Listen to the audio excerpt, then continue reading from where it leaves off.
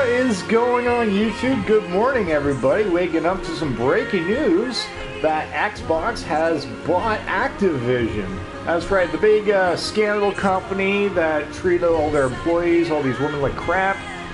They have now been bought by Xbox. So, who knows if the company's gonna regain their respect, the reputation, I guess is the word I'm trying to say. Let's see if Activision can rebuild their reputation as a gaming company. As you can see, Xbox now owns the right to a lot of their games, like Diablo. It was obviously one of the biggest ones that they've done. And then there's plenty of others that Activision has made. But here, let me just get a few minutes with the stream set up here. If it's your first time here, make sure you push the subscribe button and push the thumbs up. And push the bell notification whenever we go live, so you guys can catch me doing live streams like this. All right, let's get a few minutes to get set up here.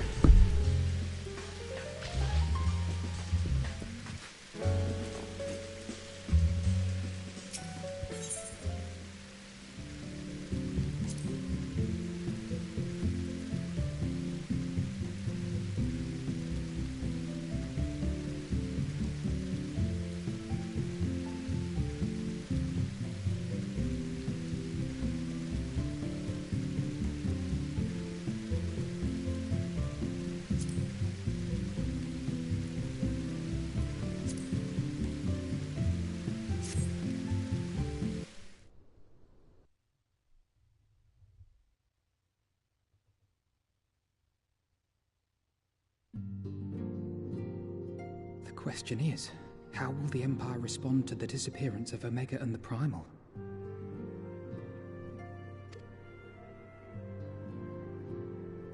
Oh, I didn't see you there. Forgive me. Word from Baelsar's wall is proving long in the coming, and my mind cannot help but stray to grim places.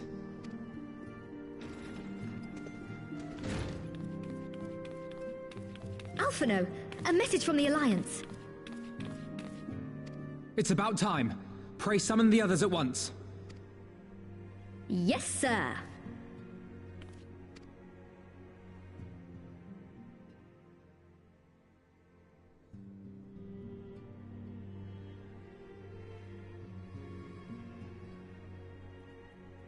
General Uldin reports that his forces have secured the breach in Baelsar's wall.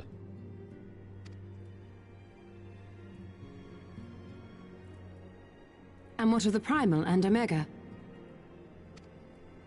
There is still no sign of either at this time. He writes that they will begin a more thorough investigation shortly. And, as expected, he wishes to petition the aid of the Scions of the Seventh Dawn. As expected. The Alliance's decision to capture a part of Baelsar's wall is open to interpretation.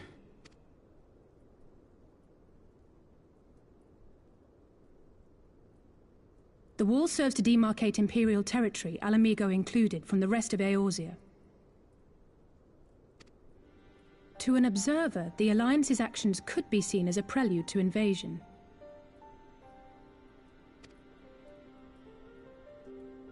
Indeed. And the Alliance leaders have no wish to be branded invaders. You're saying they won't fight for Alamigo? Even after everything that's happened? Not without the consent of her people, no. Make no mistake, Lise. The Alliance is in complete agreement that the Empire must be purged from Eorzea. However, they will not set foot in Gyr Abania until they have formally secured the consent and cooperation of the Alamigan opposition. They would have us act as intermediaries. Precisely. The Scions are uniquely qualified to serve in this capacity. That is to say, Lise's, given her personal connection to the Resistance. Who better than you to broker an agreement between the Alliance and the people of Alamigo? Assuming you are willing, of course.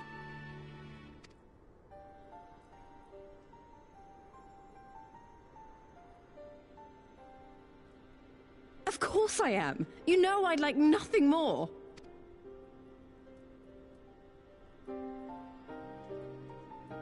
As for who should accompany you on said diplomatic mission, I had a mind to volunteer myself. Well, that covers the talking part. But you just know there'll be trouble along the way.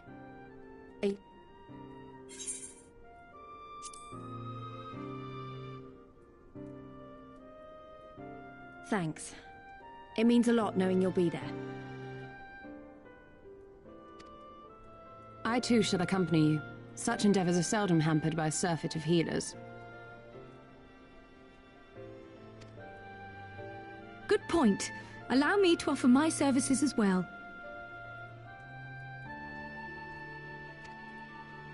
I have spent quite enough time here of late, so I'll be coming. But we will need someone to keep an eye on things. I trust you have no objections? None, my lady. Gladly shall I continue to serve as caretaker of the Waking Sands, and there keep watch for signs of primal and Ascian activity both. As capable as my learned friend undoubtedly is, there are some troubles that may prove too much for a single scion, on account of which I mean to stay. It is settled then. Let us each see to our preparations.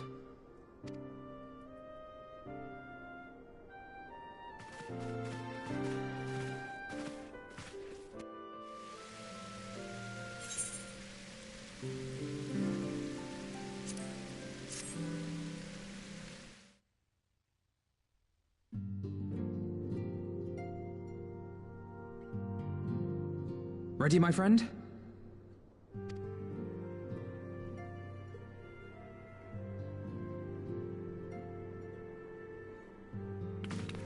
Well then. Tataru, I leave the rising stones in your capable hands. Don't worry, Alphino. I'll see that the place is still standing when you come back.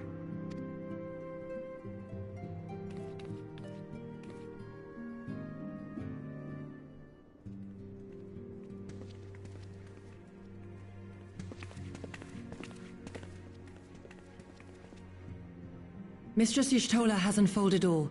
You are bound for Girabania? Aye. The Alliance would have us make contact with the Alamegan resistance as soon as possible. It begins then. As soon it shall in Doma, if the gods are good. 'Tis but a pity it must be now. I am sorry that we shall not be present to fight beside you in the battles to come. You have stood with us countless times, Lady Yugiri. Pray do not apologize. Then let us thank you instead. You and yours stood with us from the first, when we came to this land as refugees in search of sanctuary. Loath am I to think what might have become of my people, had you not extended to us the hand of friendship. We will never forget. This I solemnly swear. Much has changed since first you set foot on these shores. Revenant's Toll stands as a testament to that. I'm sure your people will manage in your absence. Indeed. They have built a new home for themselves and no longer need me to shepherd them. The time has come for Kozetsu and I to return to our master, to our home. I know how you feel. It's time I went home too. Though our battlefields be 1,000 mounds apart, our purpose is one. That all men hearken to the clarion call of freedom, of liberation, from Eorzea to the far east, that they may rise up and cast down the curse of Garlemald. Take care, you hear me? When all of this is over, we're going to celebrate, together. Just you wait. I should like that very much. Fare you well.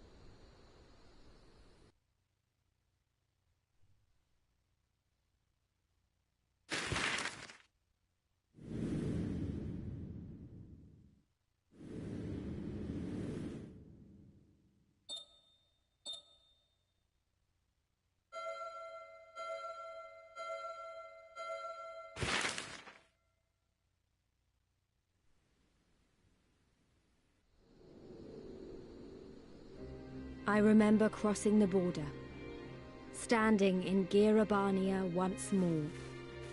Me and my fellow scions, the warrior of light among us.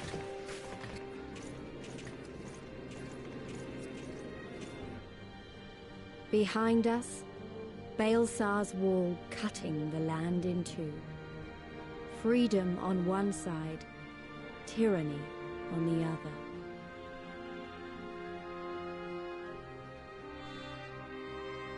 Tyranny and the promise of a new beginning.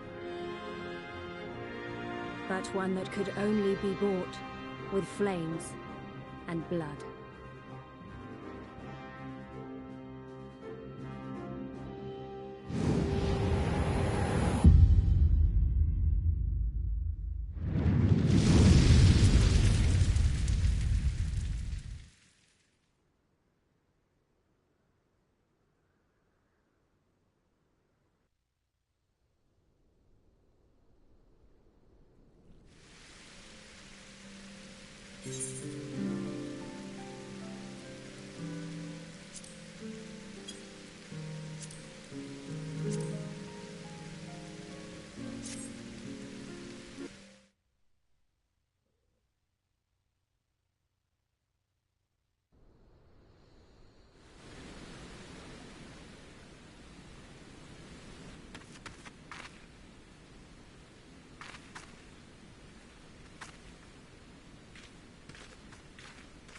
I remember the old stories, how the Breaker of Worlds came down from on high and cleft the earth with a single blow. Rhalga's Reach, a holy place, and a fitting home for the Resistance, for the brave and the true, the loyal sons and daughters of Alamigo.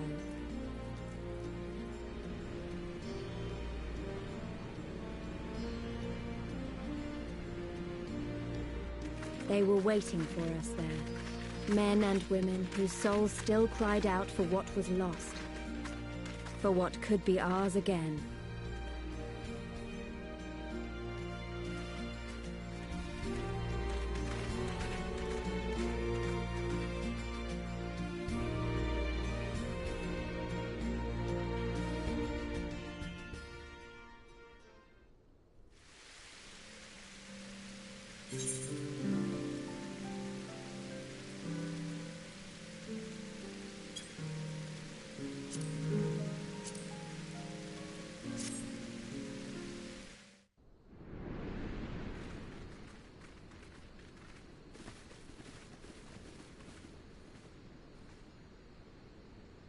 Allow me to welcome you once more to Rhalga's Reach, our humble headquarters.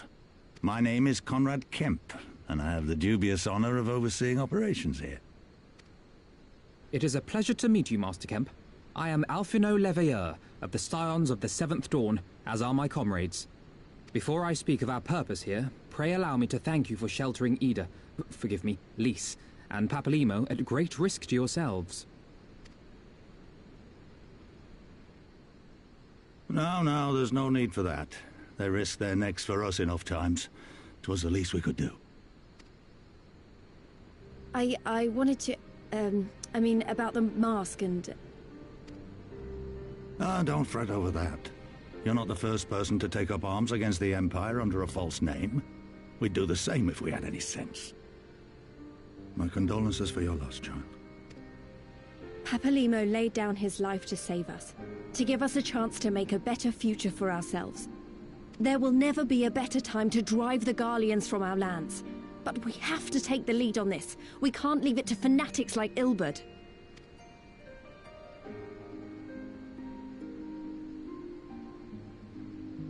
More than a few of our people were taken in by his promises. Followed him all the way to the Wall. Good men and women who never came back. When Monago told us what had happened, how the bastard had made sacrifices of them for his twisted ritual, by Rhalga it filled me with an unholy fury. But what's done is done. Best we can do now is see that it wasn't all in vain. That is why we are here today, sir, to see that some good comes of this tragedy. On behalf of the Eorzean Alliance, we do hereby extend a formal offer of military assistance to the Alamegan resistance. Do you now? Well, go on then. I'm sure there's more to it than that.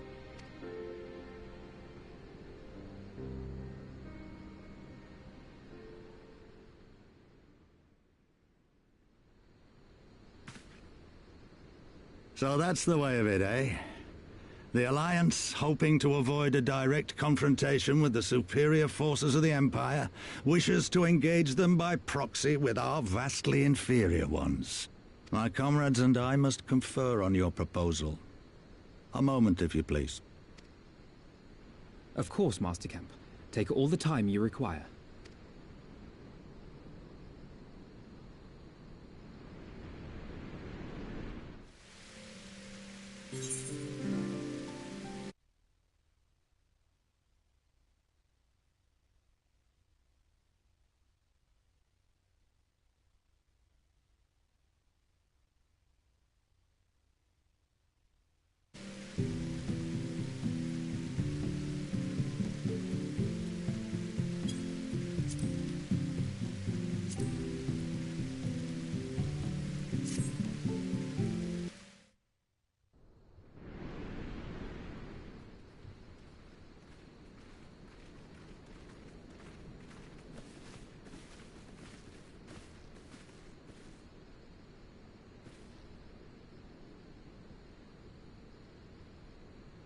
Thank you all for waiting. We have reached a consensus.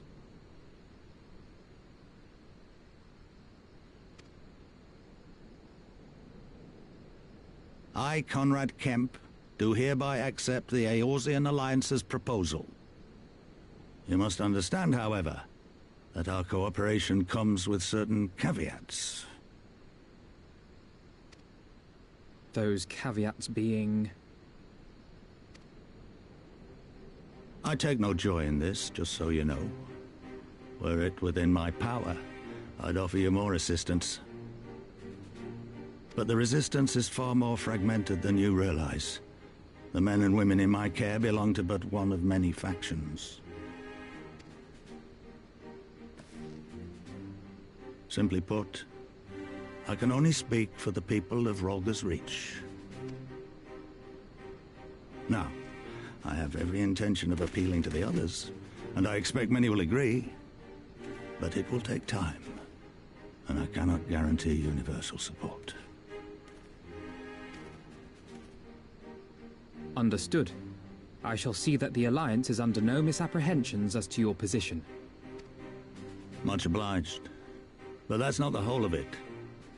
As you can imagine, the loss of those who cast their lot with the Griffin left us short on numbers.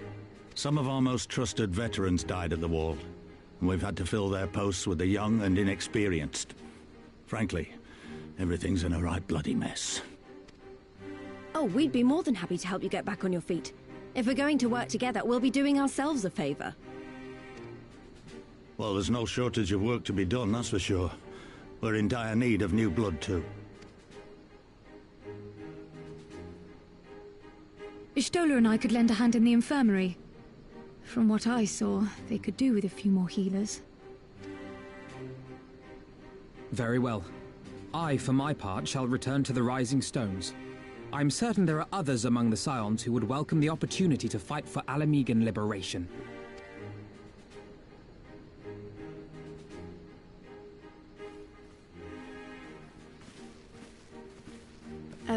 Is there anything else we can do to help? I had something else in mind for you lot. Monargo and Mefred will tell you more.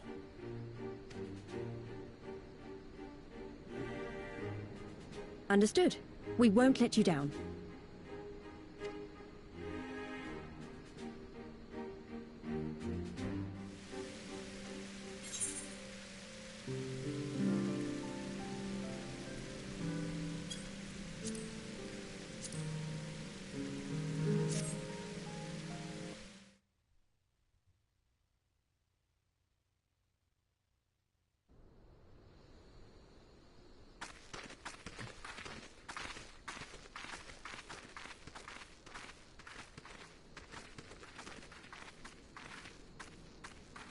It is good to see you again, my friends. I hope you are here to tell me you have made contact with the Resistance. We are, General. Allow me to introduce Monago of Rolga's Reach.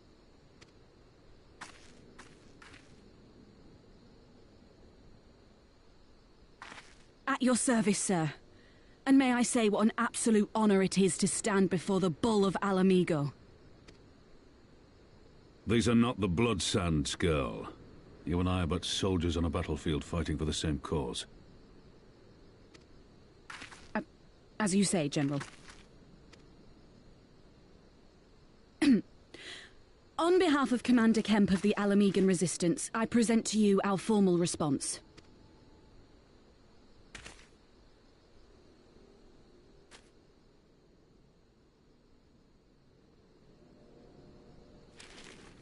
Good. I'm glad we've reached an accord. Though I was not aware you had suffered such losses. Aye. Some of our finest took part in the Griffin's doomed assault, and we've been struggling to find new recruits ever since. The massacres cast a pall over the whole Resistance, and many who might once have been open to joining us have since thought better of it.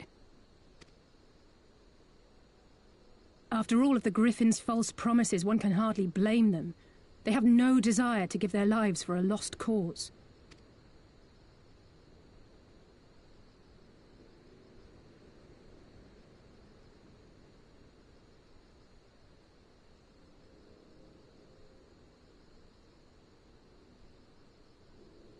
We will not lie to them. This is war, and lives will be lost. Yet what we offer is not the fever dream of a madman, but true hope. The people need proof of this, Father. Let us show it to them. I say we stand shoulder to shoulder with our new allies and engage the Garleans in open warfare. The Resistance must demonstrate that they can hold their own against Imperial regulars. And with our assistance, I am confident they can do just that. If we can achieve even a token victory, I believe it will serve to rekindle the hope of the Alamigan people and inspire them to rise up once more. Aye. Aye. Once word spread that we'd won a battle against the Garleans, I'd wager we'd have new recruits flocking to us from malms around. The question is, when and where do we strike? I'm glad you asked. I have a plan.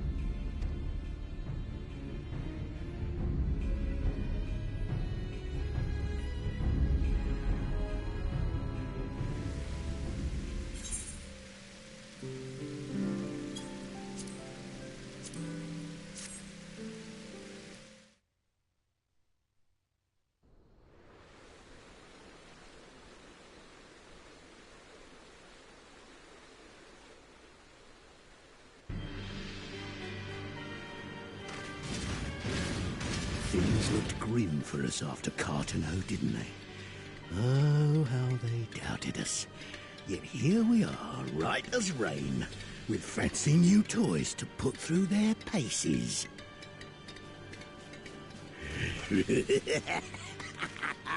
It's like all my name days have come at once!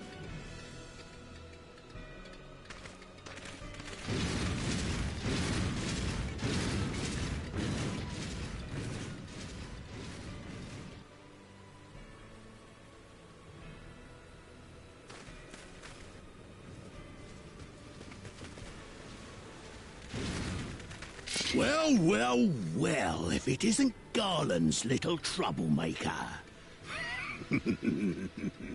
I can't wait to see the look on Xenos' face when I bring him your head.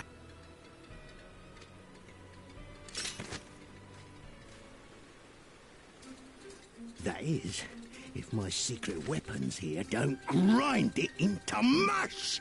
Attack!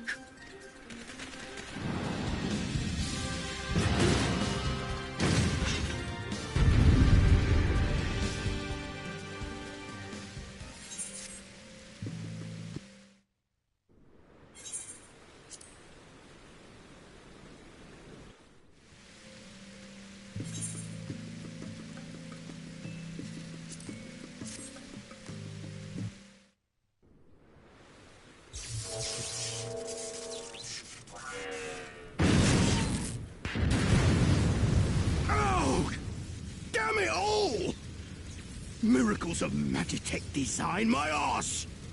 I've passed harder stools than these piles of scrap. You'll pay for this.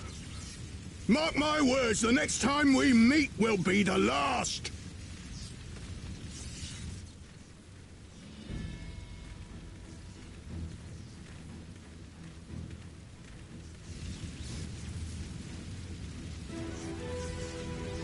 Aye! Run and tell your Viceroy! The day belongs to El Amigo! Yeah!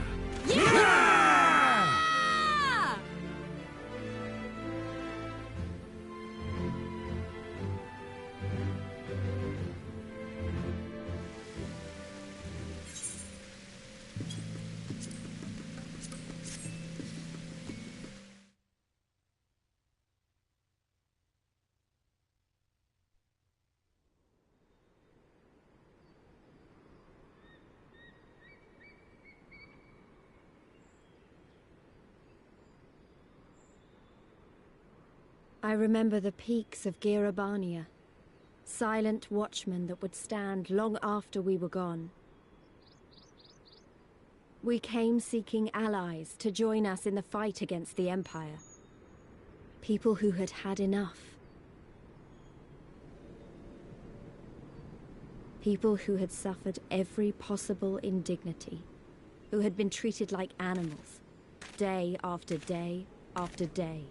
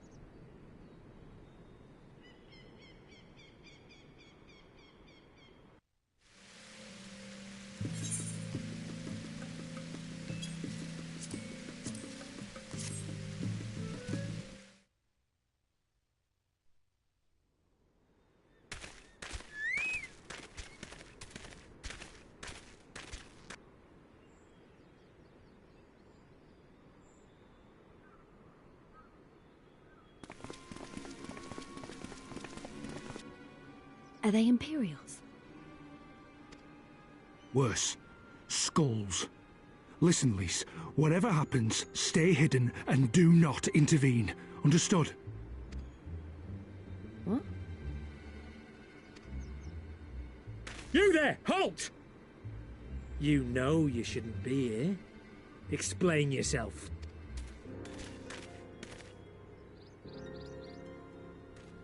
Forgive me, sir. I came to deliver the tributum. Oh, aye. A likely story. Only a fool would dare to come so late. Or, mayhap, a resistance spy.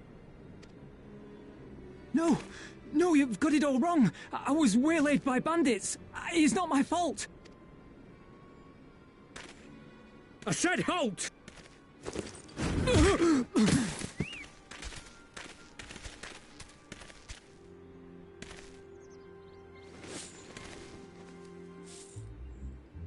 Is this a joke?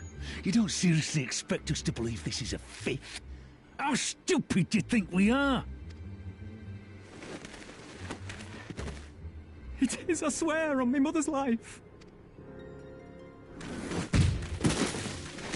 Spare us. You came late, you lied about bandits, and then you tried to cheat the Empire of its due. Think you can kill them all? Including the ones watching from the tower? Even if you did, others would come for him and his family. You'd be condemning them all to a life of hard labour. Assuming they didn't just execute them, that is.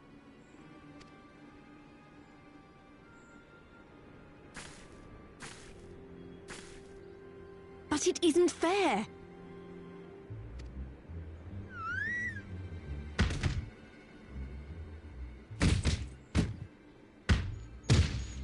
It's your bloody fault we're stuck out here patrolling this godforsaken wasteland. It's your fault I have to listen to people go on and on about how Alan Egan's can't be trusted. I've worked and toiled harder than any man! I'm a citizen, goddammit! And what are you? A stupid, stubborn little dog who'd sooner bite the hand that feeds him and pine for the good old days!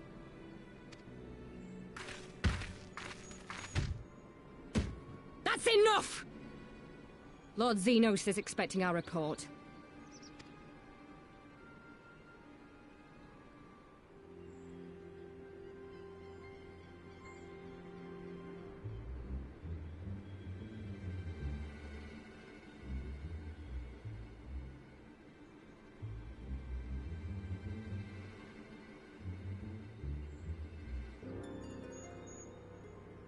I bet the poor bastard can't believe his luck. He gets to go home. We should do the same.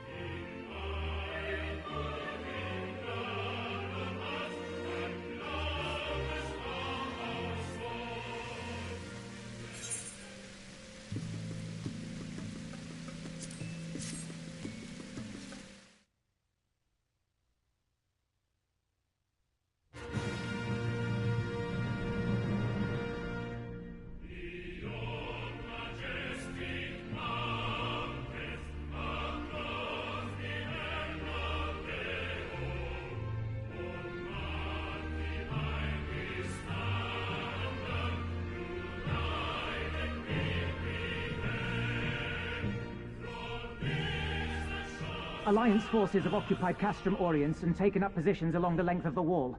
Our patrols have engaged their reconnaissance parties on site, but there have been no significant exchanges, save one.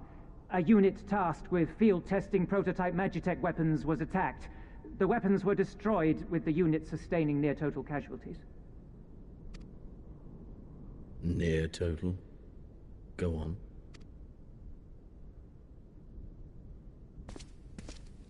My lord, there was but a single survivor from the unit in question, which falls under my command.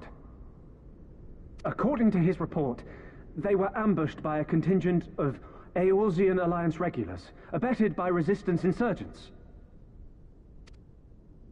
A simple ambush and only one survivor. A fine day's work. The stubbornness to survive is not without worth. He may live. However, the 12th is no place for the weak. He shall be relegated at once, my lord. As you say, the 12th is no place for cowards who count their lives more precious than the cause.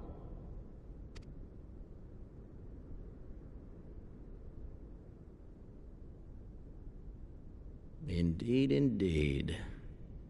We have no need of cowards.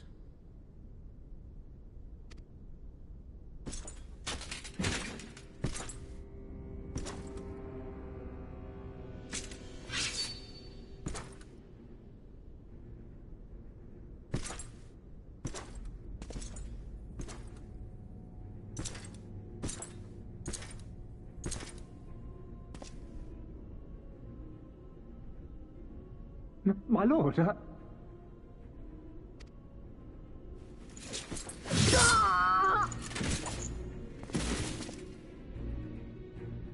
Cowards, who defer critical missions to their subordinates, who hide within their castra, never meeting their prey in battle, never staring into the whites of their eyes.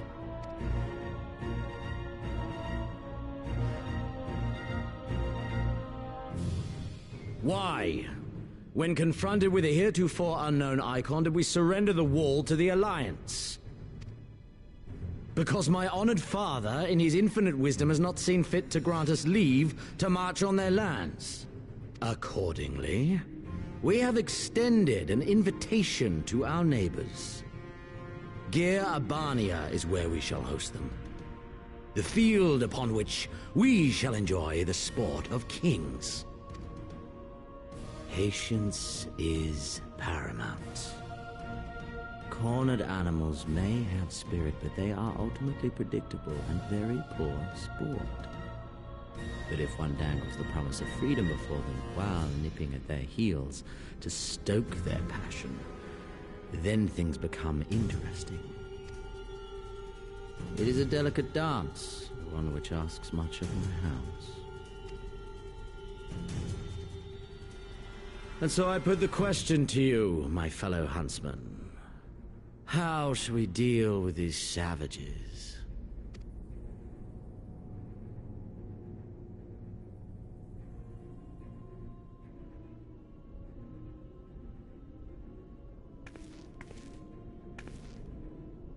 My lord, I have a proposal.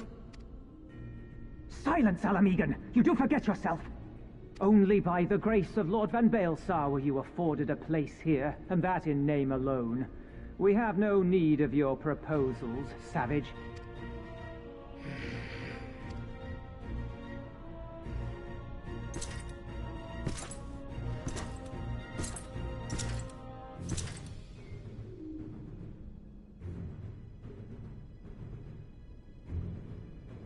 This savage yearns to hunt her own. The floor is yours, Commander. Thank you, my lord.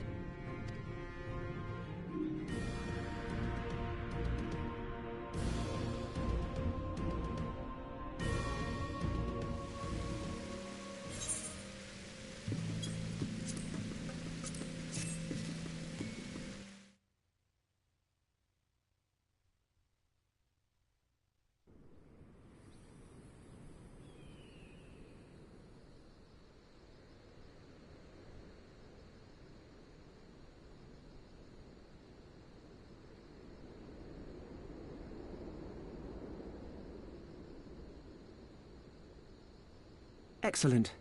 The disposition of the Imperial forces is exactly as expected. I will notify Father. Cannon fire! Where did it come from? Smoke! There! Is that... Oh gods, it's Relga's Reach.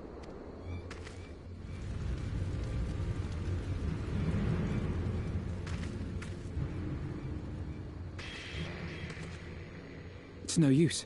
I think someone's jamming our communications. You don't think... Could this be part of a coordinated attack? Too early to draw conclusions. We must abort the assault and return to the Reach at once.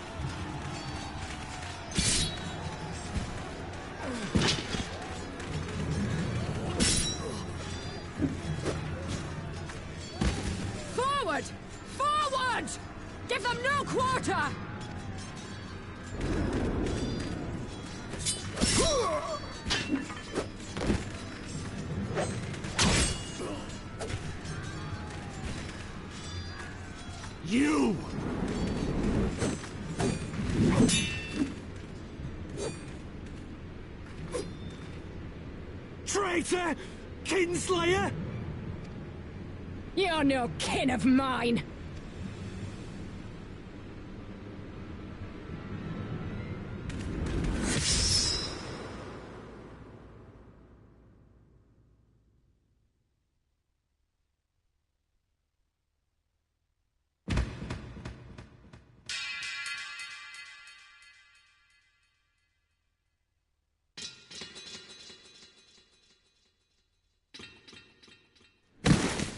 Mefred!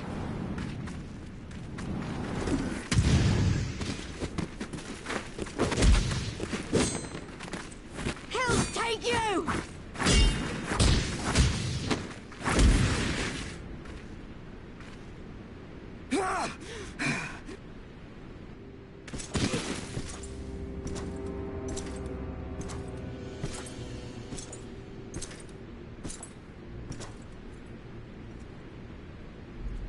Well, well.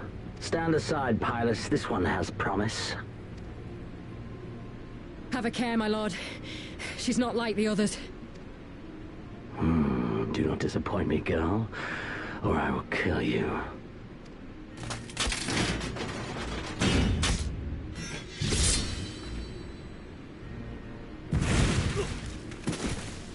Seven hells! It's him! It's Xenos! The Viceroy? Oh, you are a dead man! Ah!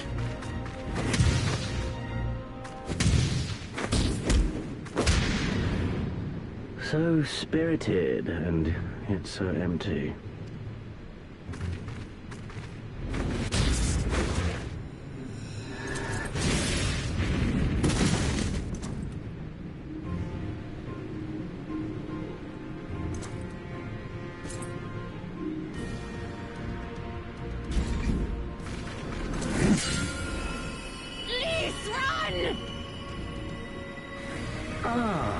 A magical barrier. Alas. It will not save you.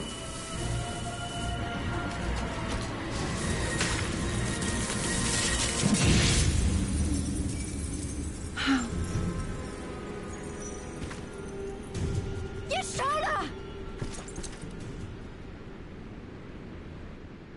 Hold the line, Byrolga! Hold the line!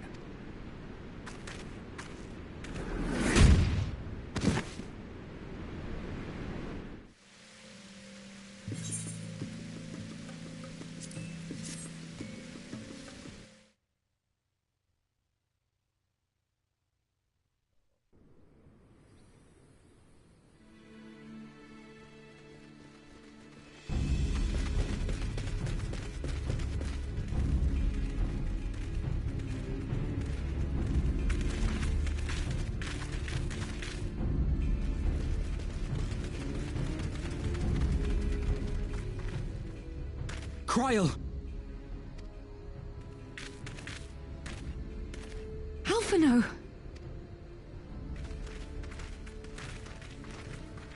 We saw the smoke and thought we heard explosions. Are we under attack? The Imperials were all over us before we realized what was happening. No one knew where to run or what to do. It was chaos. Lise and Master Kemp rallied the guards and bought us enough time to get some of the wounded to safety, but I haven't seen either of them since. Confound it! If we lose the Reach, this will all have been for naught.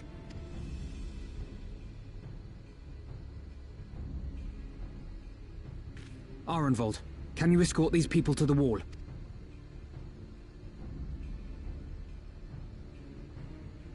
Aye, sir.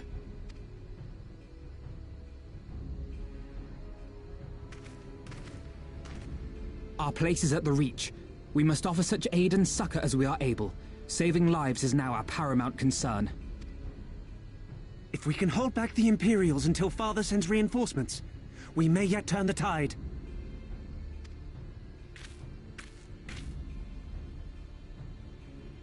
I'll join you. I've done all I can for these people, and you'll be crying out for a healer in there.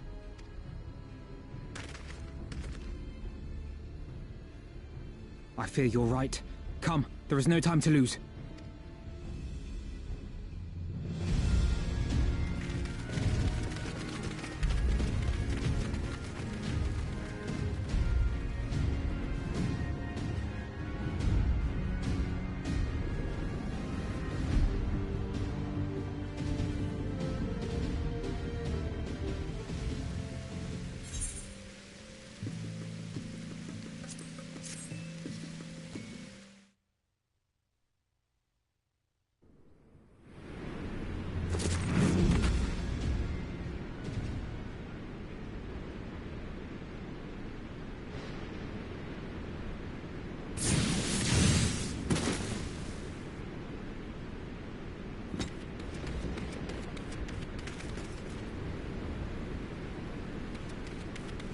took you so long?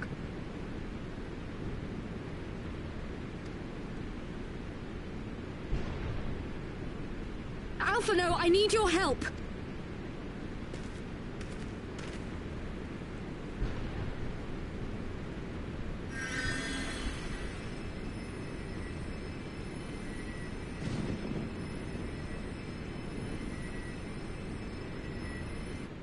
My lord, the prisoners! See to your men, Pylus.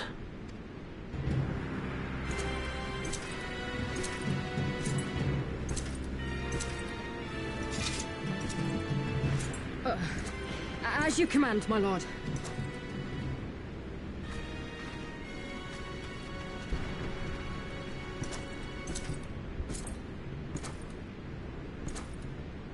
Your friends were a disappointment. But you will entertain me, will you not?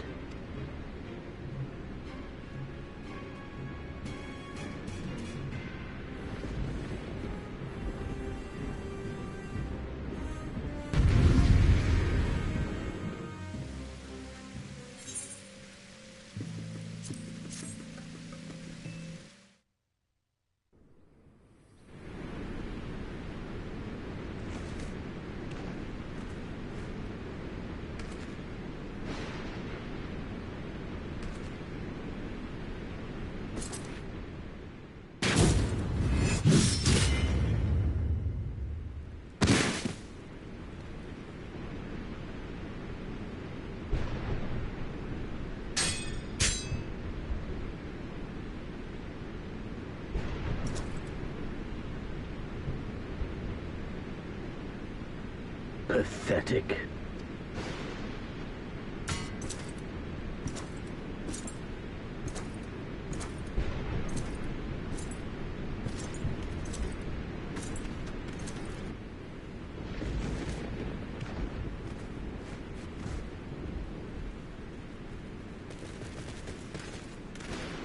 Seven hells.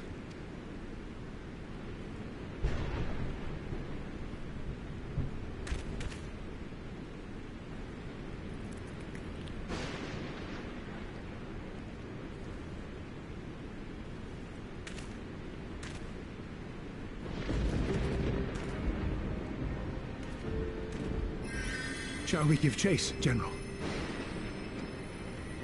Nay. There has been enough death this day.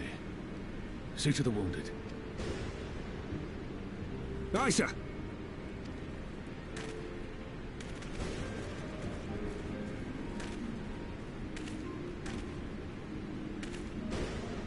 You all right, lad?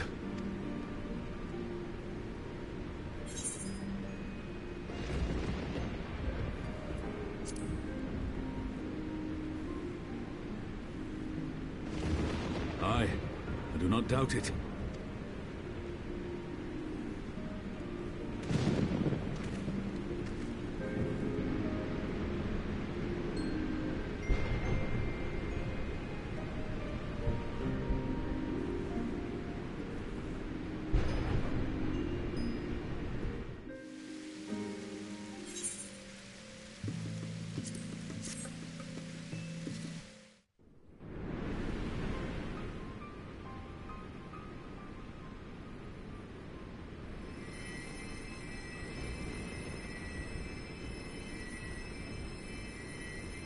Don't you die on me, Ashola! Hold on! Don't worry, it's going to be all right. Alphino, Master Kemp is all yours. Understood.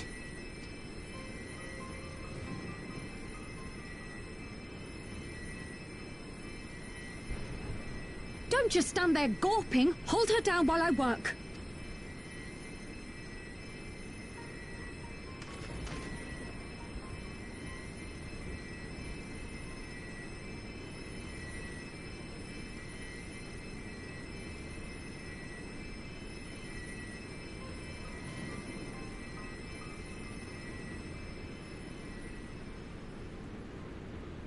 The worst is past, but without the proper facilities, I can do no more. Master Kemp too would be better served in the infirmary. Let us take them there without delay. Give us a hand, would you, Lise? Of course. I know you must be exhausted, but there will be others who need our help. Leave these two to us and look to the other wounded.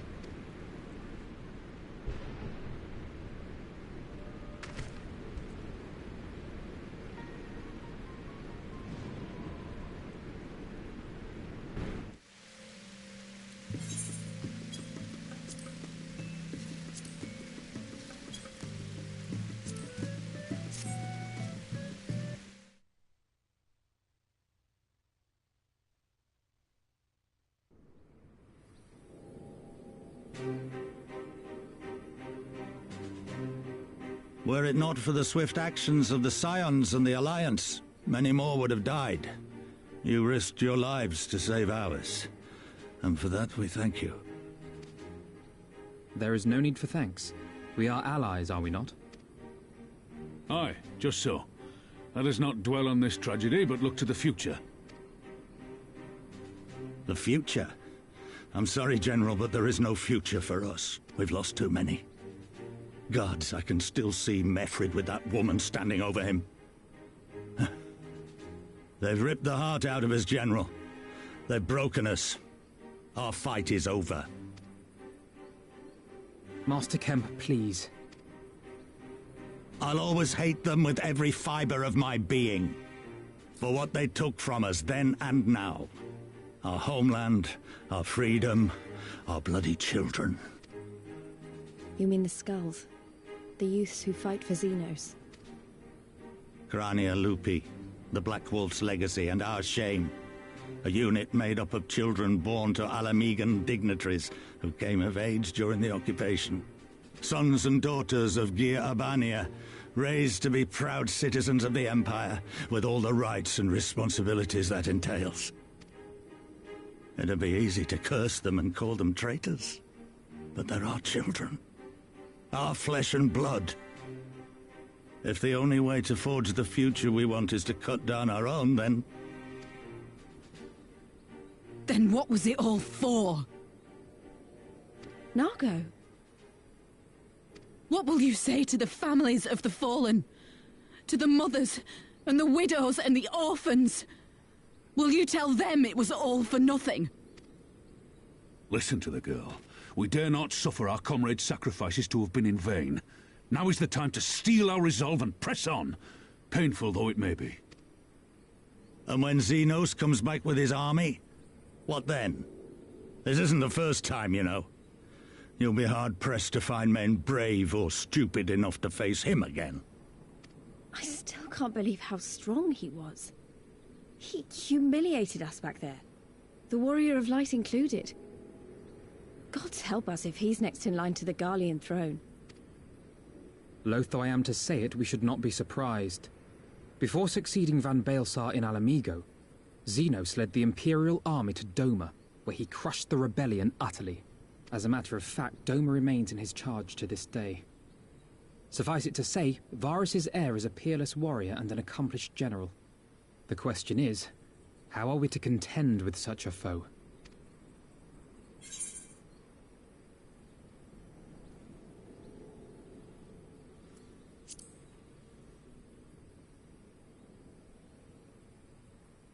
Interesting. You are suggesting we kindle the flames of revolution in Doma once more and force Xenos to fight a war on two fronts? For that, there would need to be someone left to fight on this front by the time you got back. Look, I'll not deny the plan as promised, and I feel for our brothers and sisters in Doma, truly I do. But I fear we lack the strength to see it through.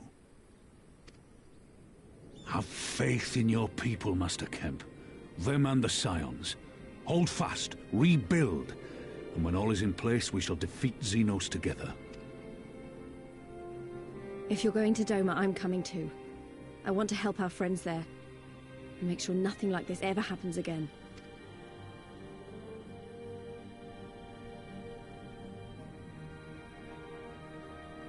Give us the time we need, and we will give you something far greater. Very well. For all you have done for us, we will fight on. But be swift, comrades. Alamigo has suffered enough.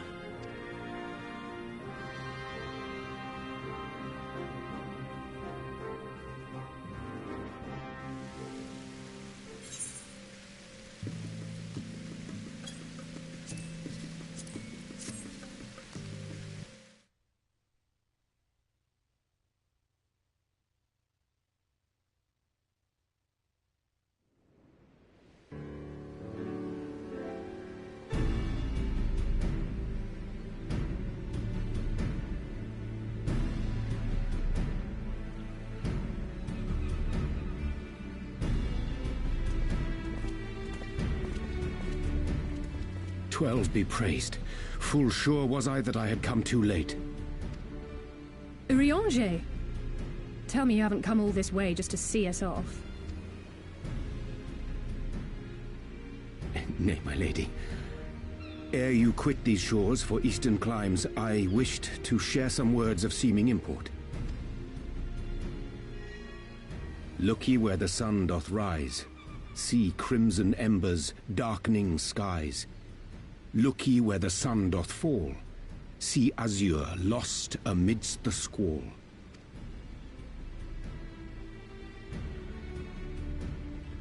Well, that sounds suitably foreboding.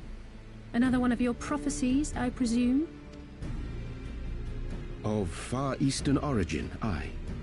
It is mine earnest hope that this ancient wisdom may serve to guide you on your journey. For what dangers lie in wait for you upon those distant shores are yet beyond my knowing. Ugh. A parting gift befitting your roundabout ways. Thank you.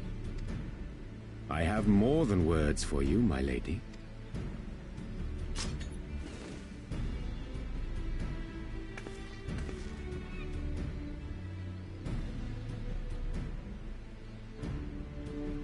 It's beautiful. Is it for me? Though undeniably powerful, your ethereal blade taxeth you greatly in the wielding. Not so this rapier, which shall serve you just as well against all but the most formidable foe. Impressive. It feels as though it's attuned to my ether. I shall treasure it. Honored guests, say your farewells, for the moment of our parting draws nigh. A fair wind blows, and I mean to follow it. It would seem our ship is set to sail. Pray give my regards to Thancred and the others. And take care.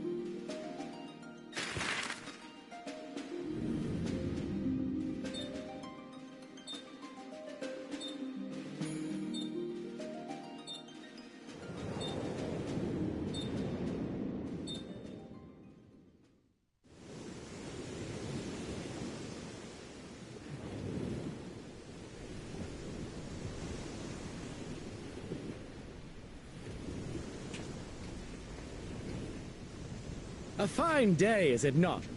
Fair winds and following seas. The Misery is enjoying herself. Nevertheless, it would not do for you to spend the entirety of our voyage above deck. Let me show you to your quarters.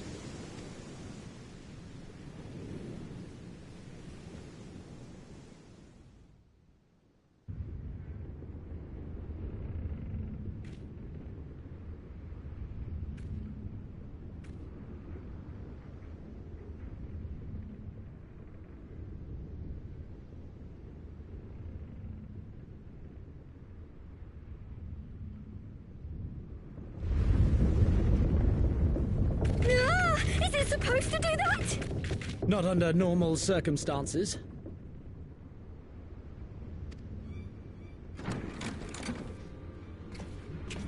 Captain! You're needed on deck! Something queer's afoot. The winds died down, the waters went still, and all of a sudden, we were dragged off course. Dragged? By what? can't rightly say, sir. But some of the lads are muttering about seeing things in the water. Things that shouldn't be there. Oh, for the love of... If you will excuse me a moment. Actually, might I persuade you to join me?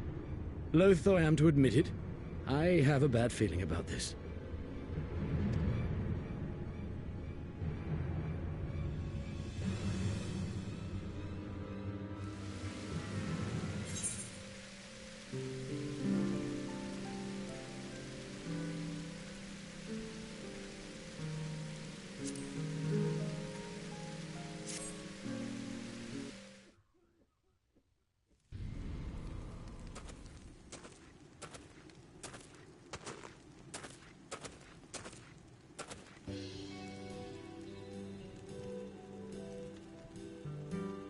Thank the 12!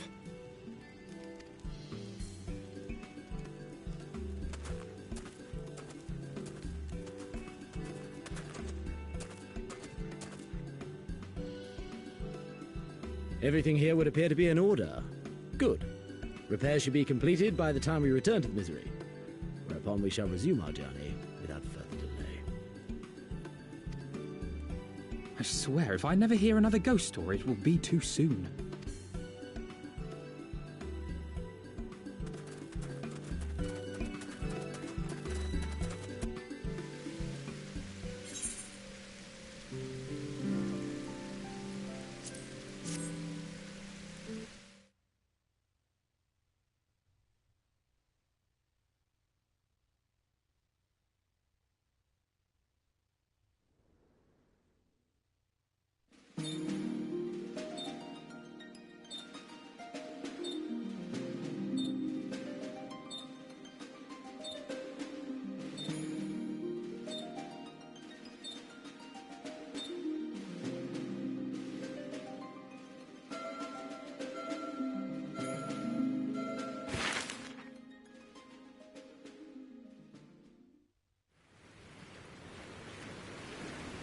I remember the sea, the smell of the salt, and the crash of the waves as we drew closer to Kugane.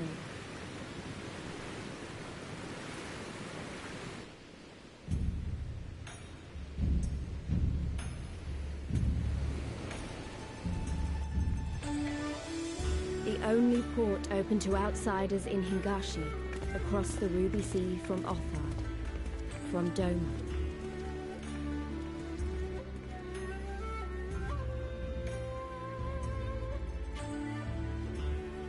All the colors of the rainbow, all the peoples of the world, all in one place. I wish you could have seen it.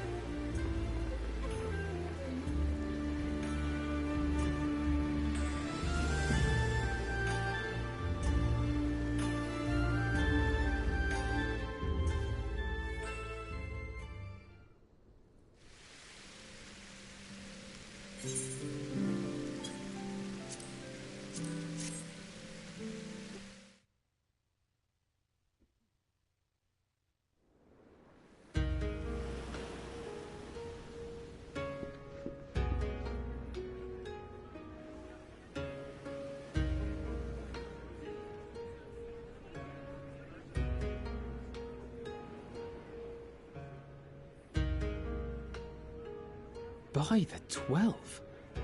I thought Ishgard remarkable, but this... We are certainly not in Eorzea anymore. A tavern is a tavern, Alphino, here or anywhere else. Now, if you'll excuse me, it's time to do what I do best. Oh, 1,000 pardons, my lady. The signs of the 7th dawn, I presume. I hope your voyage was not too trying. And you are? Ah, yes, of course. Forgive me. Hancock of the East Aldenard Trading Company, at your service. On behalf of Chairman Lolorito, I bid you welcome to Kugane and invite you to take refreshments at our local offices. Lolorito? I was aware his interests extended beyond the borders of Eorzea, but not so far as Kugane. Regardless, I am disinclined to accept the hospitality of grinning merchants. especially those who serve a master with whom we have such a difficult relationship. My, such naked suspicion.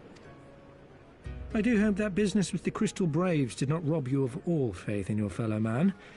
Or do you really think the chairman is plotting to drag you into another one of his grand schemes? I beg your pardon?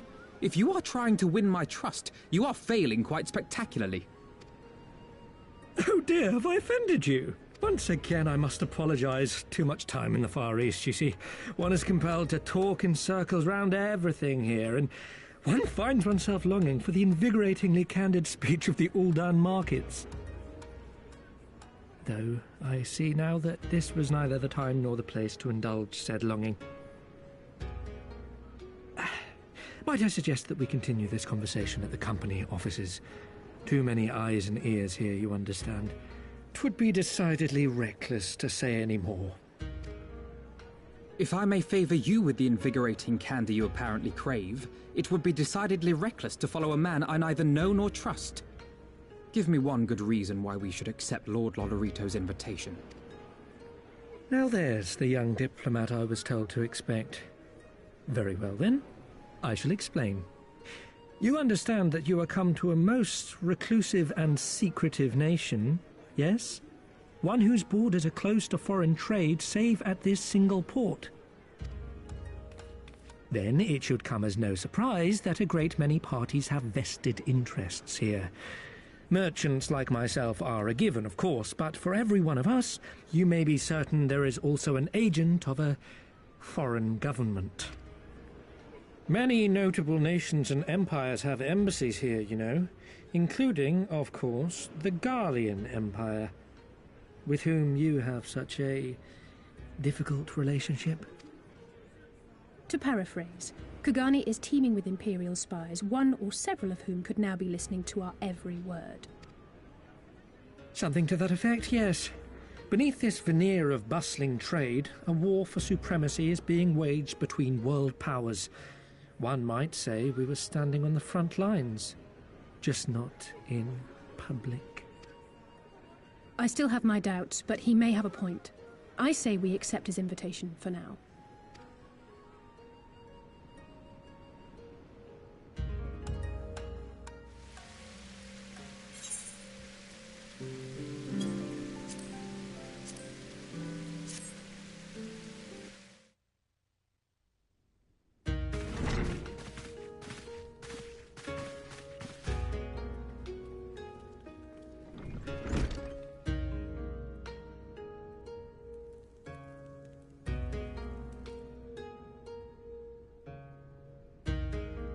Our thaumaturgists took great pains to ward these walls against all manner of surveillance.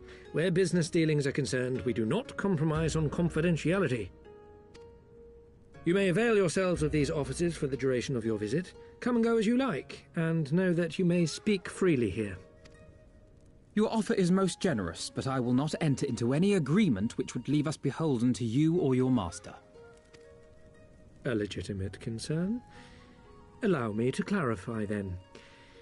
The chairman bids you consider this as an expression of his heartfelt contrition for the bloody banquet and the unpleasantness which followed. Never having been one to put stock in words alone, the chairman deems the provision of material aid to be a more appropriate demonstration of his sincerity. By sheer coincidence, your purpose here also happens to coincide with our own interests. That is, assuming you are come to aid the Doman Liberation Front. How could... I will not bother to offer a denial. You have the right of it. To be specific, we are come in search of our Far Eastern allies, Yugiri and Gosetsu, whom we hope to assist in their fight. The Auri Shinobi and the Rugadan Samurai? Then you will be pleased to know that they have both come to Kugani. Are you sure? Quite. They came here aboard a company vessel, you see. However, they encountered difficulties securing passage across the Ruby Sea. The Ruby Sea? Sorry, I've never been any good at geography. Forgive me. This calls for a map.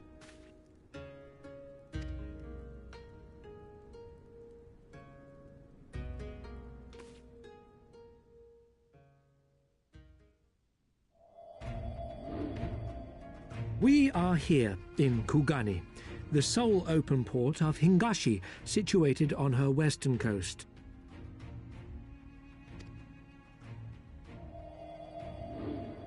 Doma, meanwhile, is here on the eastern coast of Otherd in Yansha.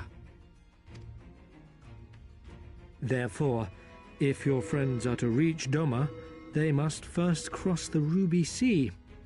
Alas, this is easier said than done, as the Ruby Sea does not fall within the dominion of either Hingashi or Doma, being controlled since antiquity by a third party, namely the Confederacy.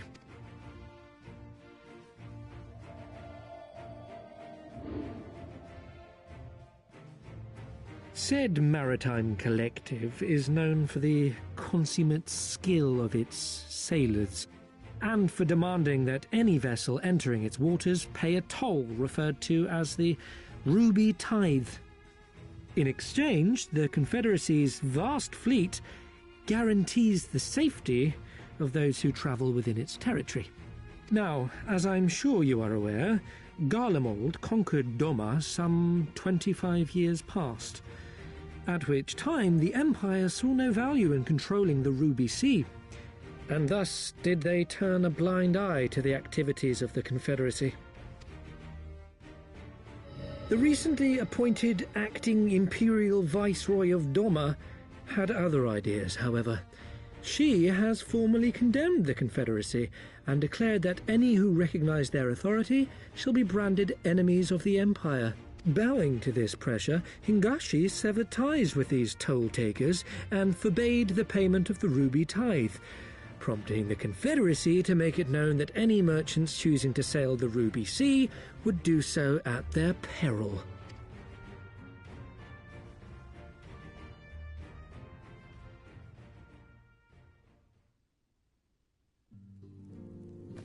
No wonder they struggled to secure passage to Doma.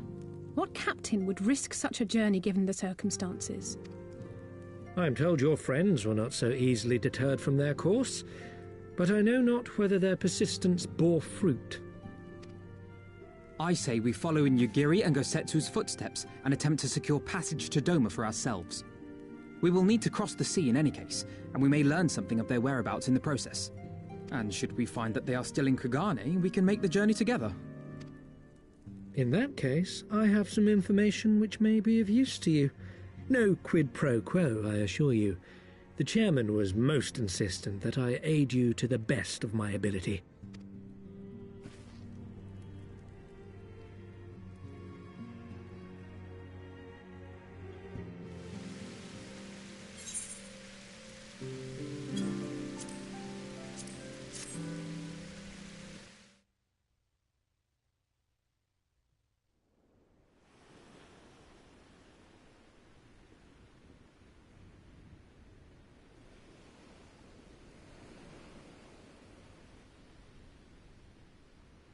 He's late.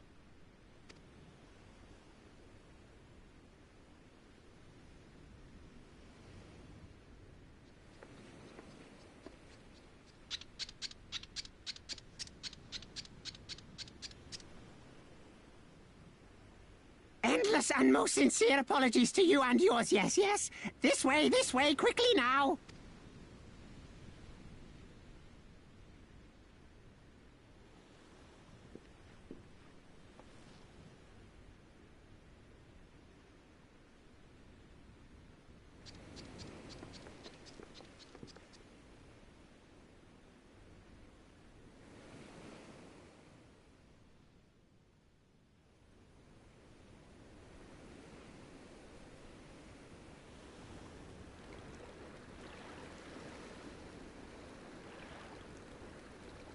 Enough! Where are you taking us? Where is the ship?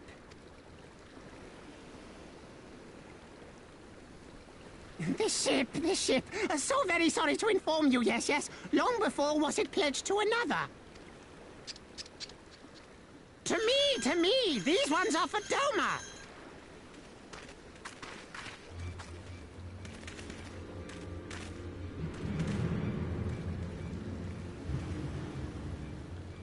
I knew it couldn't be this simple. Nothing personal, yes, just business. Then business is about to take a turn for the worse.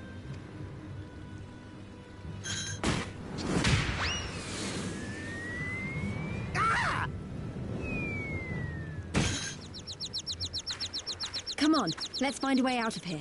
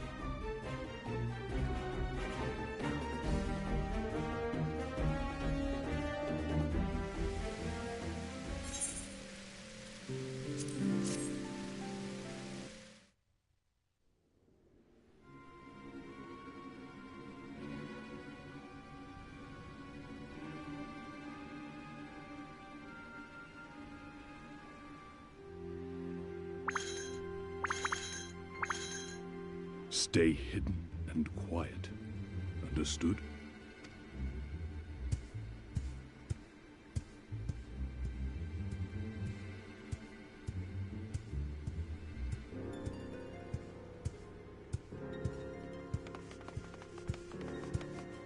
Clear the road! Clear the road! You there! Korjin! We seek 4 foreigners. One, a brutish woman carrying an unconscious Namazu. Have you seen them?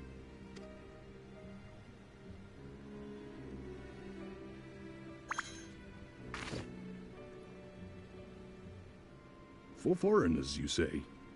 Ah, yes! Very rude they were, making no apology as they barged past. They went that way, I think. Many thanks, good sir. With me! They cannot have gone far.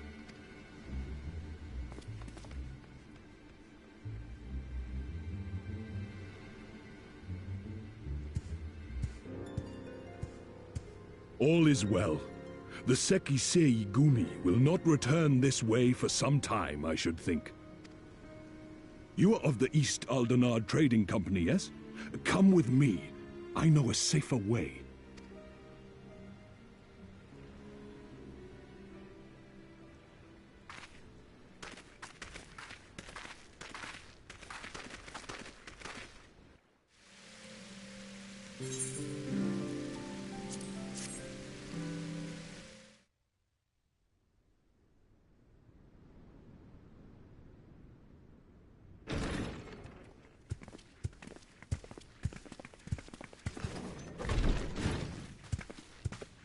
You are returned.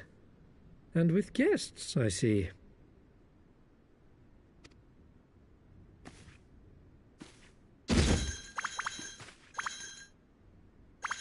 Our meeting went about as well as expected. We've brought the Namazu who thought to betray us. When he wakes up, we'll see what he knows about Yugiri and Gazetsu.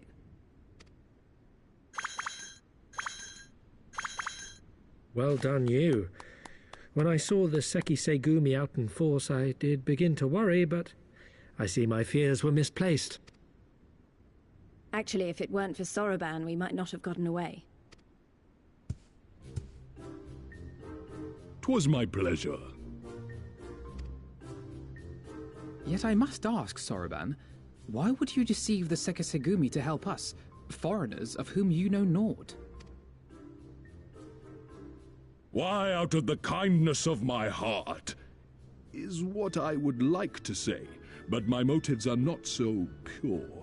I chanced to witness your meeting with Hancock at the tavern, and saw an opportunity.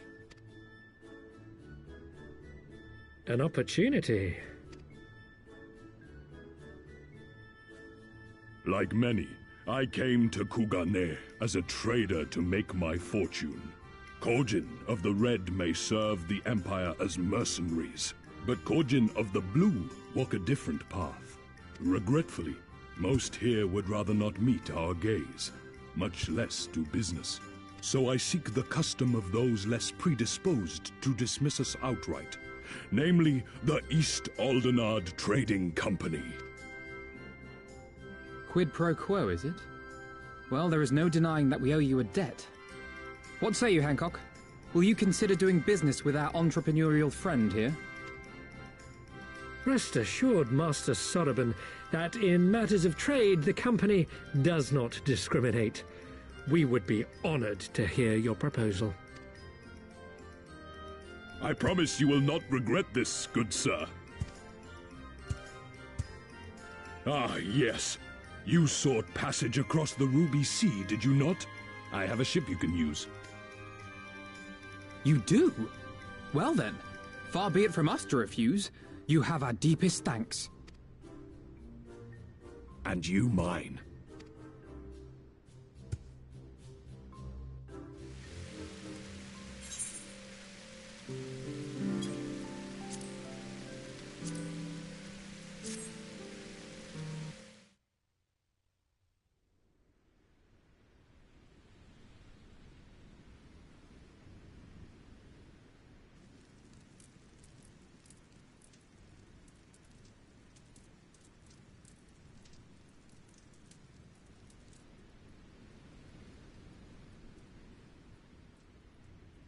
How about you? Ah! Was that? That was Gazetsu. I'm sure of it. He's in trouble. Lise, wait! I suppose we should follow her then.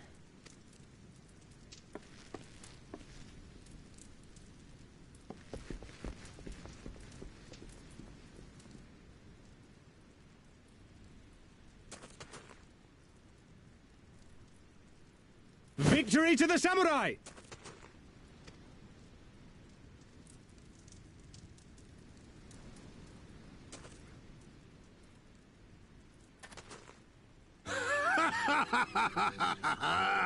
How many is that now?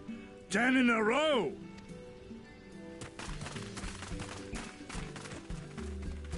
Gazetsu! Oh! This is a surprise! What in blue blazes are you three doing here? I could ask you the same thing. We've been looking all over for you, and then I suddenly heard you screaming. It would seem there has been a misunderstanding. Allow me to explain.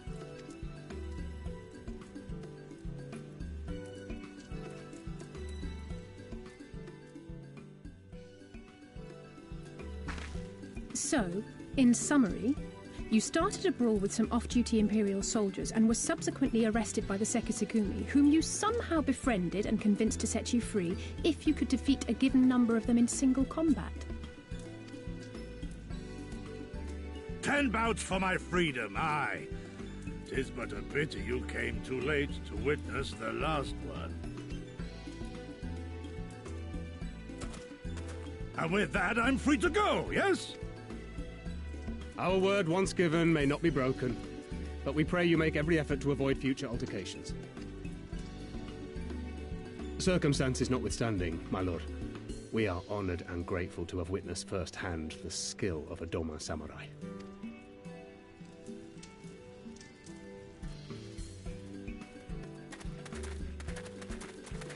Ah, and we had just concluded negotiations. I gather my assistance was not required.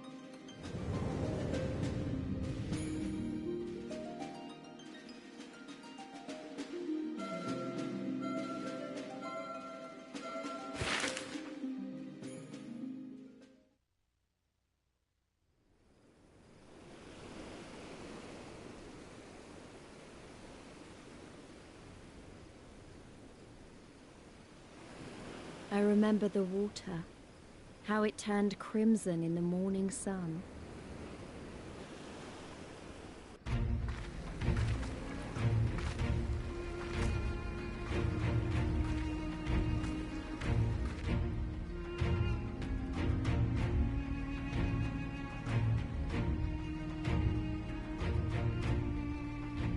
A shimmering sea of rubies, stretching from horizon to horizon. You could almost believe it went on forever. But beyond that red expanse lay a land in turmoil.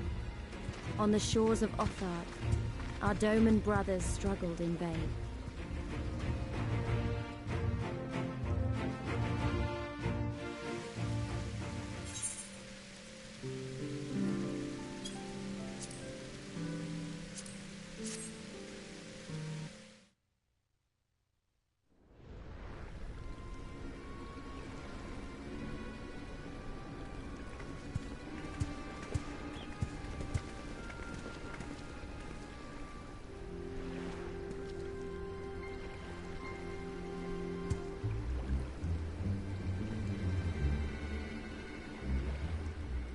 Gentlemen, I'm told you were most unreceptive to my associate's requests. I realize you do not look kindly on the Confederacy and her ways, but if you refuse to pay the ruby tithe, your safety in these waters cannot be assured. Spare me your concern, pirate. Your feeble attempts at extortion will not work on us.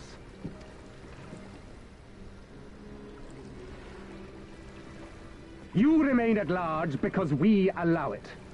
Because you are such insignificant little pests that we see no need to swat you. But if you wish to risk the ire of the Viceroy, by all means, fire upon an Imperial vessel. Give us a reason to bring the full might of the Garlean Empire to bear against your pathetic fleet. Bastards!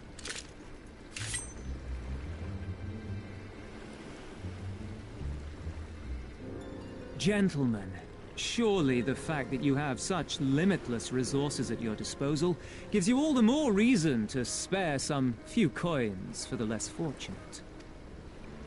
All talk, just as I thought. Come, let us away. I have no time for this rubbish.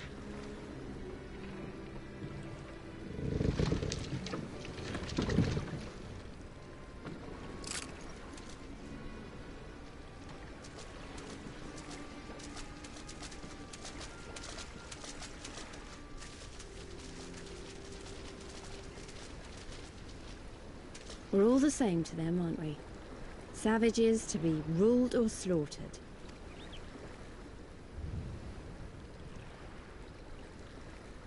They've always balked at paying the ruby tithe, but they were never so eager to pick a fight.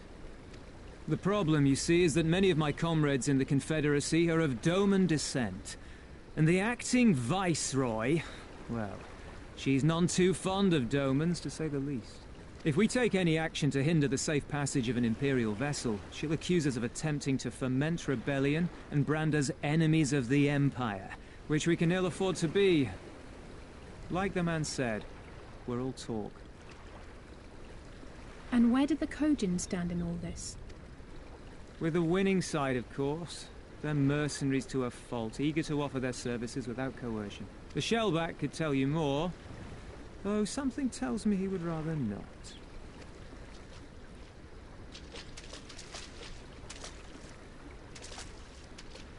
I don't understand.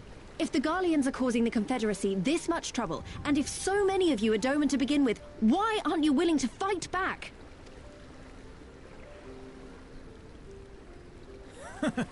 Spoken like a true friend of the Doman Liberation Front. If you're planning to rouse us with noble words and grand promises, don't bother. We all know what the Imperial Army can do. Compared to them, we're boys with boats. Besides, what ties a man may once have held to his home are forsaken upon joining the Confederacy.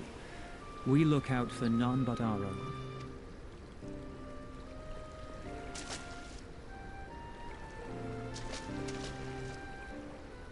Be that as it may, our livelihood is under threat, And the captain will need to decide soon whether we're to go down in a blaze of glory, or bow and scrape for crumbs from the Emperor's table. All while our friend the Viceroy continues her purge of Doma's radical elements. I believe she's holding court in one of the fishing villages even as we speak. That she-devil! Her perfidy knows no bounds! She must be stopped! Come, let us find Soroban and put us here at once! Tell the others that these ones have paid. We all have places to be.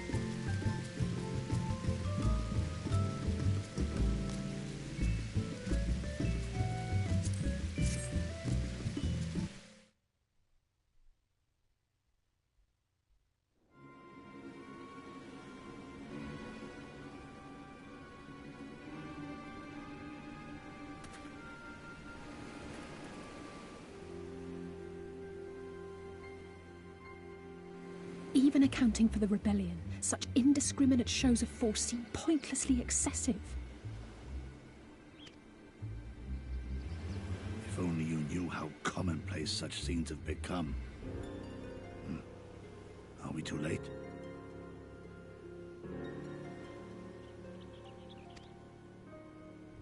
Over there, someone's coming.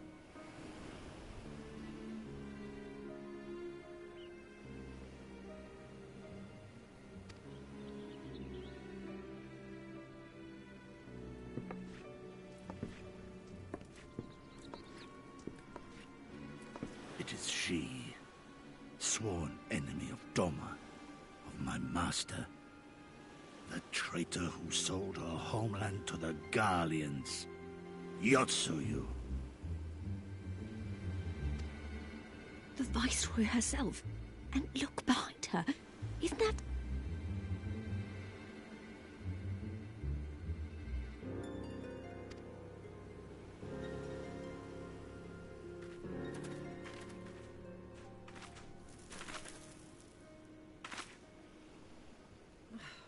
Filth and squalor everywhere. How very Doma. What I wouldn't do for a drink.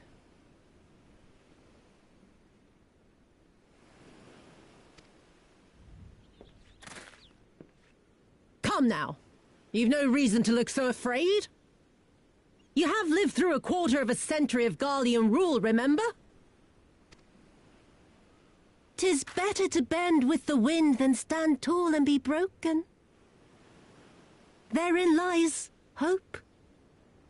Therein lies freedom. I come before you today seeking affirmation. A heartfelt declaration. You are free to answer me as you see fit, yet even the least among you should know the correct response. Should.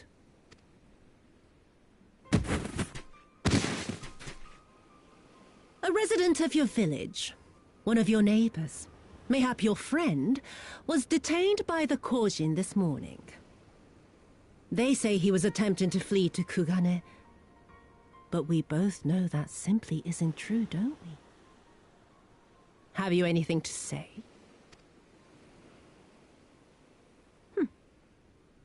Bit slow, this one. Is there anyone more sensible among you? Have any of you anything to say? To swear? My lady, I swear to serve the Empire, to do whatever is asked of me, and never disobey.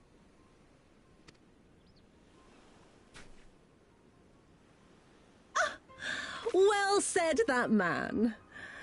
Of course, it wouldn't do to simply take you at your word.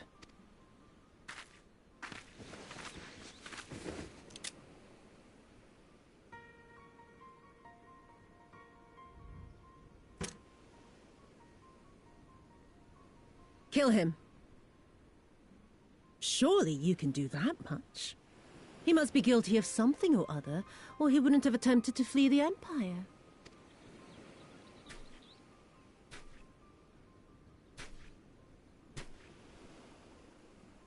I have a family.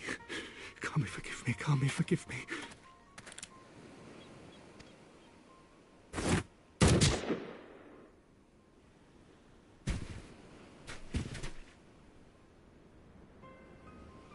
Oh, very, very good. I've always had a soft spot for men like you. Next, I want you to shoot those two over there. Too old to work, you understand. A burden on the Empire. We can't have that. But they're my parents. You can't expect me to...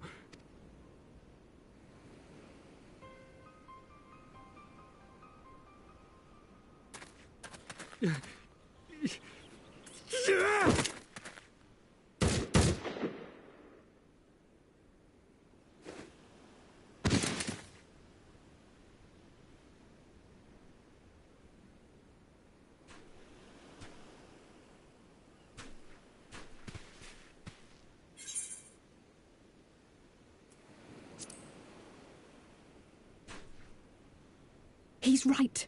They would simply take the villagers hostage. We must consider the wider picture.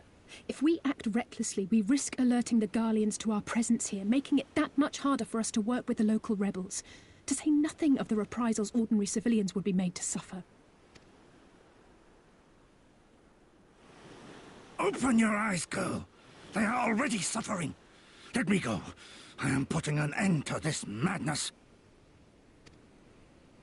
I will approach the village alone and identify myself as a former leader of the rebellion and a known fugitive. They will wish to detain me until they are certain they have learned all I know. Use this time to make your plans. You saw what those monsters did to the villagers. Who knows what they'll do to you, assuming they don't kill you where you stand? We live and die at the pleasure of the Kami. My fate is in their hands and no others. If it be of any comfort, I am no stranger to chains. You can't expect us to stand idly by as a comrade goes marching off to his death.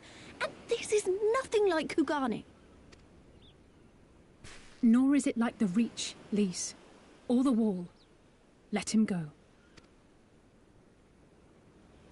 Hold out for as long as you can, but remember, noble sacrifices are to remain an absolute last resort. I wish I could say it won't come to that, but only the gods know how we're going to get you and the others out in one piece.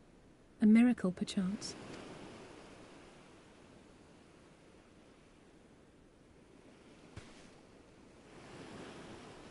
A great tower stands to the north and east. Look to its occupants for aid and succor. Together, you may yet find your miracle. Now, leave this place. I must go.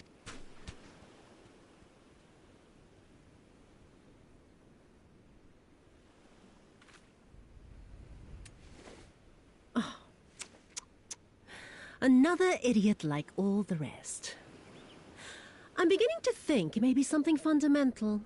Something intrinsic. Something quintessentially Doman to ignore the simple truth. You can't do a damn thing if you're dead. Enough, Yotsuyu!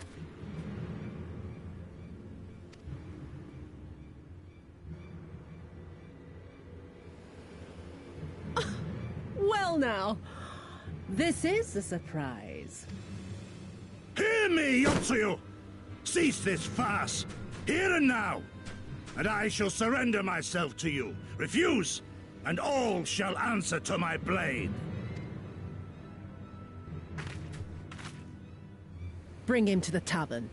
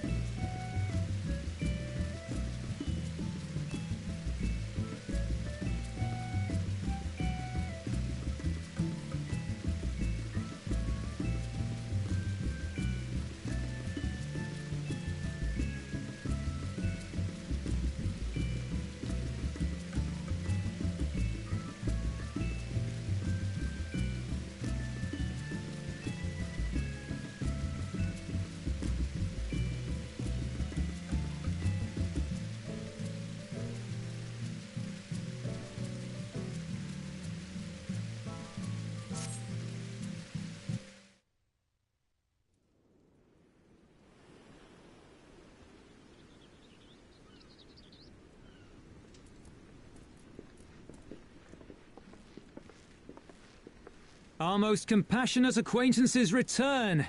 For your deeds we owe you many thanks.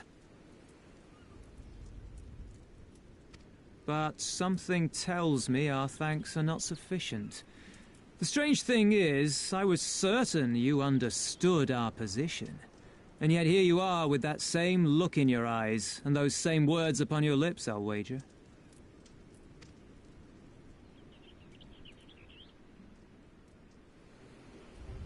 I speak only the truth. The Confederacy will not be spared Yotsuyu's wrath. You have always known this, that one day you would have no choice but to stand up to the Empire. I say to you that day is today, and come once more to ask that you join us in the fight. How convenient that recent events should lend such credence to your claims. Tell me, do death and destruction always follow in your wake? They had no part in it, Tansui. You know this. We all know this.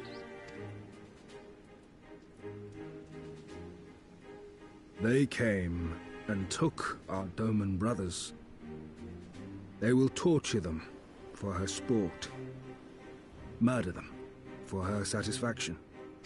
So we attack and get butchered for our trouble, or do naught and let them have their pound of flesh.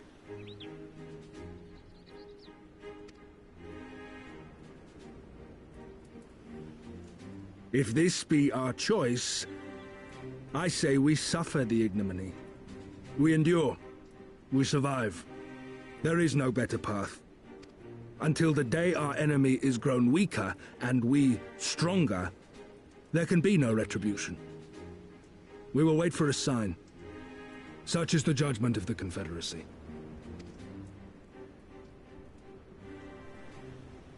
So that's it then. You're just going to abandon them to her. They'd die for you, you know, for the Confederacy. They would die for you, but you wouldn't even think to risk your lives for theirs.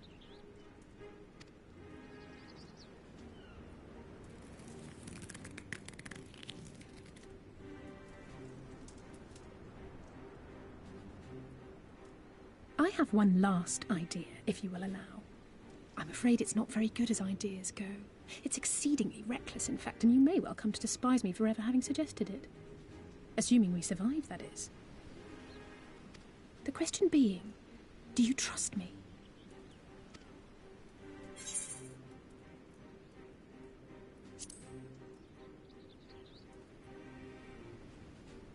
We can't stand by and let innocent people suffer, here or anywhere else. I'll do whatever it takes. Then let us roll the dice. If it's a sign you want, we shall give you one.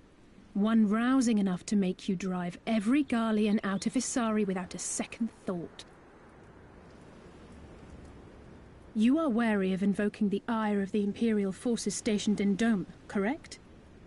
Know then that once we have rescued our comrade and freed Isari, we mean to liberate the nation as a whole. You will doubtless require assurances that we are capable of achieving this, and that is only fair. Accordingly, we shall demonstrate our seriousness by depriving the Garleans of a key ally, the Kojin. What, the three of you, just like that?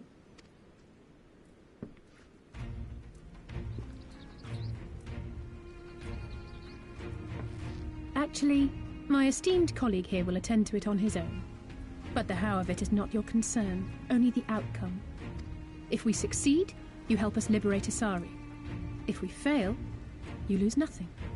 A simple enough wager, if you have the stones for it.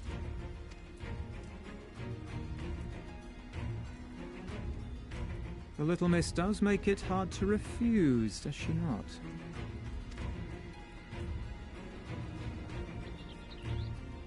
Words are air. We will weigh you by your deeds.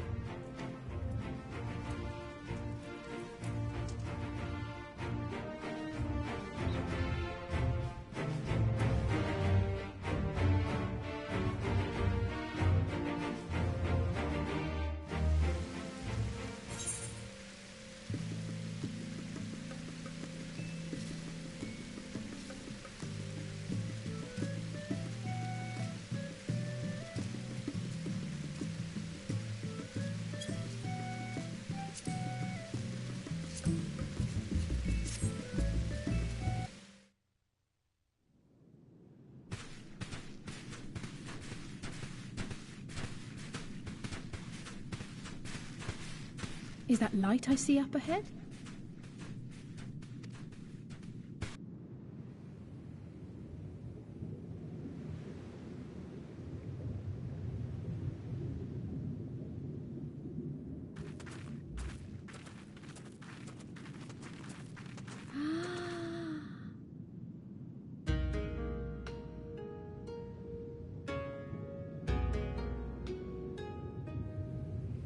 We appear to be standing inside a giant bubble.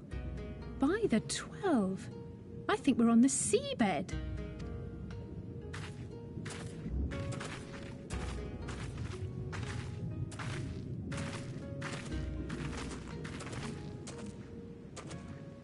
Well, well, I thought I heard familiar voices.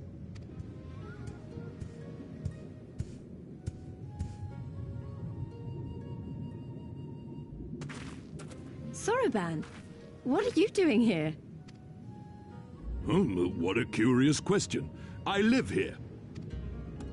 Then this is the home of the Blue Kojin.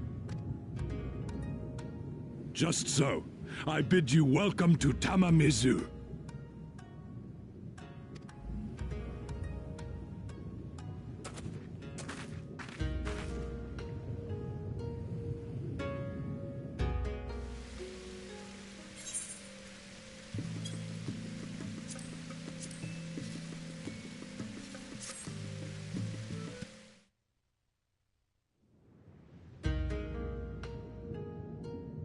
Welcome, guests. Gratitude to you for aiding Soroban in his negotiations. We thank you for your hospitality, honored elder. Pray forgive me my brevity, but I wish to discuss an urgent matter.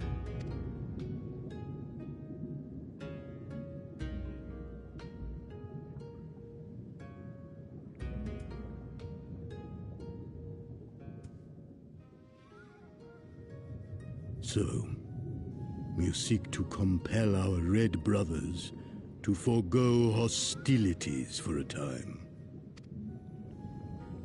That's right.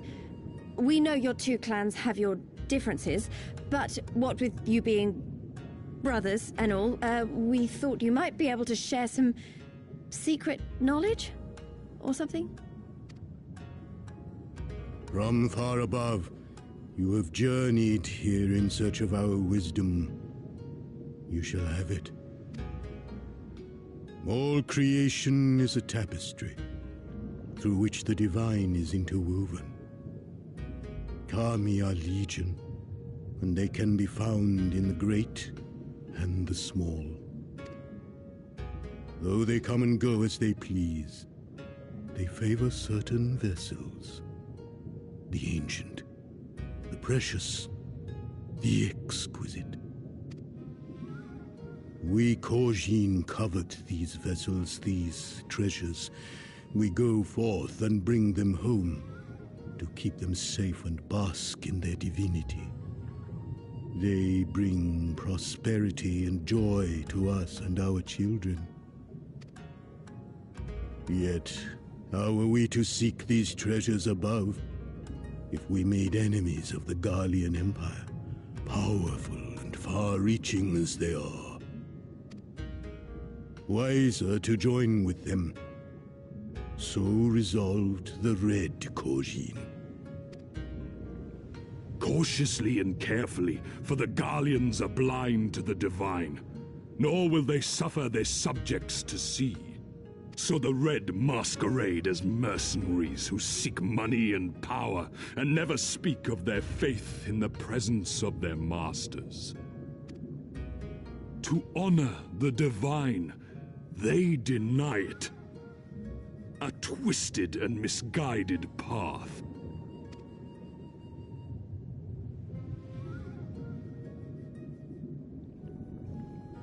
Aye, aye. Kami will not abide such foolishness. This they shall learn to their sorrow.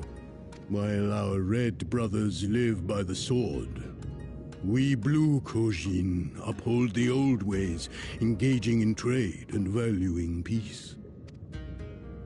Alas, men distinguish not between our clans, and judgment for the doings of the Red falls unjustly upon the Blue. Thus do men grow more and more reluctant to deal with us, denying us our treasures. This cannot continue. On that point, we are in agreement. You are willing to aid our cause, then? There is a way that the Red may be driven to retreat into their shells. But to share with you this knowledge is to reveal secrets of the divine. Assurances must first be had, trust forged, a bargain struck. Well said, Elder. In great crises is great profit to be had. Delight not overmuch in such things, Soroban. Now, tell our guests what must be done. As you wish. Well, I've no idea what we've gotten ourselves into, but so far so good, right?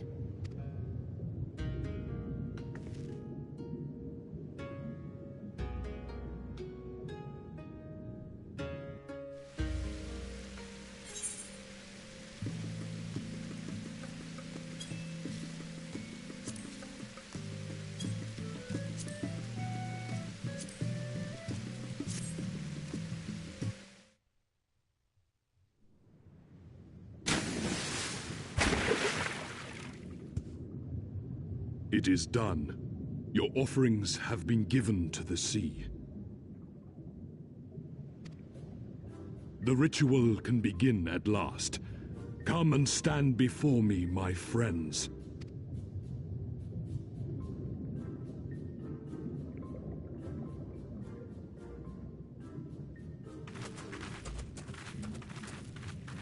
Yes, yes. Listen to my words, and let all else wash away. Listen to my words, and feel them flow into your heart. At first a trickle, then a flood.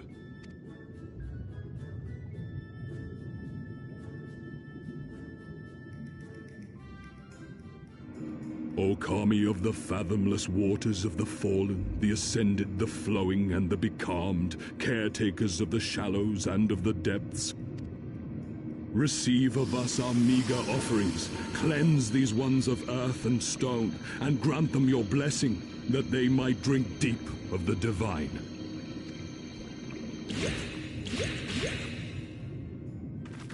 The ritual is complete, my friends. You may now breathe in the depths as you would upon land. Strange. I don't feel any different. Are you sure it worked? Reasonably. The blessing does have its limits, of course. While it will allow you to dwell in the depths, it will not help you traverse them. I can swim well enough. How about you, Alize? Oh, like a fish, in contrast to my doggy-paddling brother. Somehow, the boy just isn't very buoyant. Skilled or no, your bodies are ill-suited to the sea.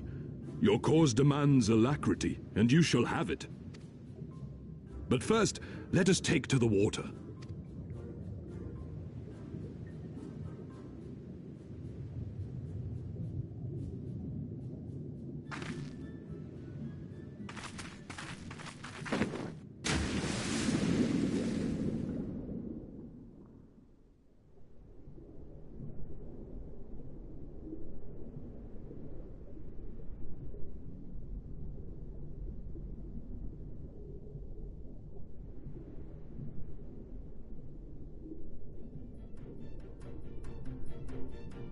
Incredible. I could swear I was breathing air.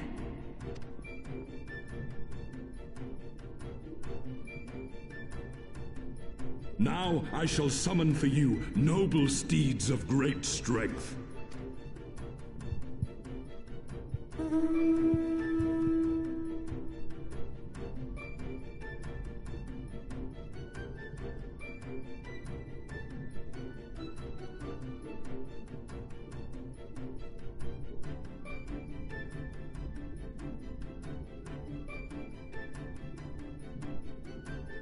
Wow, look at them! I bet they could take us all the way to the deepest depths of the sea. And so they may. After we've won over the Confederacy, rescued Kosetsu, and liberated your respective homelands.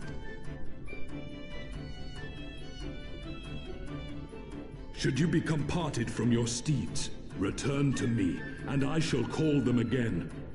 Take care, my friends, and may the Kami speed you on your way. We'll find that treasure in no time. Come on!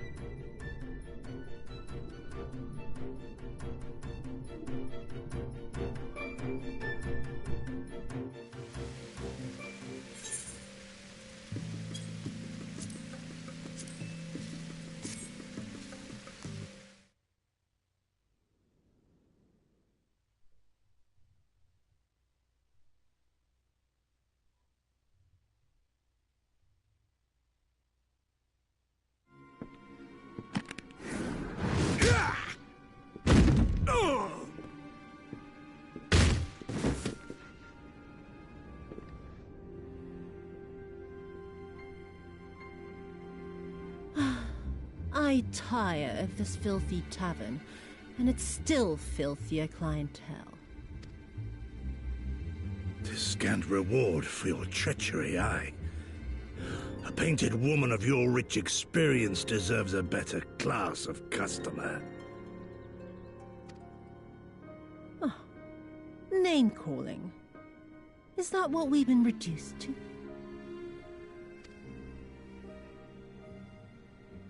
Orphan of the Nayuri. Widow of Sashihai. What joy it must have brought you to be revenged upon us all.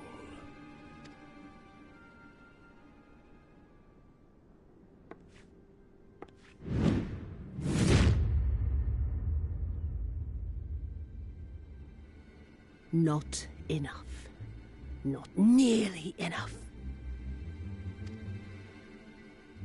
My appetite for your agony is as an abyss. Bottomless. Insatiable. Before you die, you will cry and beg and prostrate yourself upon the earth. You will crawl on your belly through the muck and the piss and debase yourself for my amusement. All of you.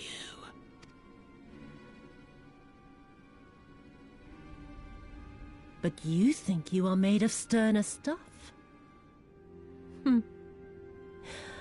Rather than have him beat you, mayhap I should have my oaf go and fetch your master's head.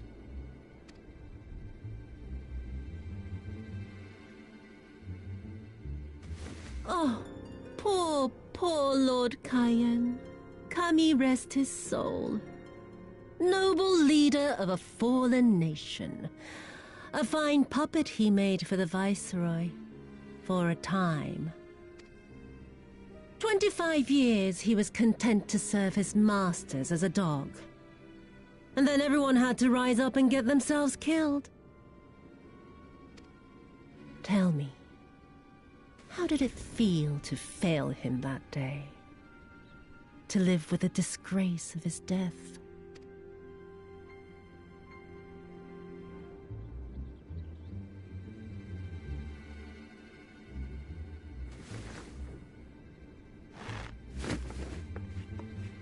Not that you were a stranger to living with disgrace, of course. In the what was it? 25 years since you were humiliated and tossed into an imperial jail? You had plenty of time to get used to it. Oh yes, I heard the stories. About the samurai who would do anything to return to his master's side, even if it meant pledging his blade to his sworn enemy. They say he walked with death, that he slew 1,000 men in the Empire's name. Truly a tale for the poets. I do not deny my sins, but I will not be reproached by the likes of you. Oh, I mean not to reproach you, but to praise you. You're a survivor, samurai. Just like me.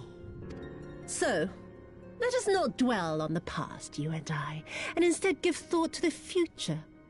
To wit, I would ask you again to help me resolve this vexing matter of Dorma's missing heir. Living or dead, it makes no difference, really. But the Garleans are most insistent that we put this problem behind us. And I know you helped him flee. So tell me, what became of Lord Hien? To my dismay, the details escape me at present. Mayhap your dog could jog my memory. Get on with it, and mark me, brute. There is no limit to how far you can fall. Of all the bloody stupid... Ah! When I get back to Eorzea, I'm gonna find that little shite, and I'm gonna make him pay.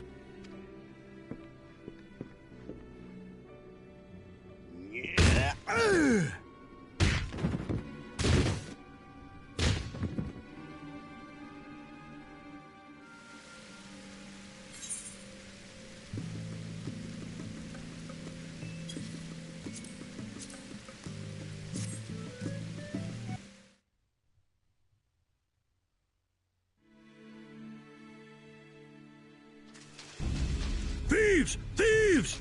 Come to steal our most precious treasures! You will pay for this sacrilege! That's the spirit! Now don't be shy. I'm more than ready for another round. Seize them!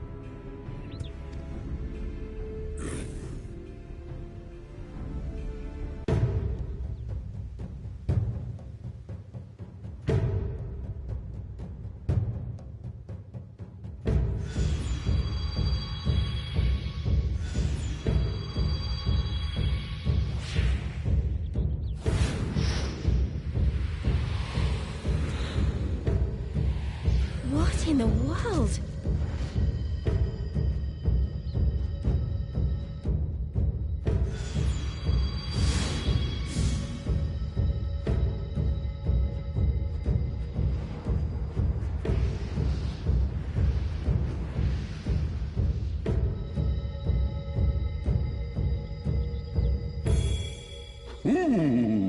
Who hath made us whole?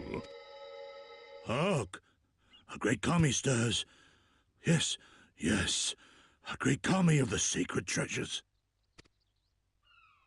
O great kami, we beseech your intercession. We who have guarded your blade and glass for generations, your faithful Kojin.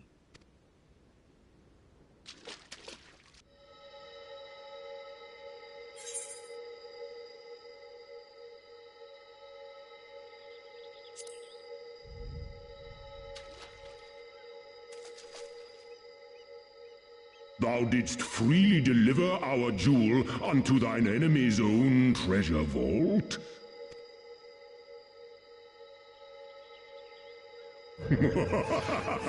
How auspicious! We do commend thee, son of man. Such audacity is deserving of celebration, exaltation, a contest of wills to mark the occasion. Let lines be drawn, let sides be chosen, and for their loyalty we shall stand with the caretakers of our greater part. Oh, perfect. A contest of wills, just what we need.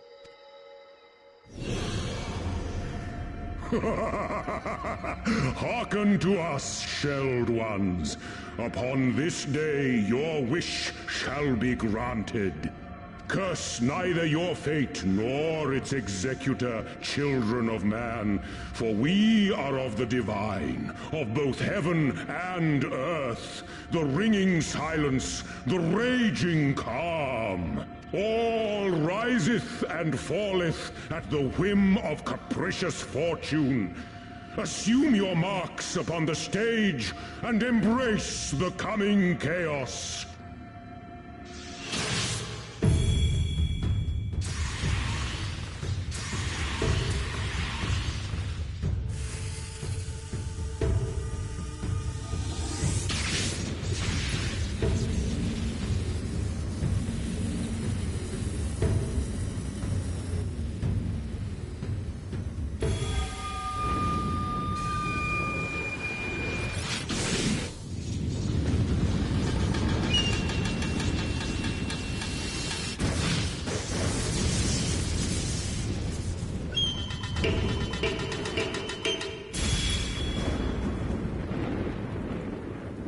We are Susano, and in revelry do we rejoice.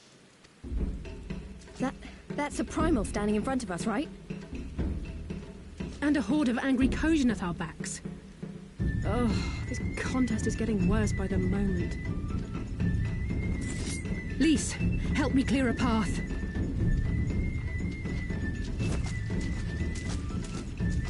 Leave them to us and save your strength. You'll be needing it soon enough. Make way! Make way! Spoil not your appetite for the feast, children of man. The dish will be served whether you will it or no.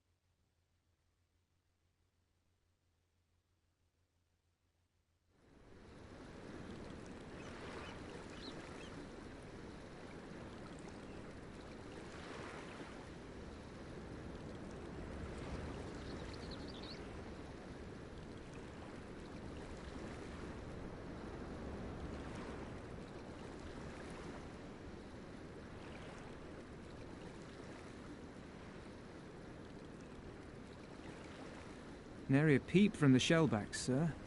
That's enough to make one wonder.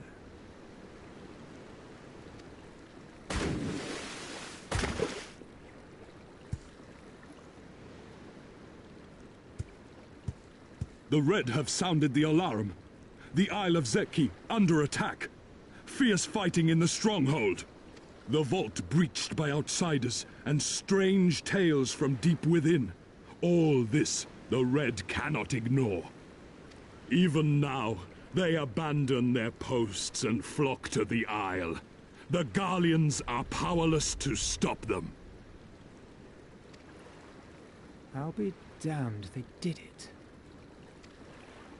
Well, Captain, wagers notwithstanding, I dare say we will not have a better opportunity to drive the Imperials from Asari and rescue our men. On the other hand, naught was put in writing, but if your mind is made up, then that is that.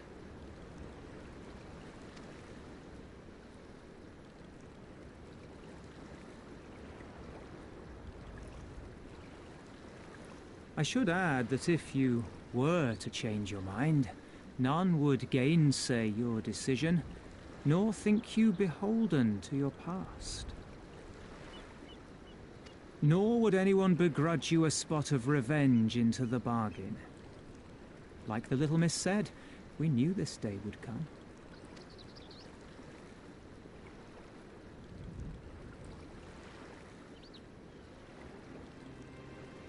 Isari may be a rotting husk, but at least the tavern keeper never watered down his drinks.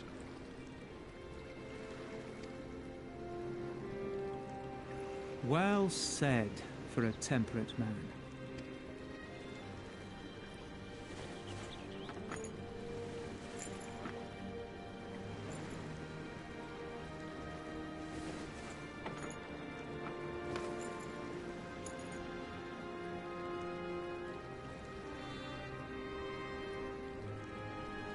Hear me, comrades! We made a bargain with the Eorzeans, and I mean to uphold our end of it. I mean to remind the Garleans that this is our sea, that all here belongs to the Confederacy.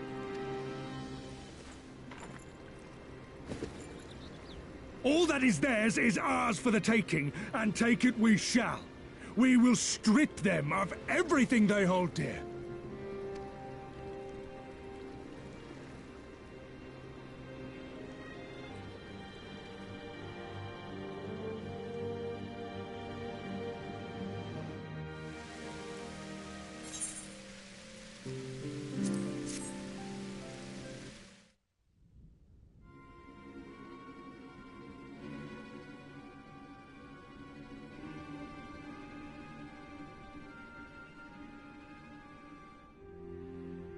This one is iron. My hands will break before he speaks. Kami, give me strength. Are you good at anything?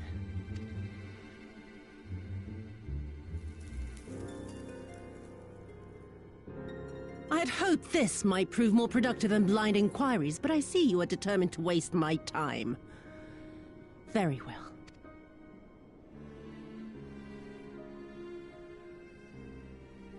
Line them up.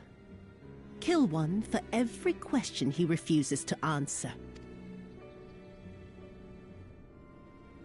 Hurt them, and you will get naught from me.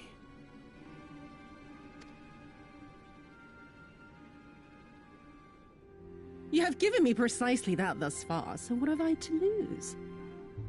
Mark me, samurai. I will find Lord Hien, be it with your help or with your heads.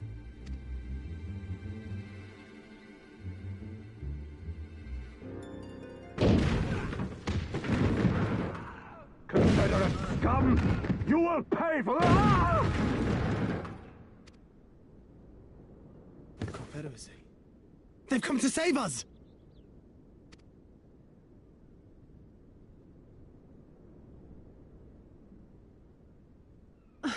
And this after I took such pains to cow them.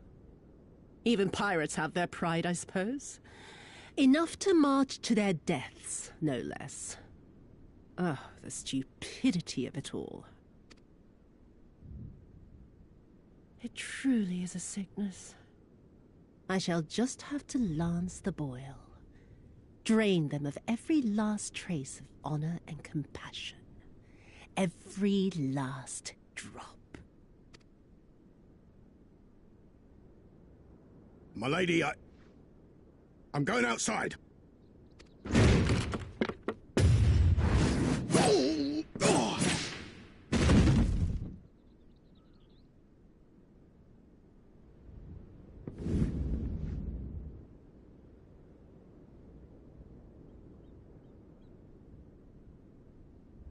The Kami are not finished with you yet.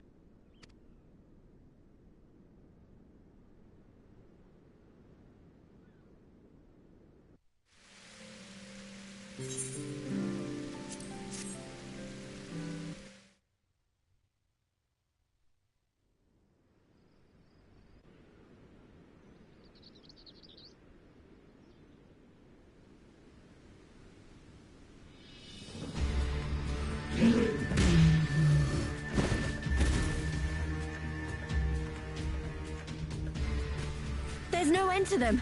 They just keep coming. Then we must be doing something right. We have to hold out for as long as we can. He's counting on us.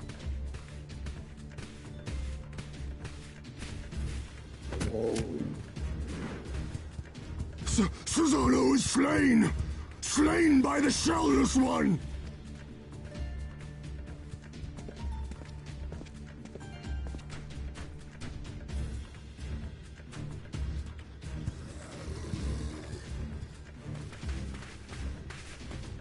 Is it true? Did you defeat him? Well, in that case, how do you fancy helping us keep the Kojin occupied until the Confederacy make their move?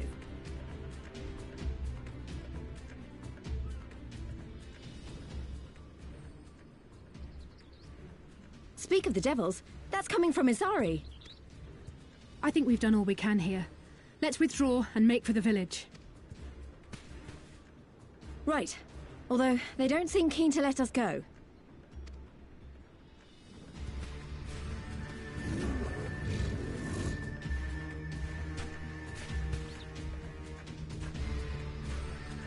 Hear me, Kojin of the Red. We have no quarrel with you, only your Imperial masters.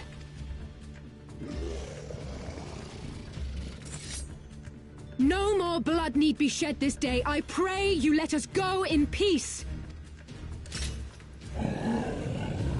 You dare speak to us of peace? Your flesh will feed the fishes, thief! Attack!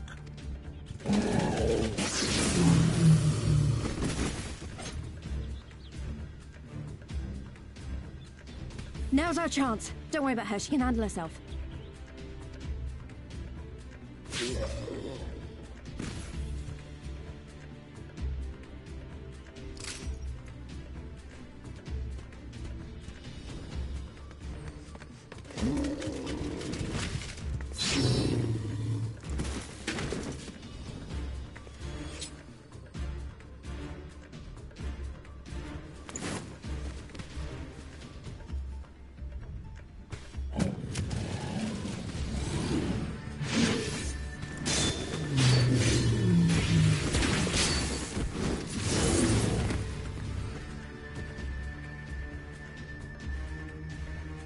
can't let you take all the glory, can I?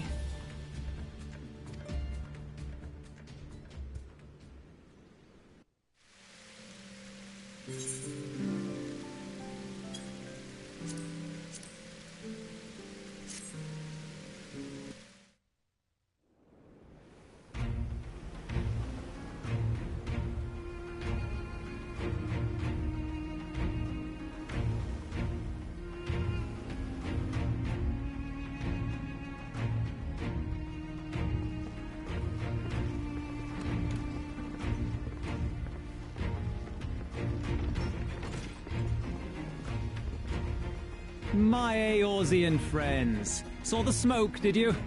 A pity you did not come sooner, though I gather you were busy elsewhere. Gazetsu! You're alive.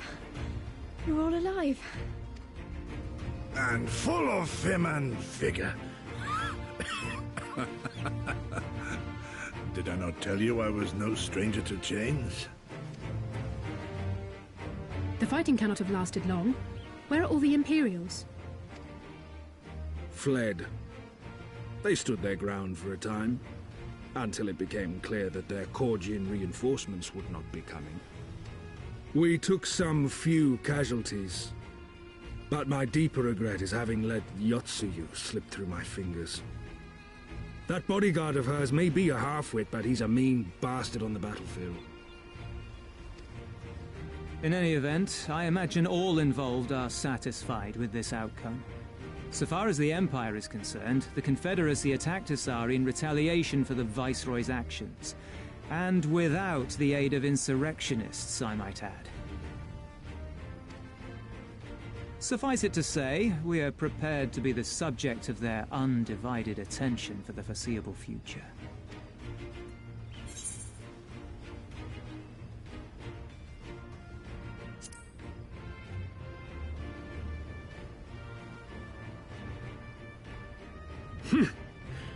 An impossible claim, yet one spoken with such conviction that I cannot choose but believe it.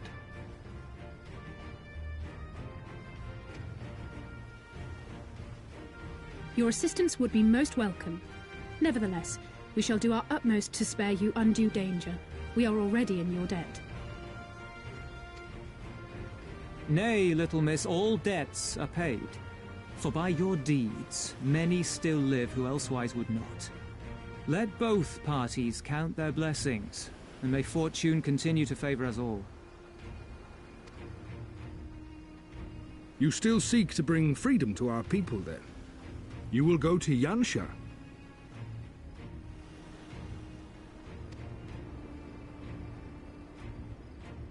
I have faith that our allies yet live. Once we have found them, we will plan our next step.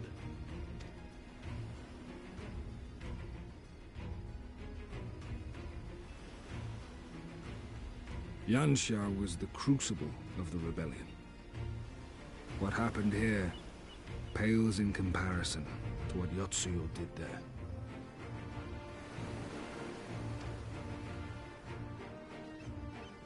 Remember this. Fear changes men. Have care in whom you place your trust.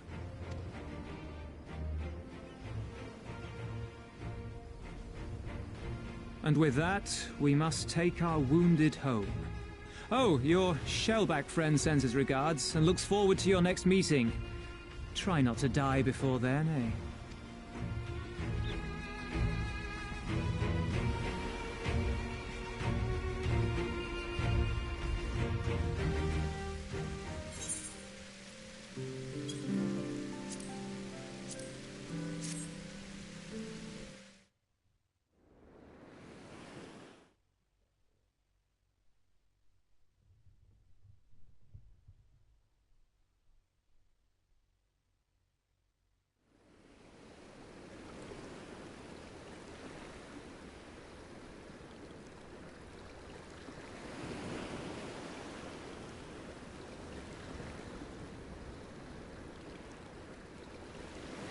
We cannot rest here for long.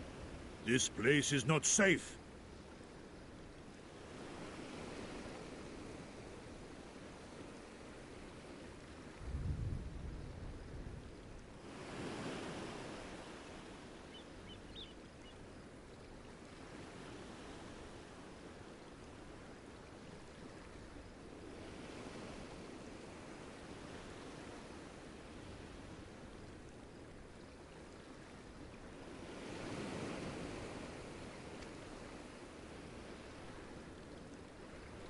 Mayhap nowhere is, if thieves can breach our vaults.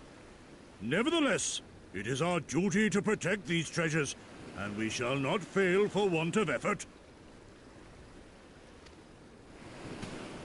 So, this is why you abandoned your posts. And without a word of explanation at that. Rather thoughtless of you, was it not? Lady Yotsuyo, pray forgive us our absence, but our home was under attack, our vaults plundered by outsiders. Did you even pause to consider the possibility that it might be a diversion? What is the point of contracting your services if you are not here when they are required? It is my solemn charge to bring these vermin to heel. To torment them, body and soul, until all they hold dear is as bitter ashes in their mouths. And then you go and ruin everything!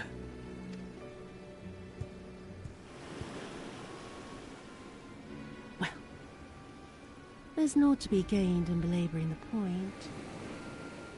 All that remains is to administer your punishment.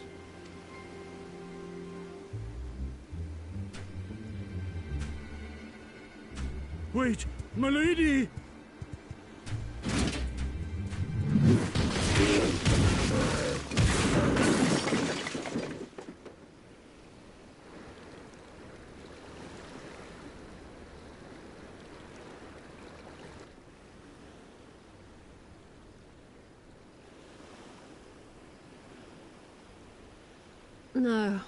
No, it's no good. There's just no joy in it. No release. There needs to be some investment. They were negligent imbeciles deserving of punishment, but it was hardly personal. 10,000 such Korjin could not satisfy me half so well as a single doman.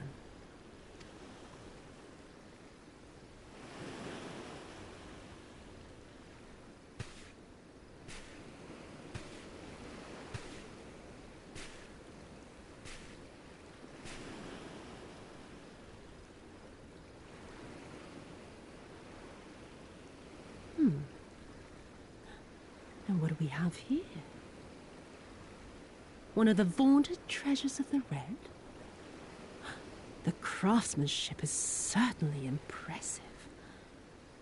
Mayhap we can use it to make amends.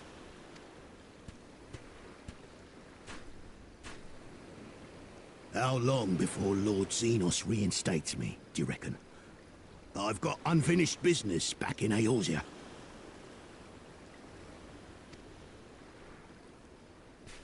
Is serving me really so unbearable? At least pretend to enjoy, you witless lump!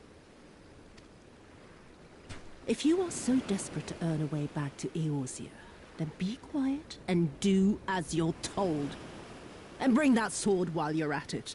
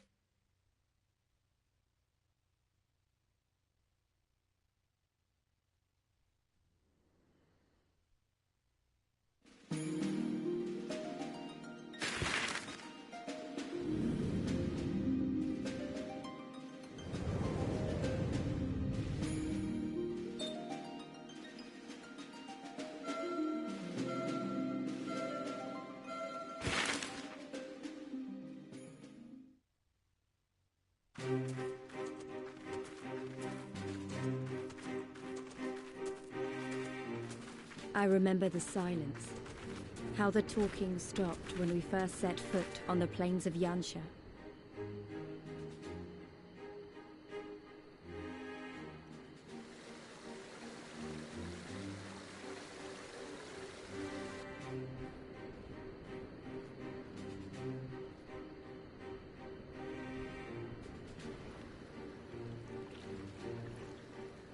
Before us stood yet another wall, and through a great Magitech field we glimpsed Doma Castle. I'll never forget the sight, or the anger I felt that day.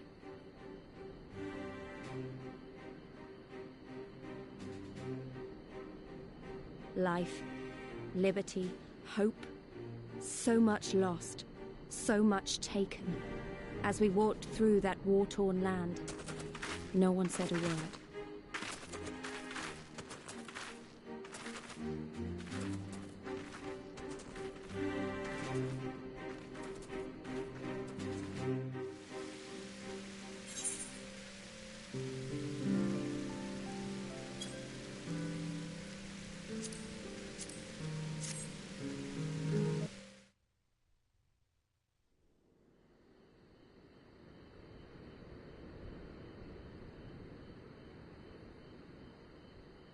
We may be in luck. I don't see a single Imperial soldier.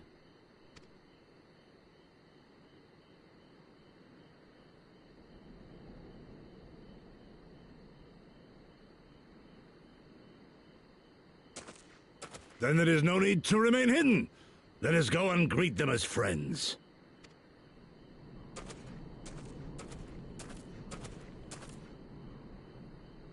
I'm going too.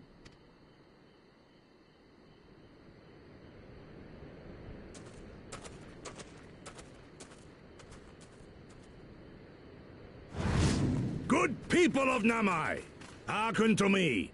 We come in peace and desire only information, to learn of recent events. Isn't that the General? Lord Gorsetsu, can we preserve your right? He lives.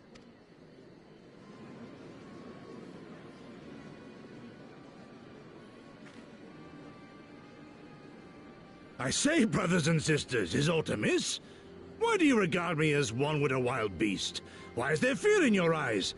Why do you tremble so?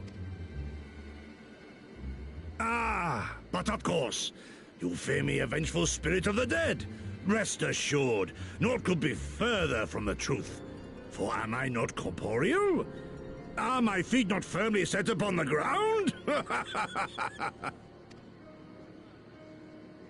What should we do? If they catch him here, you know what will happen. Of all the times for him to turn up, has the old fool lost his mind?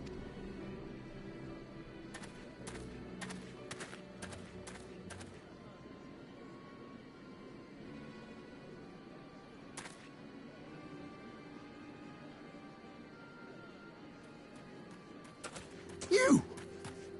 But why have you come here? What do you want from us? I know not who you are to speak thus to your elders, boy, but mine only desire is to be received with the hospitality owed a humble traveler, not the fear and trepidation one might afford a wrathful shade. What you going on about? Actually, never mind, just come with me, now!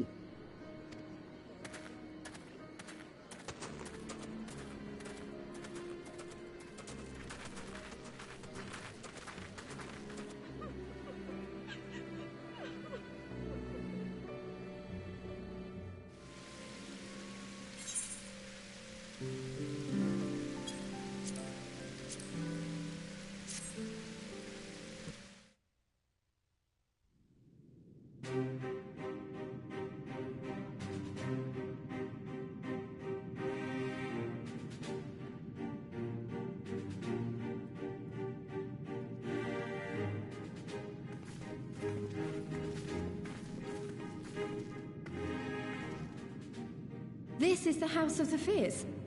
But there are so few of them.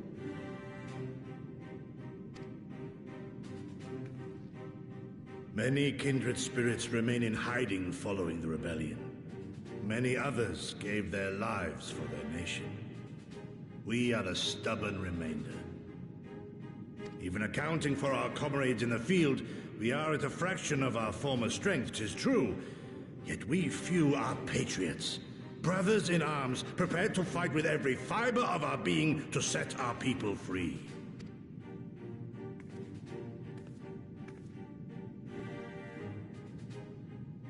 Ever are we hopeful that others will join our cause, but never did I dream that you would journey so far.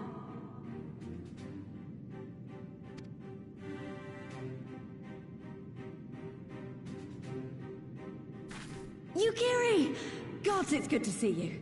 You look great, by the way. Have you been here long? I returned but recently, having concluded my mission.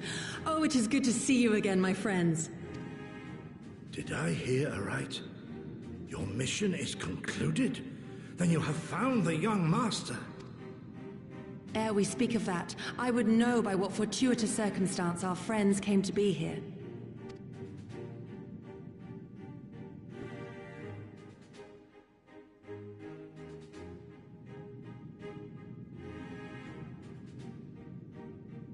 The Empire's crimes are all too familiar. Lys, my heart goes out to your people. We wanted to stay and fight, believe me, but we knew it wouldn't work. We needed more time to rebuild, and more allies to stand with us against the Empire. So we decided to come here and help you free Doma. To show everyone that you're not alone, and that the Garleans can be beaten if we work together. I'd like to think we proved that in the Ruby Sea. That you did, Lys, and far more besides. Needless to say, your assistance would be most welcome. Hear, hear. Now then, Yugiri, you must tell me of your search for our master.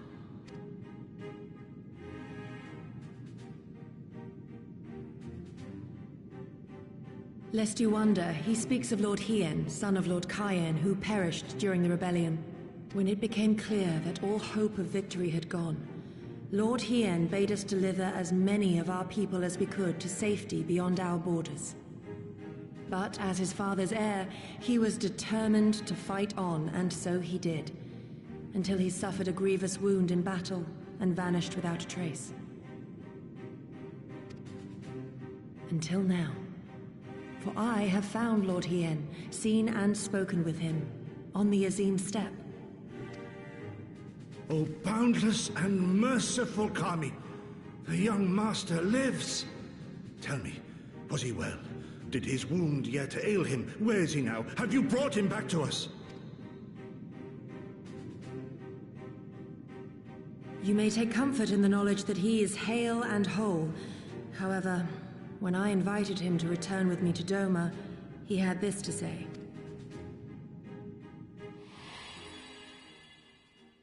If Doma yet thirsts for the blood of patriots and tyrants, I shall offer unto her my blade. But if she has had her fill of bitter draughts, I shall offer unto her conquerors my head. Thrice did I declare to him that no true son or daughter of Doma would ever accept such a sacrifice. But for all my passion, he would not be swayed. Learn the truth of her heart and return to me, he said. And so I left him.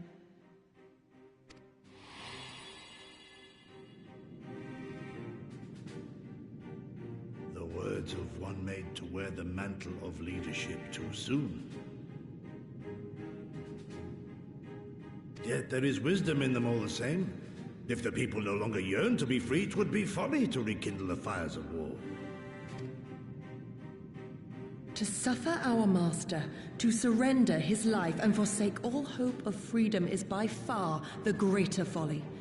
I will not go to face my fallen comrades having done naught to stop it. Nor I, Shadow Walker, nor I. But we need not rouse our comrades to battle this day.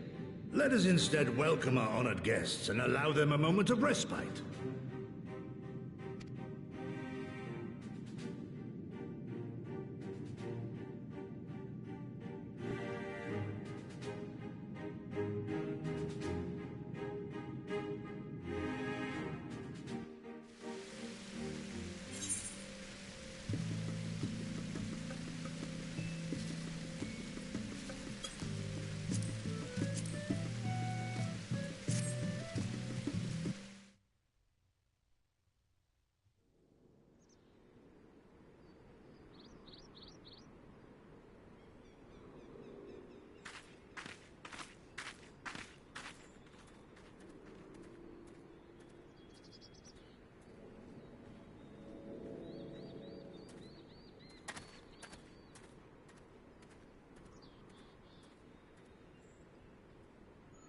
Imperials.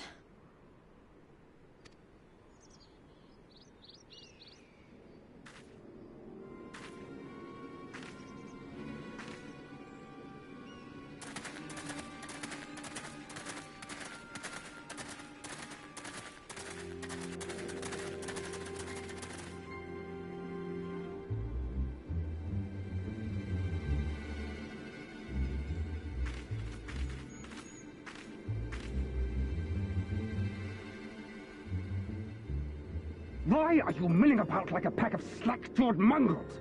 Form a line! Now!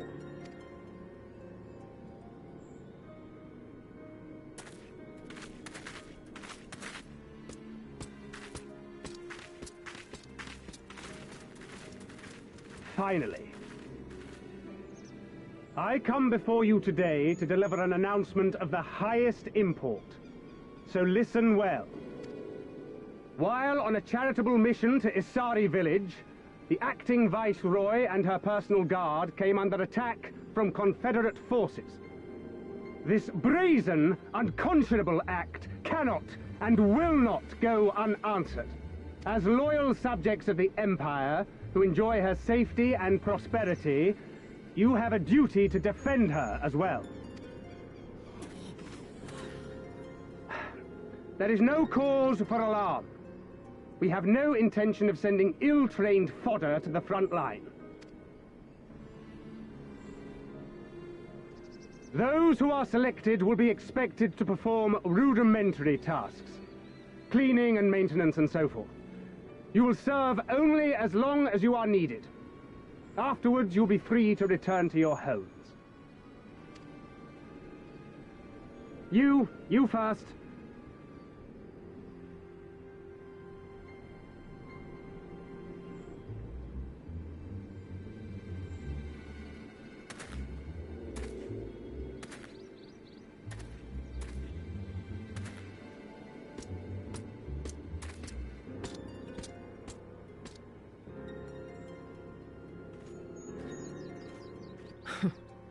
The Empire has no pressing need of cleaners.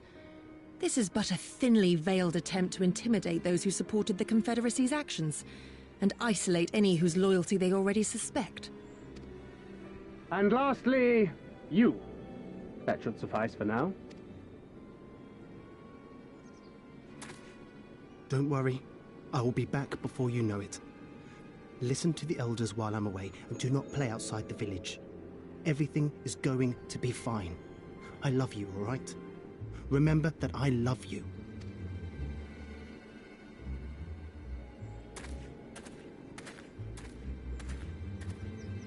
We thank you for your cooperation. Rest assured that this will all be over very soon, once the Confederacy has been made to pay our own ruby tithe.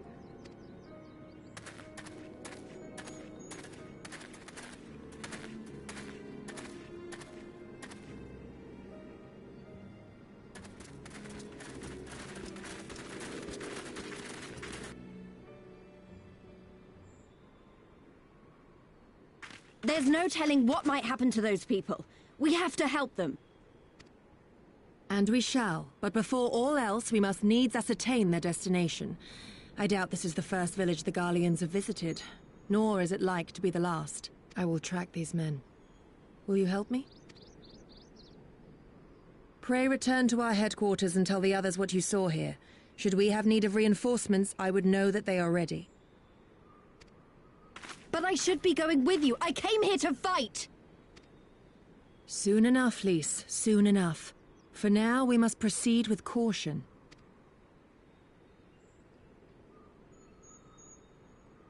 I know that. I do. It's just... when I saw them rounding those people up... Look, if anything happens, anything at all, you'd better call for us. I mean it, Yugiri. Anything at all.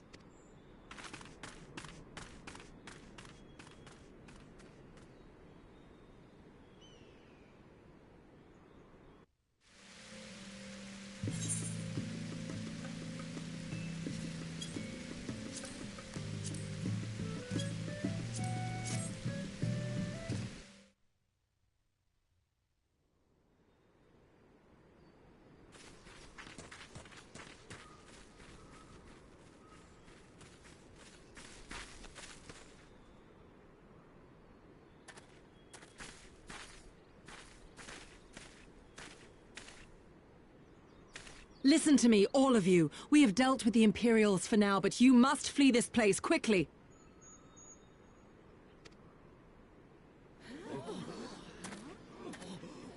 Dealt with them? Oh no. You didn't kill them, did you? Are you mad? There's no escaping the Empire. Running will only make it worse.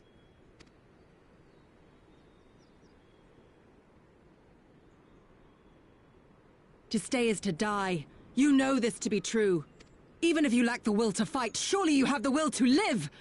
Or has that, too, been beaten out of you? Is this what has become of Doma?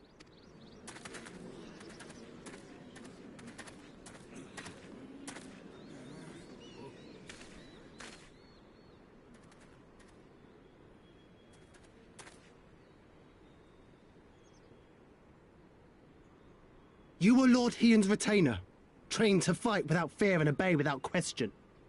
Well, we're not. We're lost and afraid.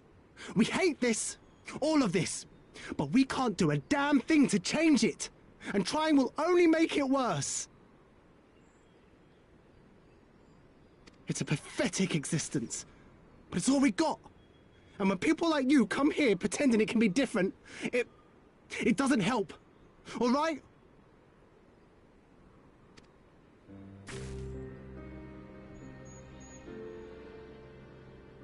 Peace, boy. Peace. She came to help, and for that we should be grateful.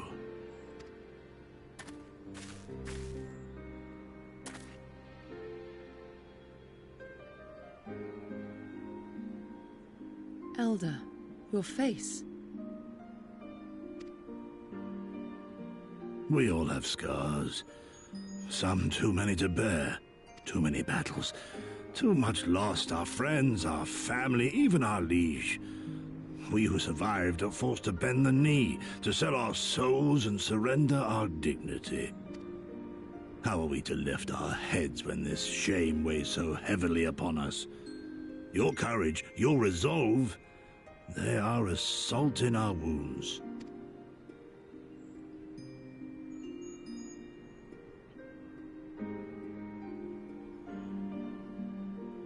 If they only knew what you would do for them, my lord.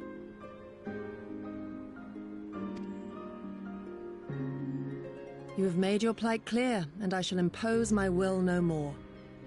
But know this, brothers and sisters of Doma. For all you have suffered, for all the horror and the ignominy, you are still here. You are still alive. My lord prays you value your life as highly as he does. As for me, I swear by all the Kami in creation that I will free you from this torment, no matter the cost.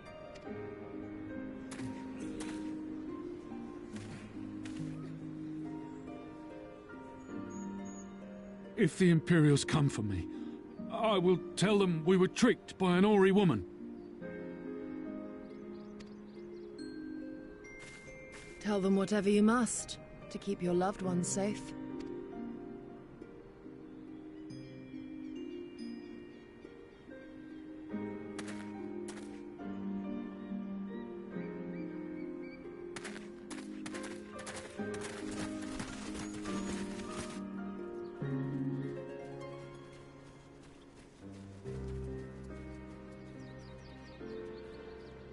Why would you... after everything?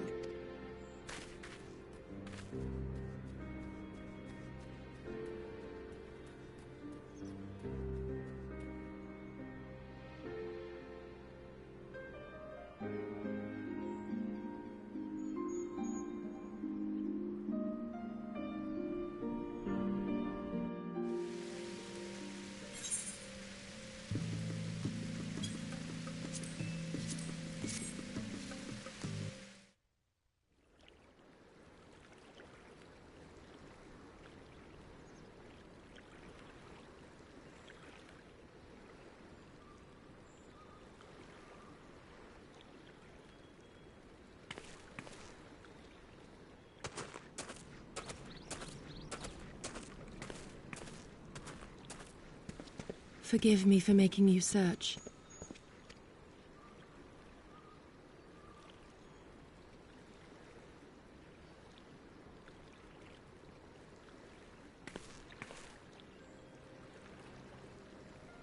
It calms me, the sound. It helps me to remember the sway of the ocean when I close my eyes.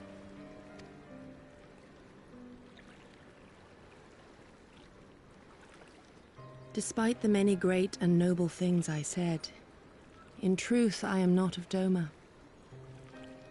I was born beneath the waves of the Ruby Sea.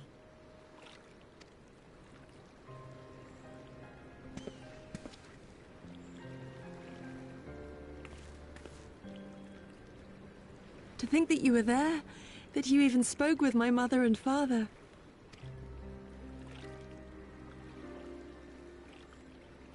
They are in good health, then. The knowledge is of great comfort to me.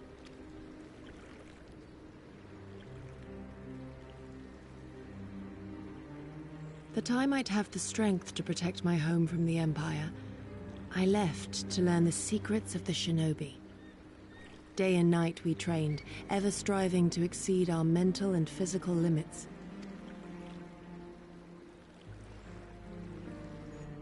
After a time, my skills were recognized, and I was dispatched to assist the Doman Liberation Front. It was then that I met Lord Kayan and his son, and their loyal samurai, Gosetsu. Good men all. Brave and true, so clear their eyes, so pure their purpose. Any shinobi would have been proud to serve them and Doma.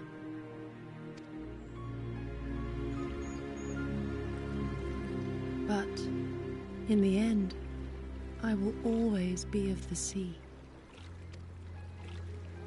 Every day, I pray for my home and for the people I left behind, that they might be spared the wages of war and live in peace, untouched by this madness. I confessed this to Lord Hien once. Do you know what he said to me?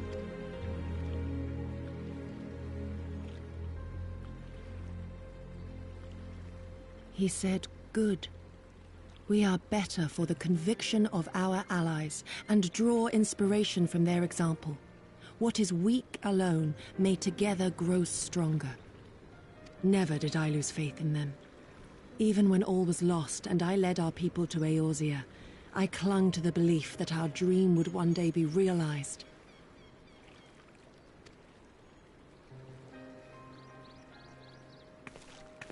But when I gazed into those eyes bereft of hope, when those broken men balked at liberty, the dream was shattered.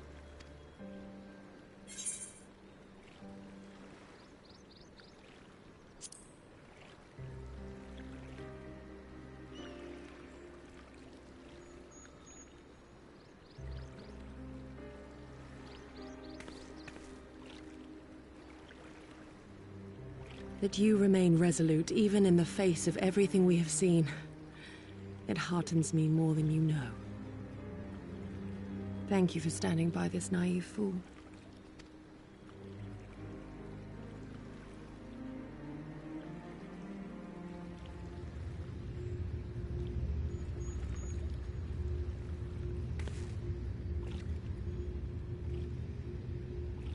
An Imperial airship. It is bound for Doma Castle. Quickly, we must rejoin the others.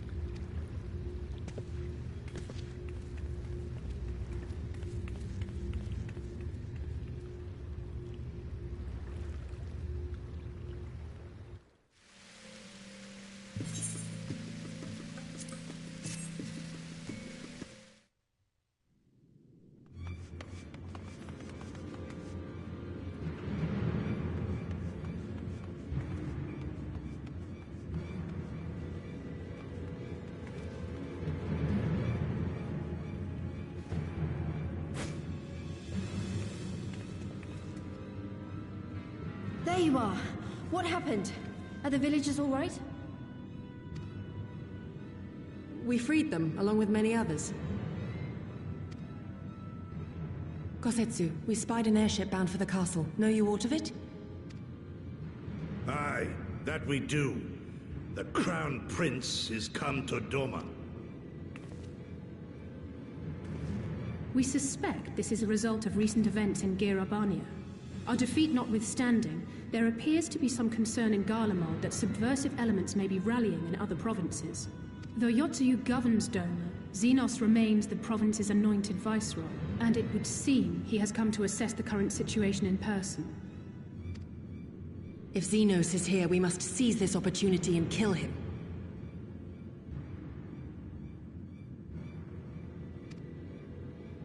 Would that it were so simple, Lady Yugiri.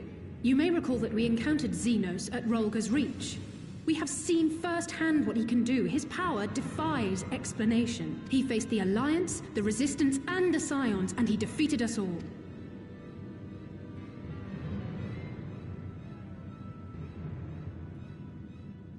We survived and learned from the experience, it is true.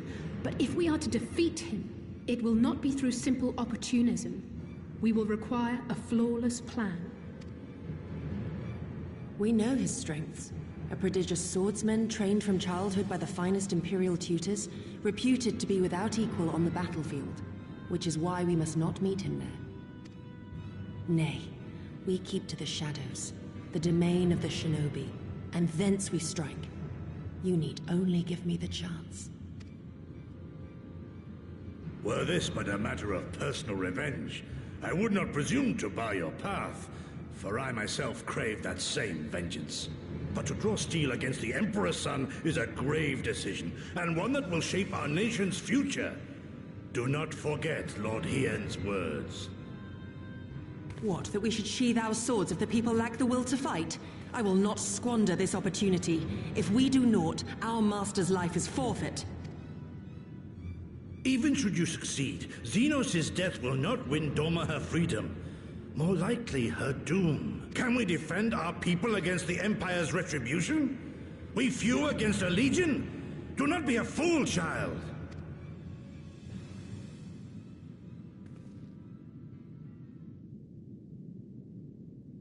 Mayhap I am a fool with foolish dreams of a future that will never be. But I cannot, I will not forsake them! Yugiri, wait! What now?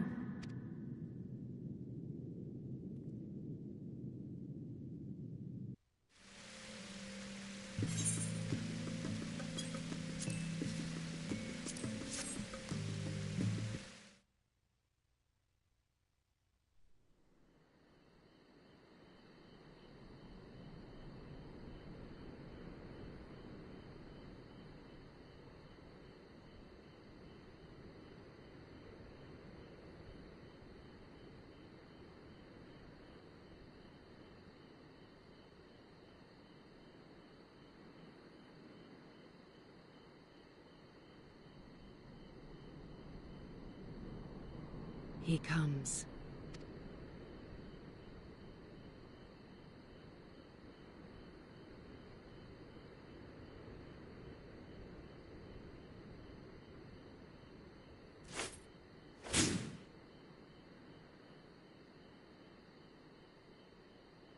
The village is not far, my lord. If it please you, we shall escort you there directly.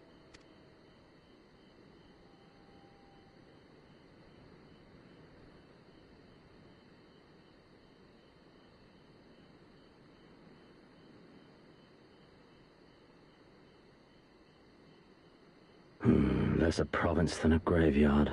The rotting husk of a broken nation devoid of proper sport. But as his radiance wishes...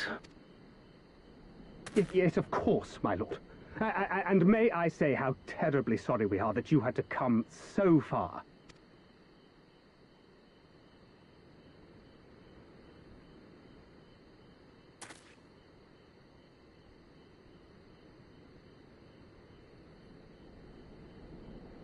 We labored long to sow the seeds of hatred, of fear, to train them as beasts. Now we shall see the harvest.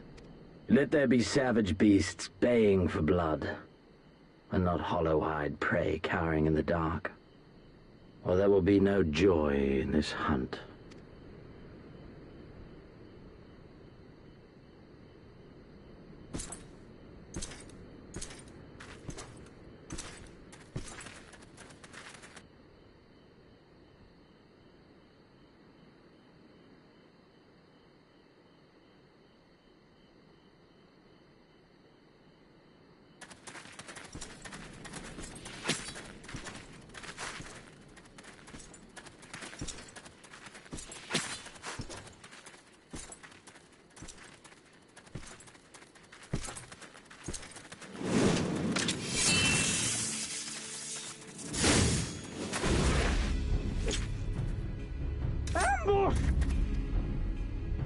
shinobi? And me without my brute.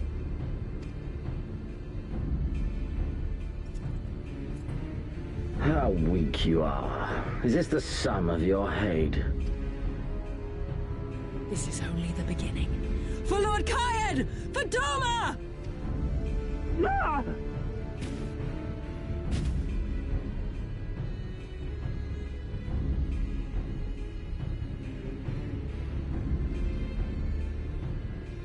Mayhap I shall test this new blade of yours.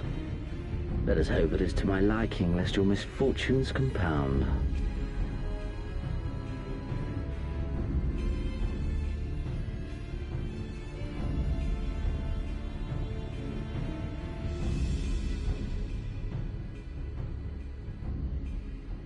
Then again, I am loath to expend such effort on the unworthy.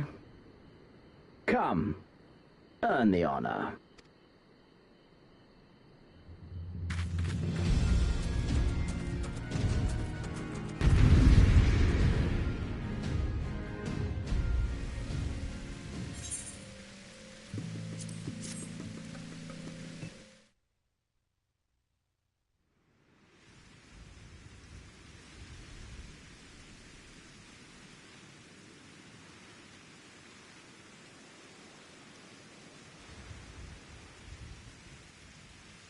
Ah, I remember you, Al Amigo, the champion of the savages.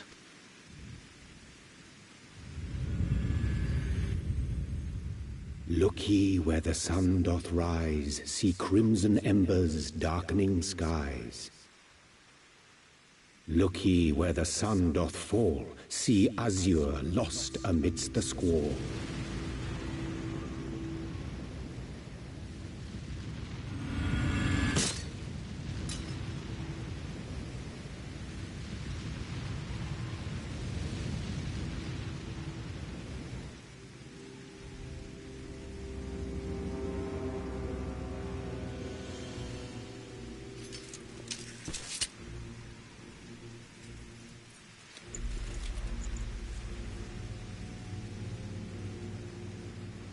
Oh, how right I was to spare your life.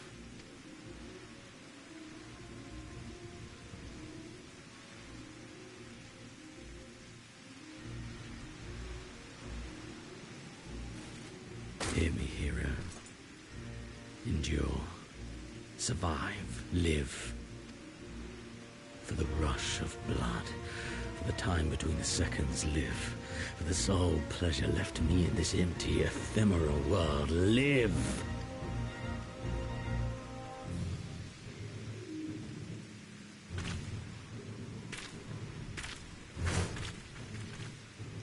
Yeah!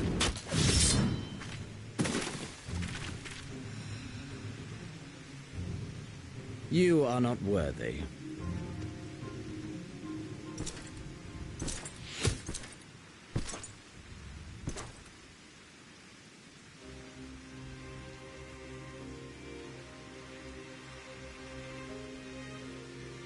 Get away from them, you Imperial dog!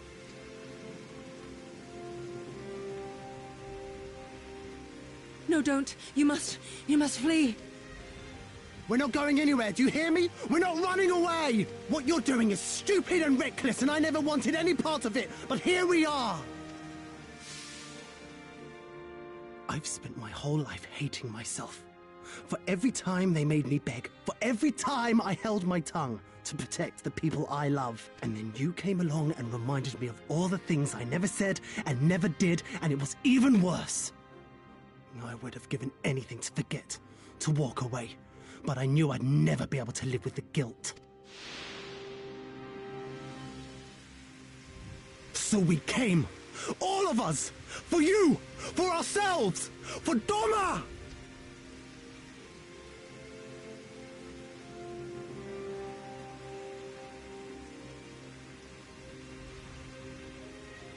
Death is death, regardless of the reason.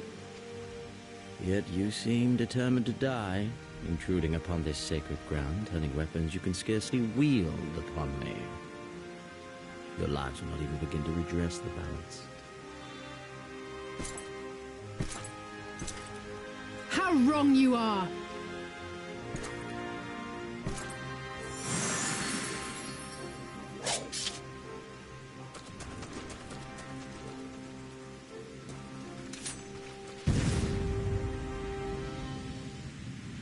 Go, now!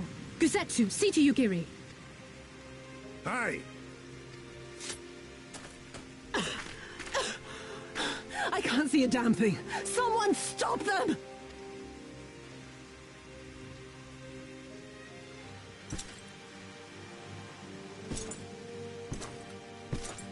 My lord?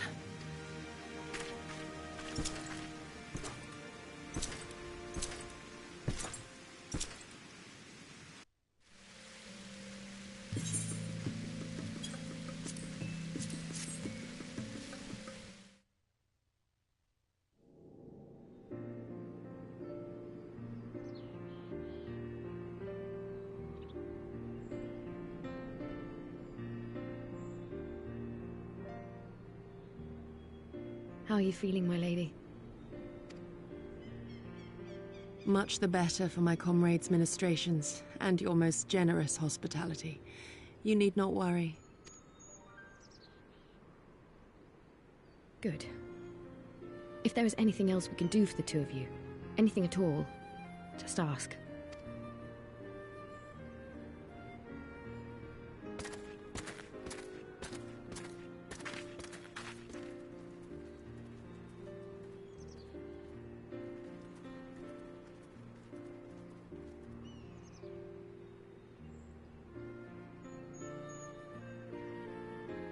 Stare any harder and you're like to burn a hole in them. Go and say your piece, for goodness sake. I've got nothing more to say to them. I'm going to find out how the others are getting on.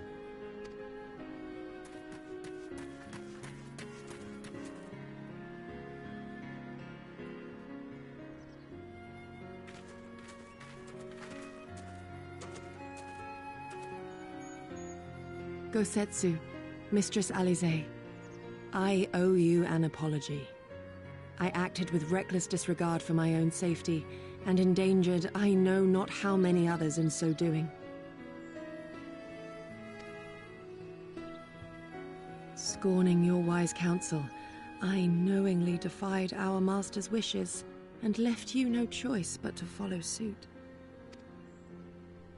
Nonsense. I followed our master's wishes to the letter. Consider once more his words, and the intent therein. In offering his head, he but sought to shield his people from harm, loyal retainers included. You must value your life more highly, Shadow Walker. On the other hand, your recklessness did serve as an inspiration to many. Mayhap you should not be so hard on yourself. In any event, if you must apologize profusely, it seems only right that you expend as much effort thanking the one person who supported your plan from the first. That it does. There are no words which will suffice. But thank you.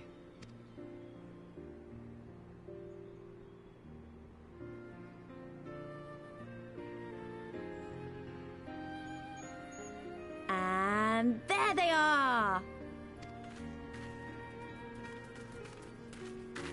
12 be praised.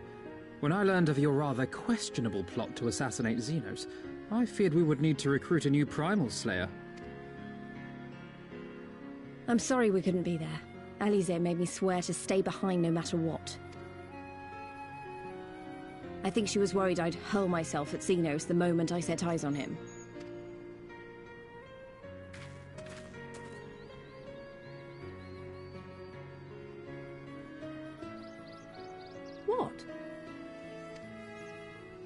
You'll forgive me for changing the subject, but now would seem a good time to discuss where we go from here.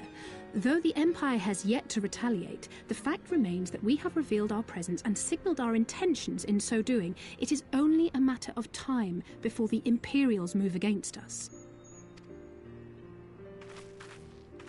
Given that we lack the strength to oppose them, 'tis plain some manner of brilliant stratagem is required.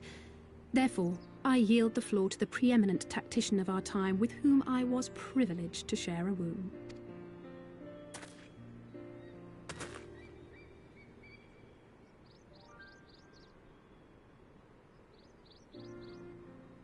if you insist. While in Kagane, we debated a number of approaches and were eventually forced to concede that we cannot look to the Alliance for aid, even were it possible to ferry sufficient forces and materiel from Eorzea in a timely manner. Such a massive undertaking would not long escape the attention of the Empire. Fortunately, according to Tataru and Hancock's intelligence, the Empire has withdrawn most of its forces from Doma in the past year, leaving her relatively unguarded. That being the case, a popular uprising, spearheaded by the full might of the Doman Liberation Front, may feasibly be sufficient to threaten the seat of provincial government, namely Doma Castle. 'Twould be rather easier said than done, of course, but I have seen worse plans prevail. Then we must needs meet with Lord Hien and convince him to return, for there is no surer way to inspire our people to rise up as one. He desired proof of his subjects' conviction, and they have provided it, through no less a deed than openly opposing Xenos himself.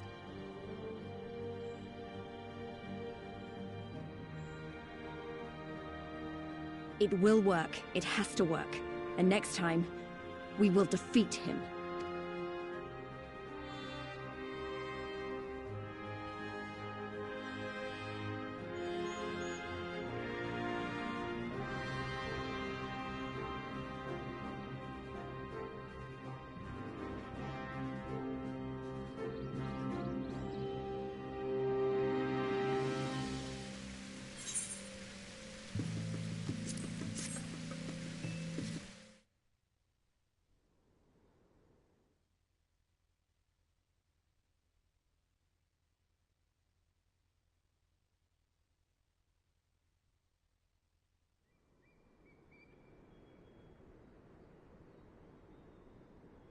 I would expect no less of Bahamut's conqueror.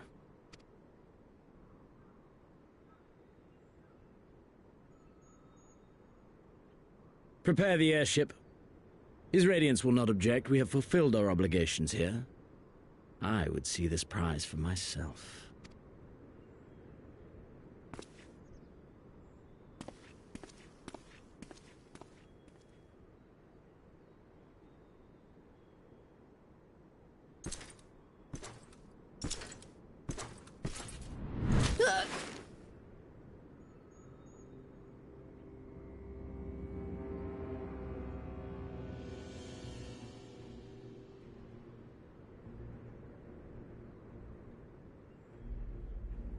Do you understand why I appointed you to act in my stead? You, whose only accomplishment was to whisper the right words in the right ear.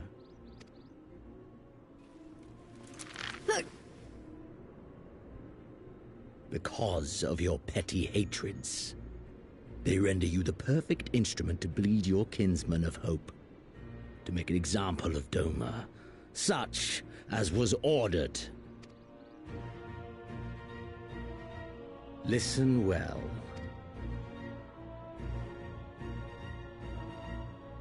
If you yield Doma to the rebels, you will not be given another chance to beg forgiveness.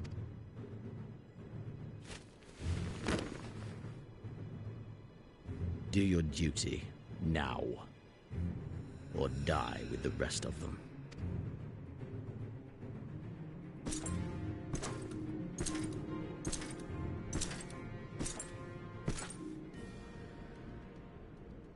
Are you all right, my lady? That was uncalled for. Oh!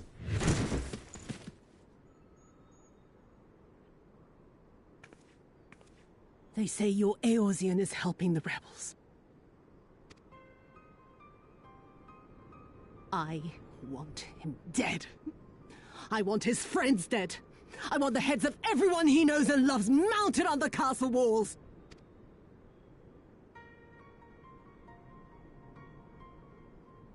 You mean I can finally go after him?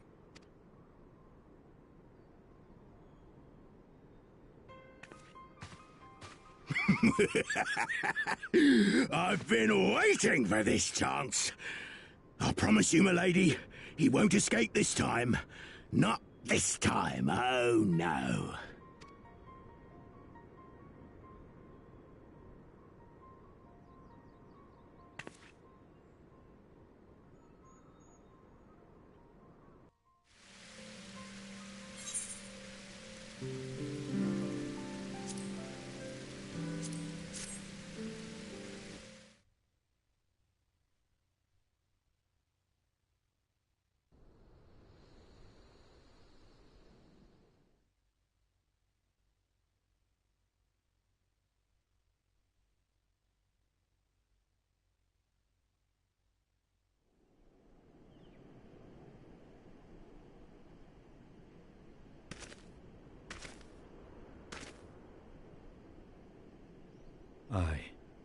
This is the place.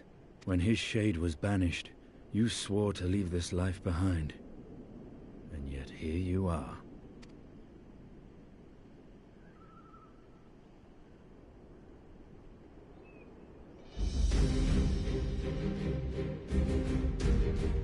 Yet, if this be the work of the Earth, what choice do you have but to end it? Or so the boy would say. Damn you, Alphano.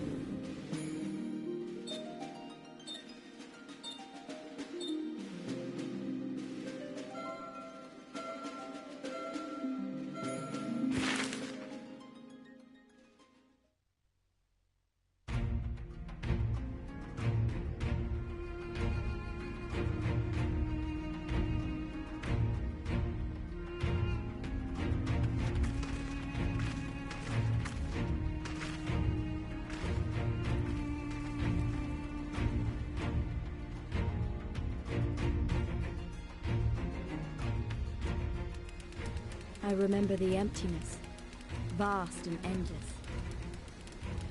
The Azim Steppe, home to countless roaming tribes.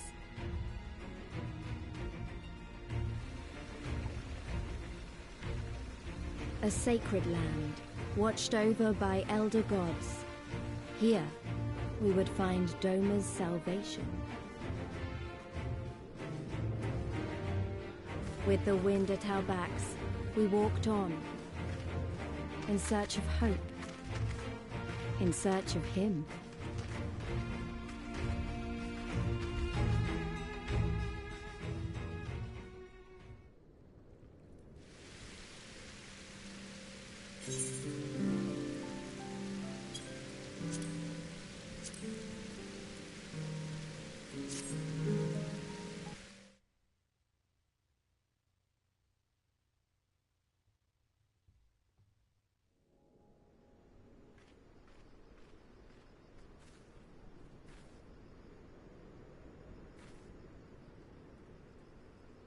Hey!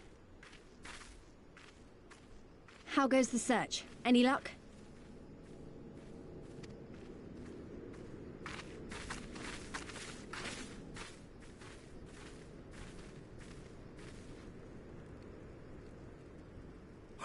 What fortune to meet a friend of the young master! Well met, Cyrena.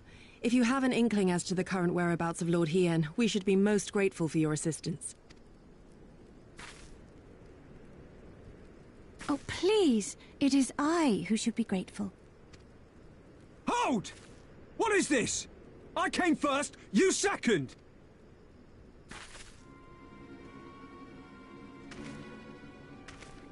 Know you to whom you speak? All people of the steppe should. Or have you fought so much that you have forgotten the face of your superiors? Superiors? I spit on your superiority, little prince! Twisted and mad as sand devils, your kind are!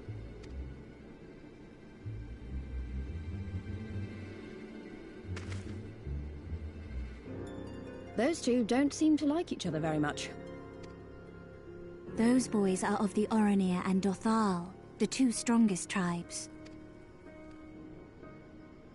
The children of Azim are destined to rule, so they declare to all who will listen. Their word is law. For now, grand, flamboyant fighters, but deadly, very deadly.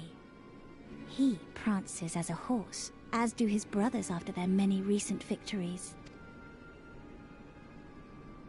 The Undying ones too are strong, fearless, and vicious. They often reigned in the past, Now they are sorely tested.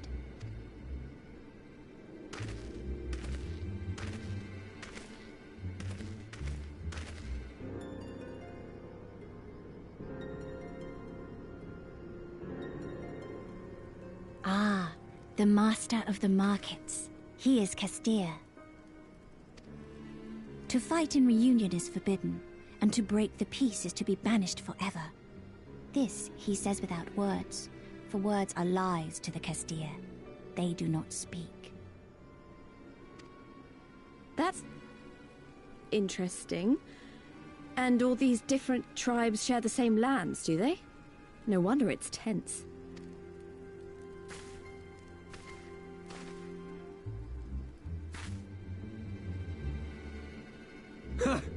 I shall look for you on the field at the Nardum.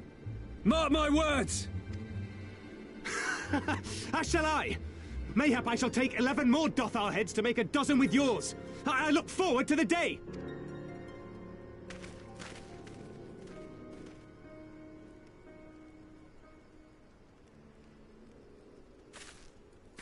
The dispute will be settled at the Nardum? A great battle held on the final day of the Sahan-San. During this time, all bonds of hierarchy are broken. All Zayla are equal and free to prepare for the fight. The tribe which triumphs in the Nardum rules until the next Sahan-San, which in these lands is now. Ah, so that is what they call the custom. I presume your tribe will also be taking... Not all seek the Dawn Throne. Some are satisfied with their lot. Others, like the Castilla, have reason to remain neutral. Them all are lambs among wolves. Long were we content to remain apart and live quietly, but...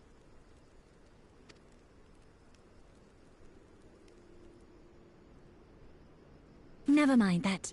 You seek Kien, yes? I know where he may be.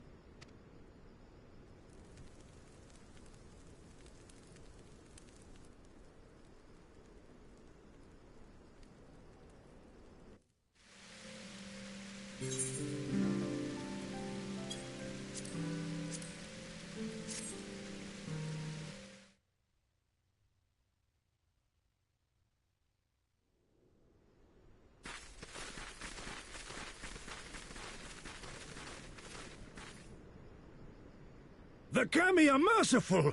My lord Hien, I see you are alive and well. Ah, you are come sooner than expected. So, my blade or my head? Which would you have of me? The people of Yansha remain loyal to Doma. I have seen the fire in their eyes. They are ready to rise up and fight. The time is ripe, my lord. Return with us, blade in hand, and lead Doma to freedom. Naught less than liberty will suffice, then. A pity. It will prove far more difficult to deliver than my head. But if my people wish to pursue an impossible dream, then who am I to deny them?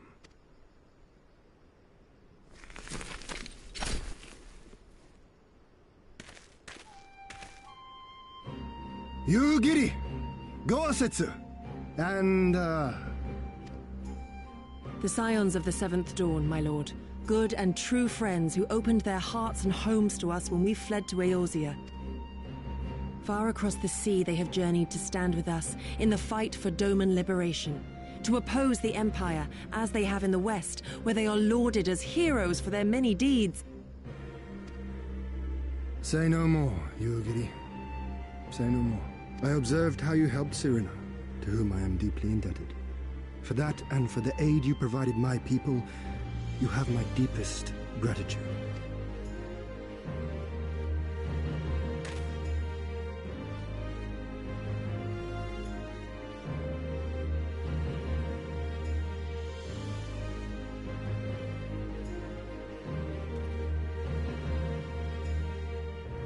There is no doubting your strength nor your character. It would be my honor to fight by your side.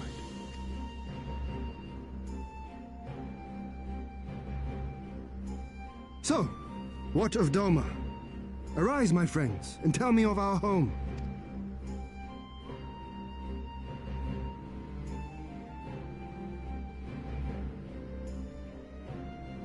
I have made my decision. You, Giri, I bid you return to Yanxia and take charge of our forces in preparation for my homecoming. As for our esteemed guests, I would ask that you remain here with me. I sense you will be a great help in the coming days. Your will is my command, my lord, but how much longer do you intend to stay? Oh, only until I have won the contest? I mean to return at the head of the Zayla army. You mean to participate in the Nardum? Have you a better idea?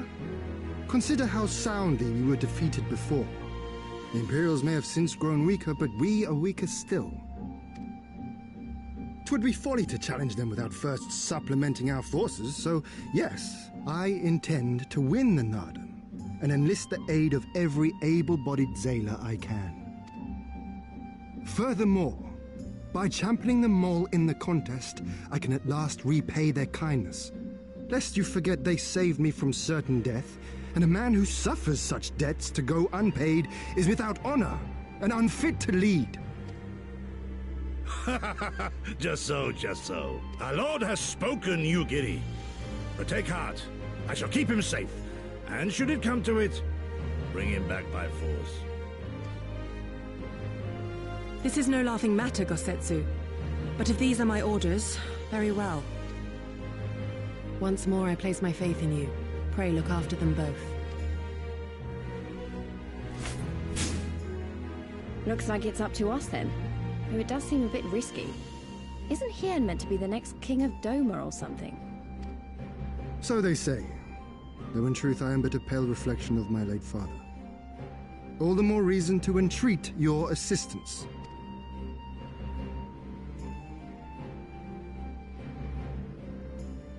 For ours is an impossible dream. To set in motion a revolution that will rattle the very firmament and shake off the yoke of the most powerful empire in the world.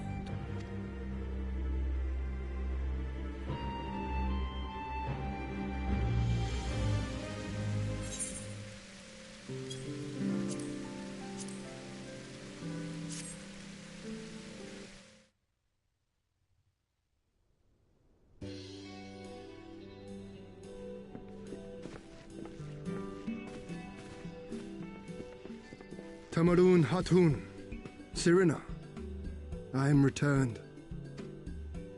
Ah, you found each other. Ours is the soil, Hien. The Domans, and the Eorzeans too. You know us? The gods know you, child. As do the stars in the heavens, which shone bright at your coming.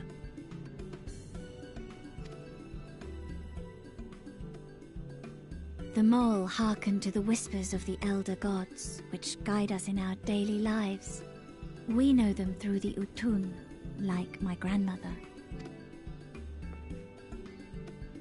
Hatun, I am come to beg a boon of you and yours. That I might liberate my homeland, I seek to rally the strength of the steppe. To that end, I wish to fight in the Nardum, as a warrior of the Maul. Will you grant me this honor? To stand with the mole is fruitless. Hien, do not do this. The gods may have willed that our tribe join in the Nardum, but...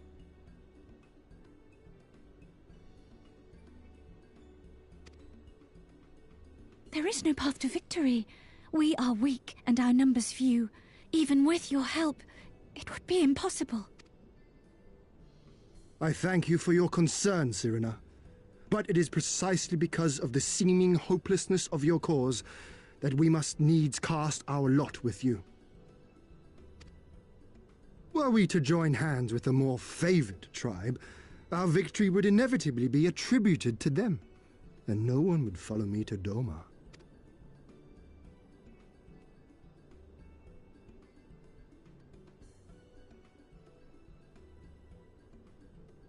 'Twas the gods' will that we fight. Mayhap this too is their design. Hear me then. As Hartun of them all, I invite you all to join with us in the Nardum.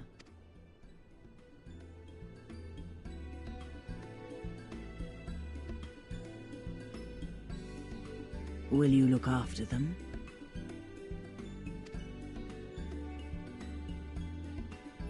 Come with me, friends. There is much I would show you.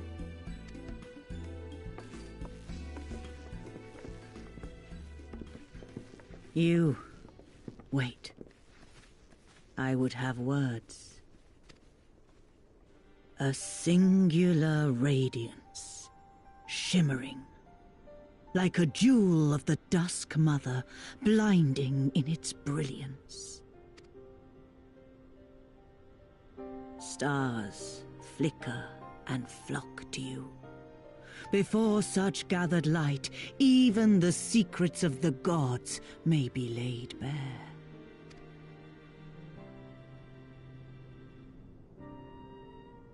Some are fated to rise in grace and glory, others to falter and fade, though not from memory. Both will be your strength and salvation come the end.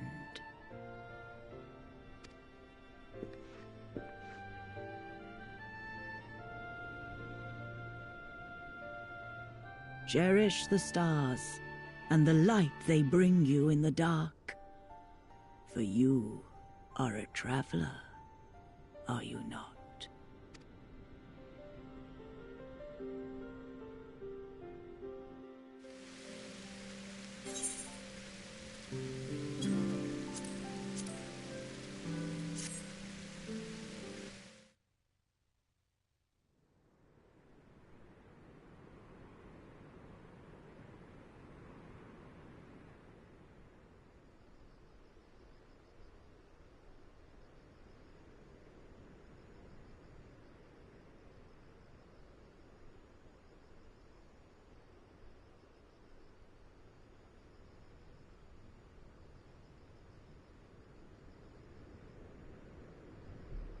She needed the rest, to come so far and carry so much.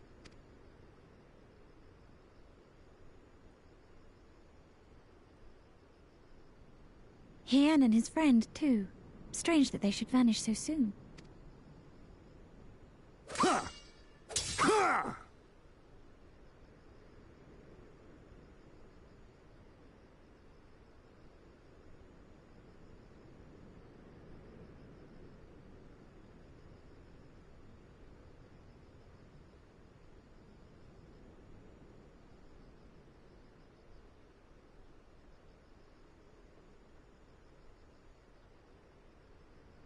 Not troubled by your old wounds, I see. Nor you by yours.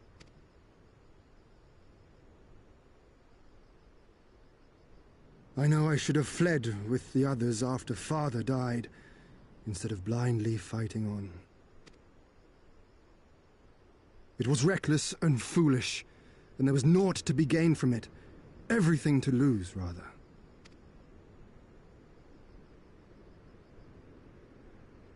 We know no path save the one we walk. I myself am in no hurry to meet those who have gone before. Not while I have still to make amends. Well said.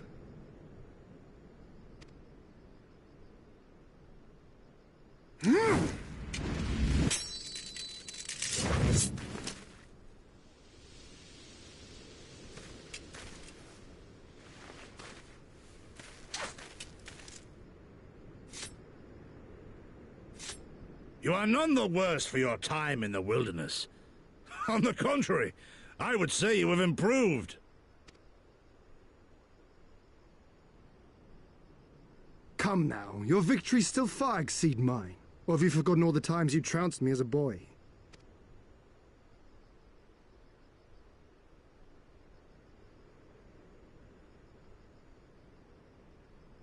I feared I would not see you again.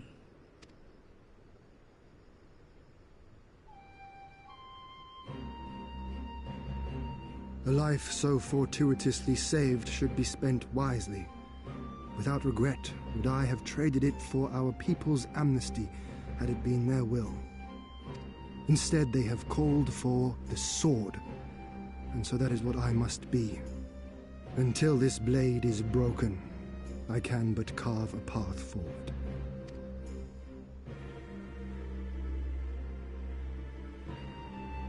Were you truly so concerned for my well-being?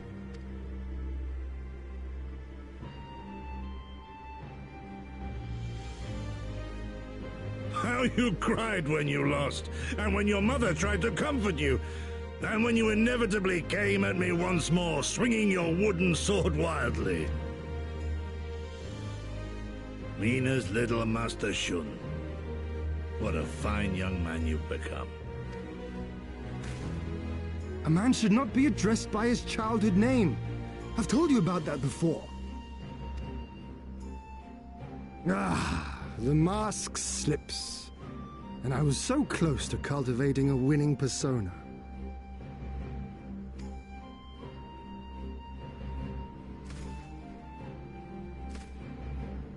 There will be opportunity enough for putting on airs after you have returned in triumph to Doma.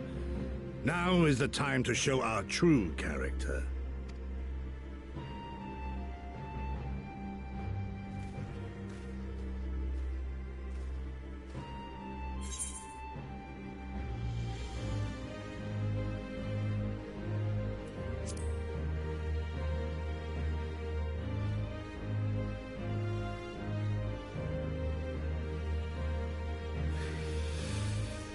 Yes, yes. 'Tis a name my parents gave me as a child, but I should like to think I have long since outgrown it. But as you seem determined to bring it back into use, I believe a match is in order.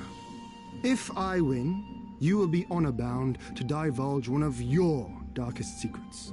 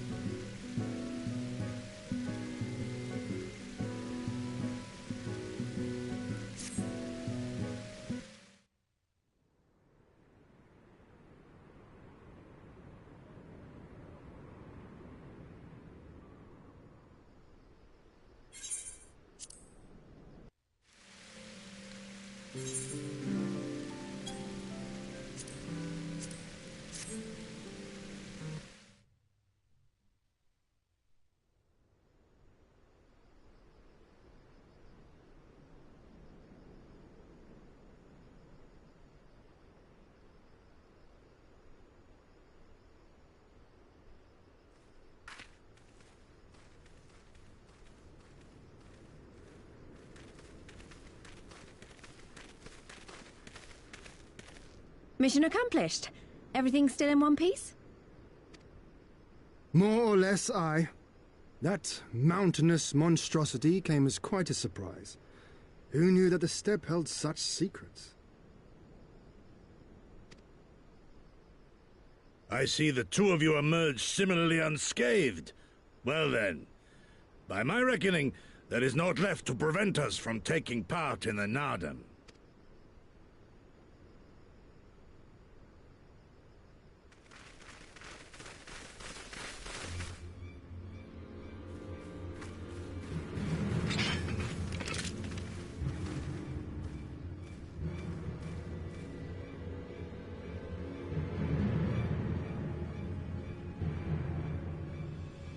You! Yea, you who have walked Bardam's metal. Newborn warriors of the steppe. Our Khan demands an audience. You will come. I remember those clothes. He's Oronir, isn't he? What should we do? Ordinarily, I would politely decline, but this may be an opportunity to assess their strength. And we do have some time before the Nardam begins. If it all goes to plan, they will be fighting for us soon enough. What say you? Shall we go and greet our comrades-to-be?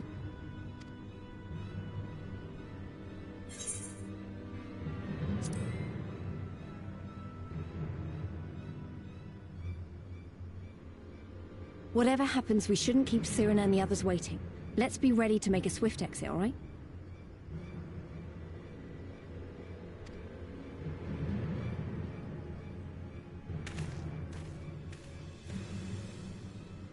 We accept Johan's generous invitation. Lead the way.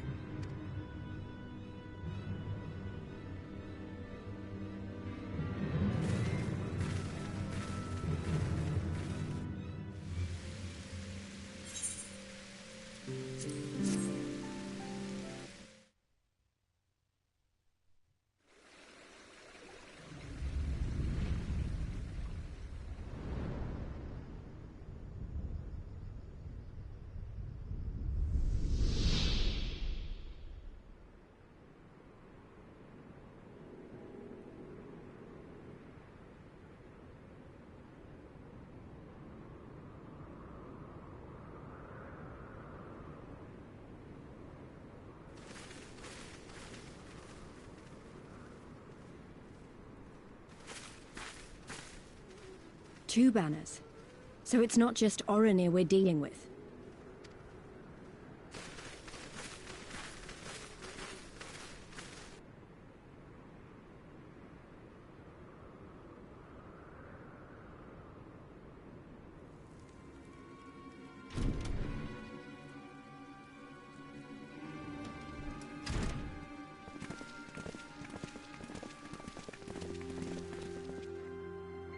Most radiant Brother Magni, we have brought the ones you seek.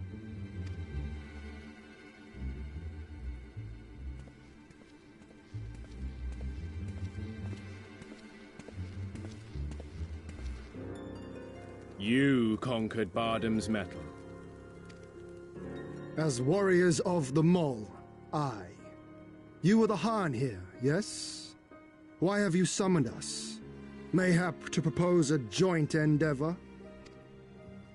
Nay, Doman, we shall not speak as equals. Born of the sun are Oronir, and born of the earth are you.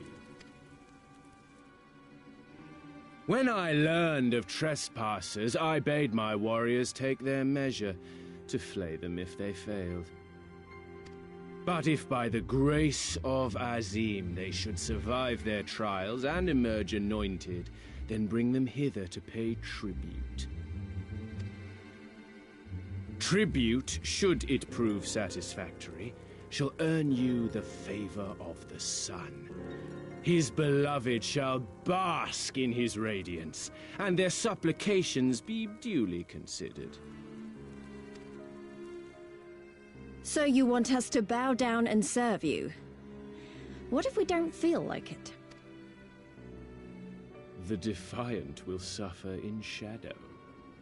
It would be an affront to the resplendent Azim himself to refuse this generous offer when by rights you should be condemned. But in lieu of tribute, swear fealty to the sun.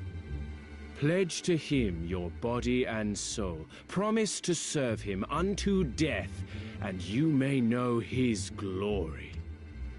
A generous offer granted to but few. Though perchance this is too merciful.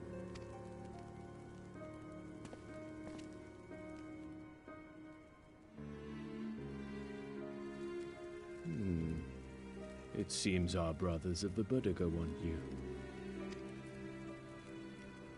The men only.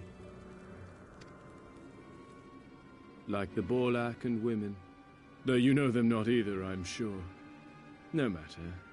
All you need know is that you will serve, one way or another.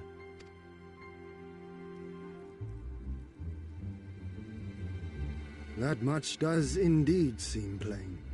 However, as we are but newborn warriors who know little of your customs, we struggle to conceive of ways in which we might be of service to the most gracious and illustrious sun.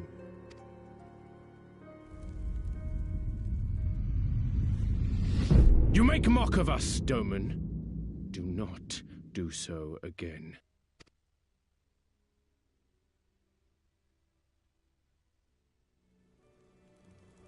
You will be given a task. It will be difficult. You will carry it out. When you have accepted this, you may ask me what it is.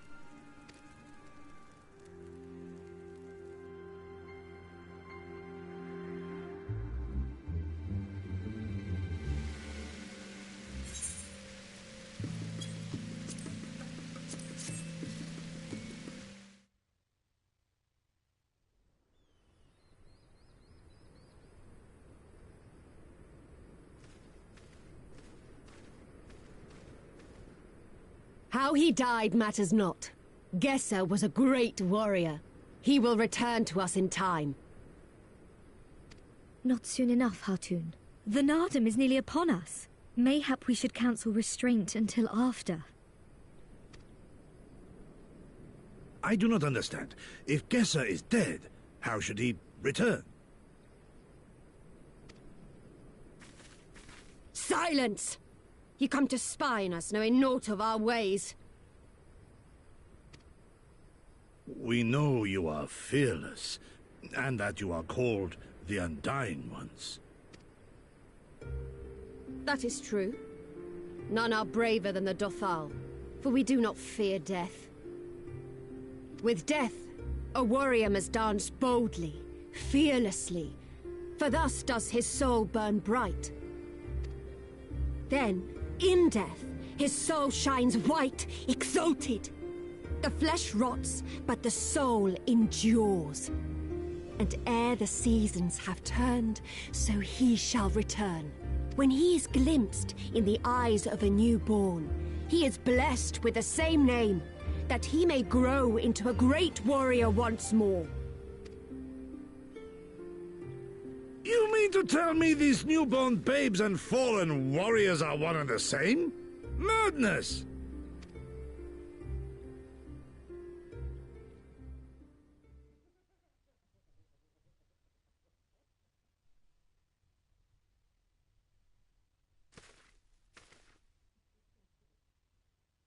I gave you leave to observe, not to insult our beliefs. Have care what you say. Otherwise do as you will.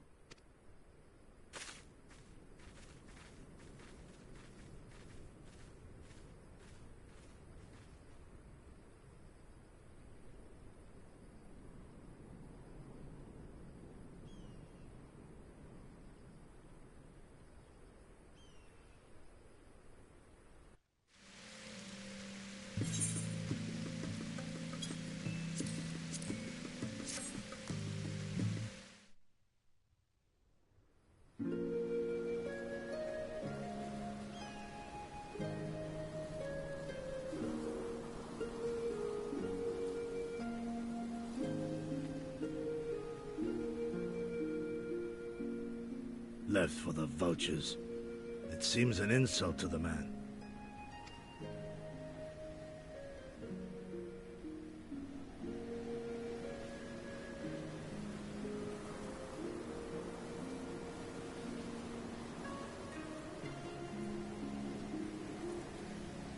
But the soul lives on, they say. These bodies, no more than empty husks, returning to the earth. Seen through those eyes, I suppose the sight is almost comforting.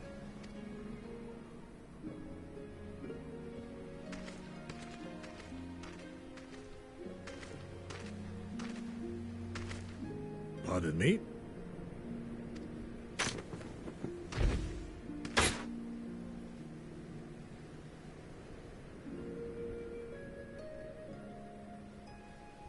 When first I heard the tales, I could not help but scoff. Another queer tribe, I thought, with still queerer customs. Yet having borne witness to their rites, I cannot deny there is a certain logic to it all. A samurai will die for his lord without hesitation or regret. But this is not because he delights in such sacrifice. It is because he has faith that his death will serve a higher purpose. There is an awakening in that instant, when the heart sings, and the blood burns, and his soul finds peace.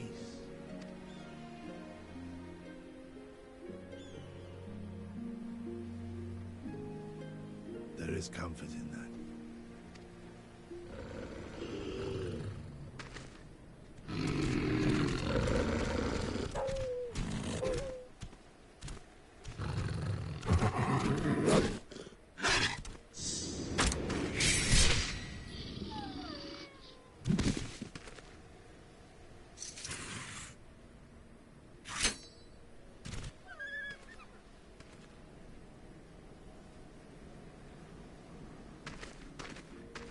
Nay, we dare not permit ourselves that luxury, my friend, tempting though it may be.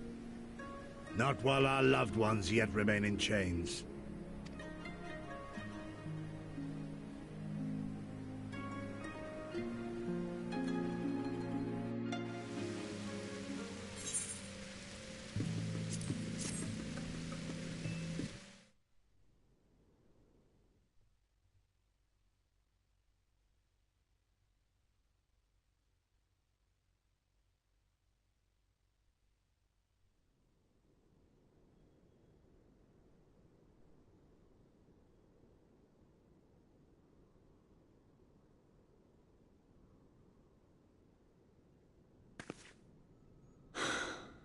Well, if there is a way out, I can't see it. Shame we didn't learn much before they locked us up.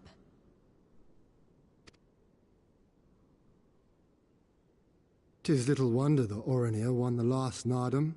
These people leave naught to chance.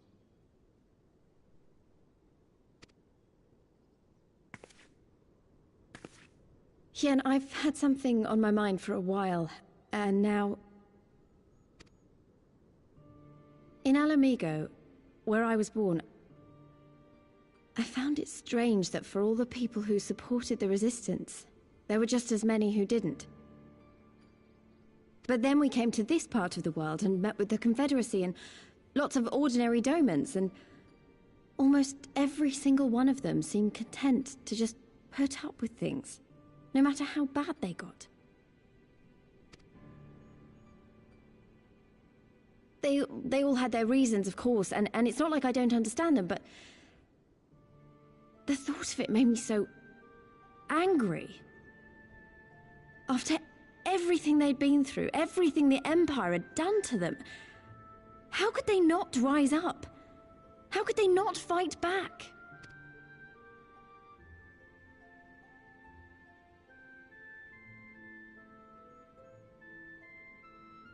People are pragmatic creatures at heart. They hold on to hope only until they taste true hardship. Then comes fear and regret. Safer not to dream. they concluded last. For even should a day go by without some new disappointment, the next will only bring more of the same, and so they choose the more sensible option. They learn to abide the indignities and injustices, the pain and the shame, to accept them as normal. Such is the lot of most men.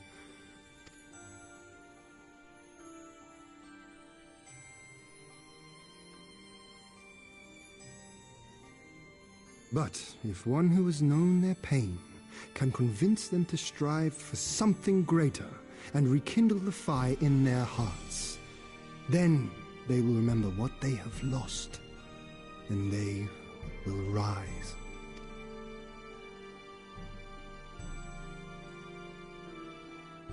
I had someone like that once.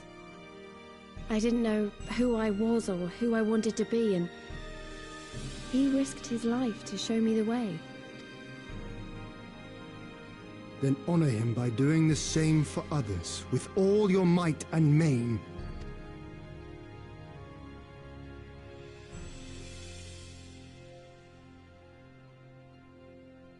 You know, when my homeland fell 25 years past, I was still in my mother's womb. Never have I known a free Doma.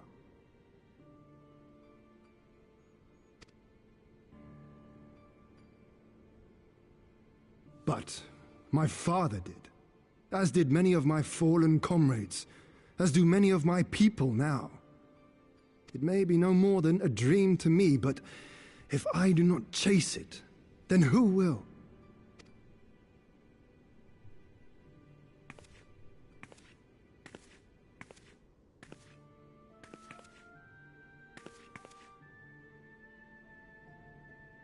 The way you carry it all, you're just the same. As you? Oh, no, not me. Definitely not me. I meant the warrior of light. Out there, somewhere. Doing what needs to be done.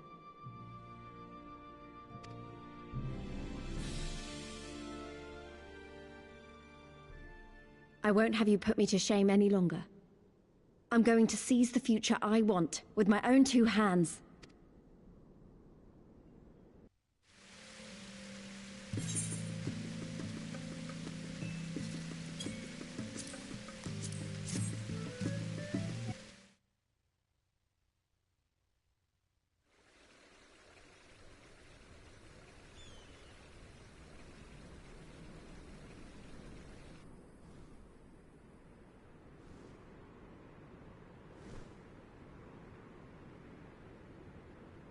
I see you, soil bearers.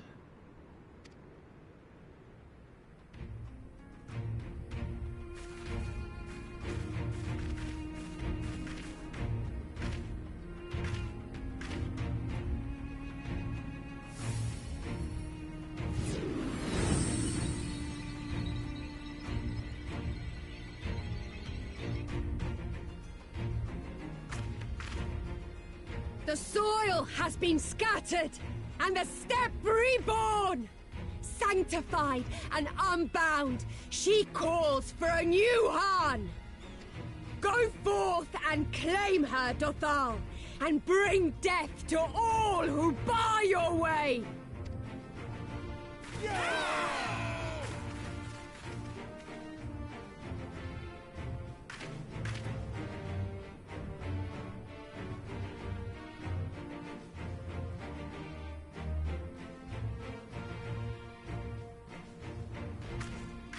It begins, Grandmother.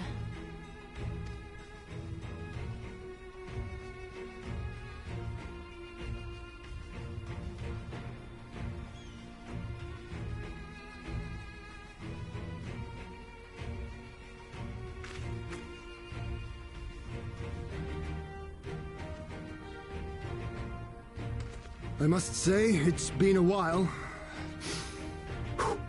Is everyone ready?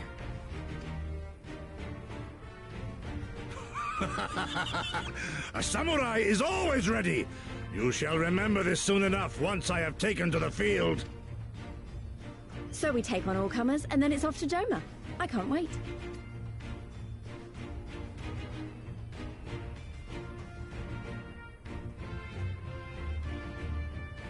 Thank you, my friends. Upon the soil of one and all shall our deeds be inscribed.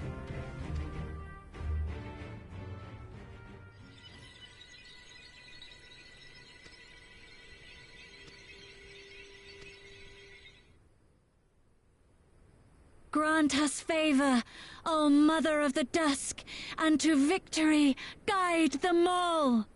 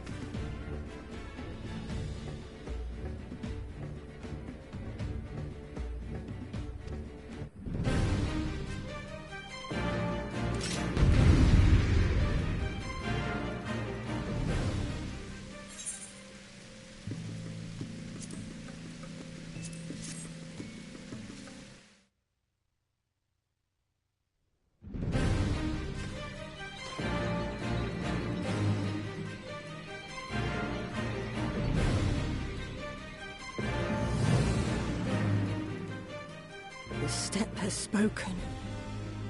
The Nahanis. We have won. The Maul have won. The Dawn Throne is ours. We did it. And you, my friend, you were magnificent. Magnificent and, not a little terrifying.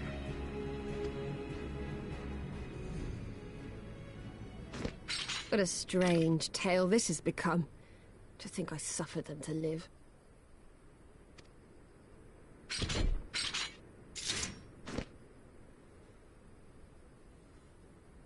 On your guard, Otun. The wind warns of men in iron.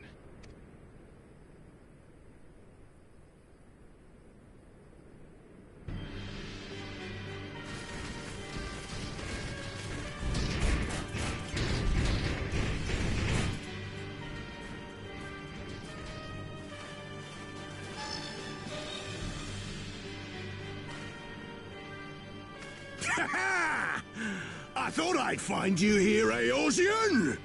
Dearest of all my enemies. Today's the day I finally get to kill you.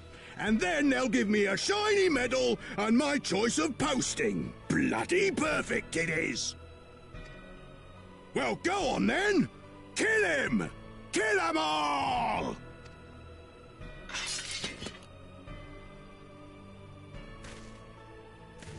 Dearest of all his enemies, eh? Congratulations.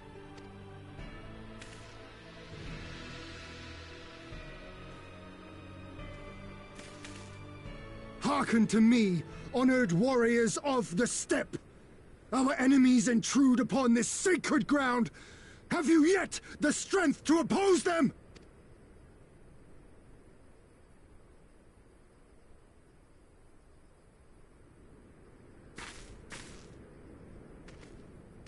You forget to whom you speak, Doman. We are the Undying Ones. We are Dothal! If this be the will of the Mole and their Han, so be it. The sun shall abide by the law of the steppe.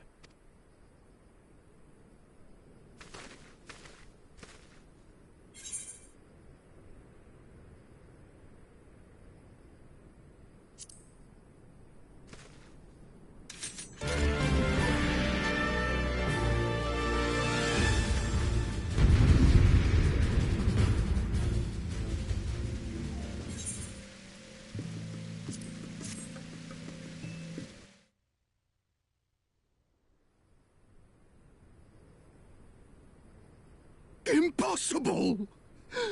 He was there for the taking! What do I have to do?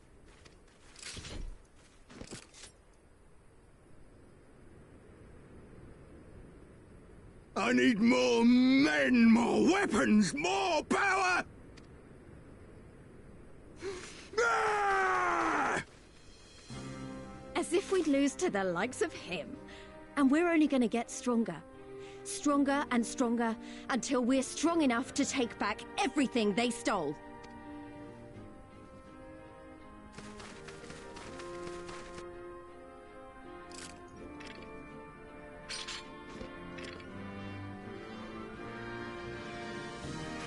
I have kept my promise, Serena. They are yours to command. Oh, yes, of course.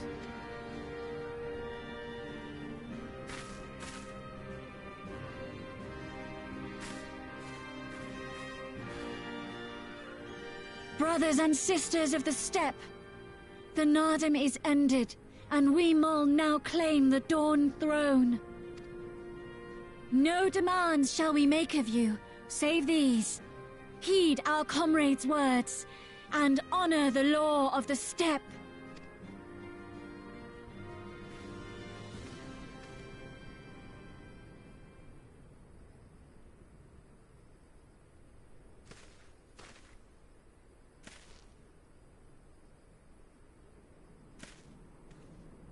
Before I fought for the Mol, I fought for my homeland, for Doma.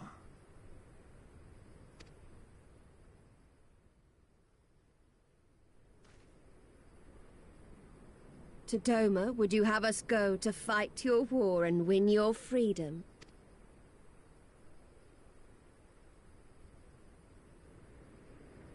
Very well. The battlefield matters not, nor else the enemy. In battle do our souls burn bright. And better the Mol's law than that of the sun. Arrogant and foolhardy were their pronouncements. Already you and yours show better sense.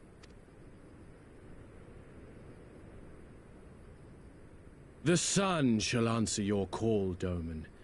Wild as the wind the Otun and her brood may be, but they will deliver you naught. We will deliver you your kingdom.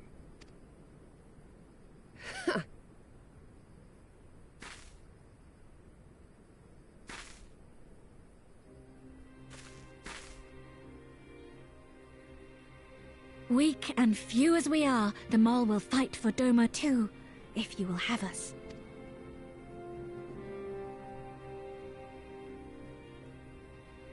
Well then, I believe naught remains but to return to Doma at the head of a Zayla army, my lord. I cannot wait to see the look on Yugiri's face. Nor I. We shall depart as soon as our forces are assembled and rejoin our comrades. And then, my friends, we shall bring freedom to the people of Doma!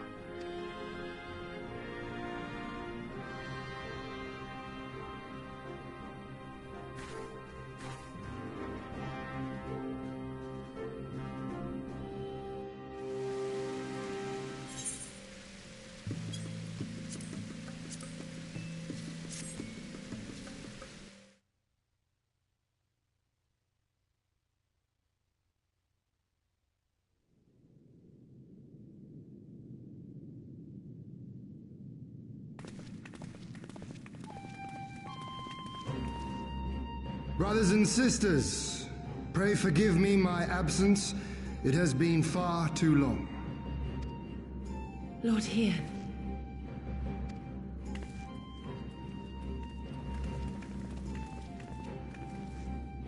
Gosetsu told us of your trials and tribulations on the steppe. Would that I'd been present to witness your victory, my lord.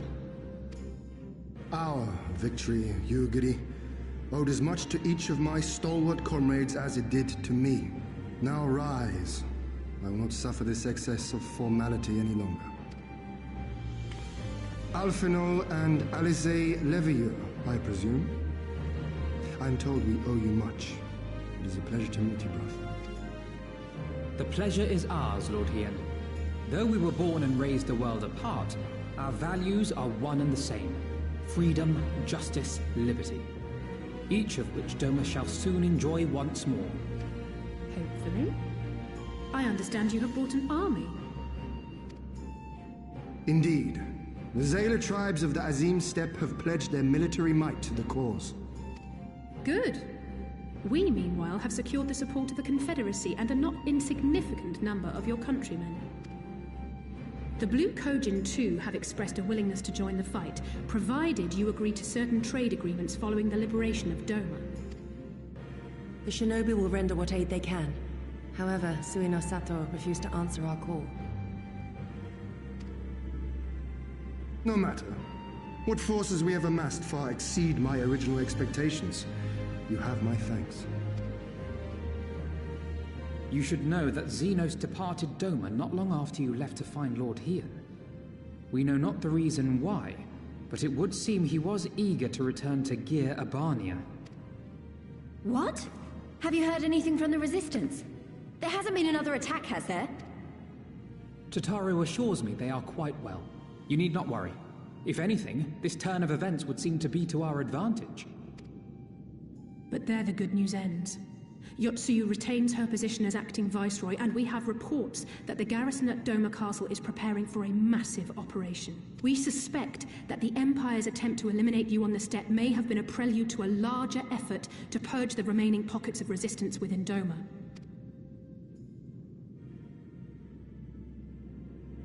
The hour of reckoning is upon us.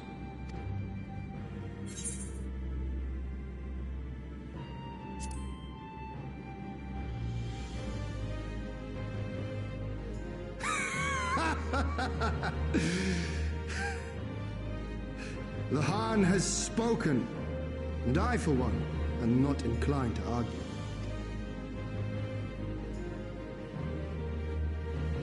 In this place, in this moment, I call upon you all.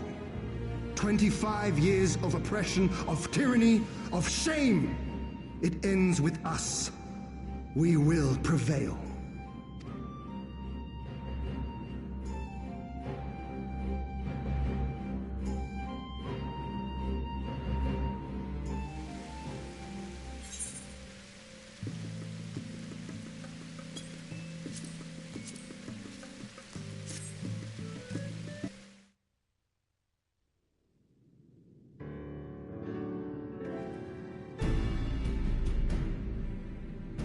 If all are in agreement, I will outline my plan to retake Doma Castle.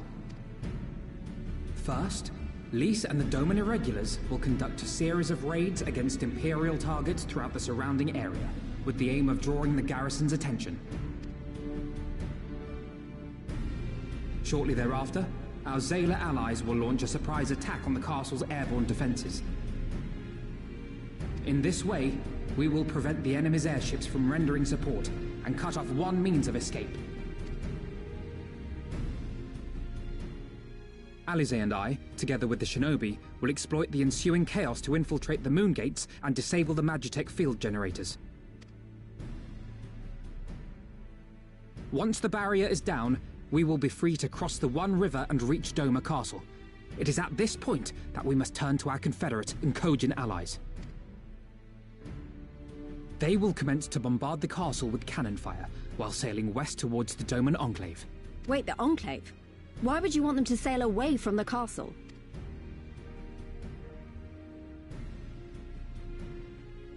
Because the Enclave is home to countless civilians. Once pressed, the Imperials may well think to take them hostage, and I would fain forestall any such attempt.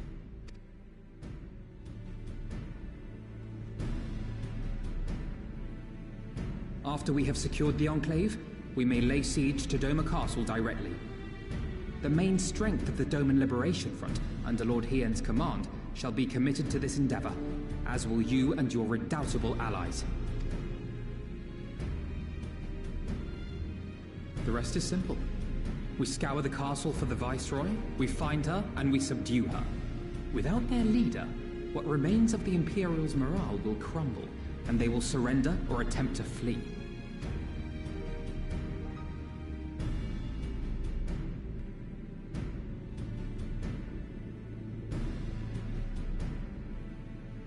Your thoughts, Lord Hien? If any points were unclear or gave you cause for concern, I should be glad to go over them with you.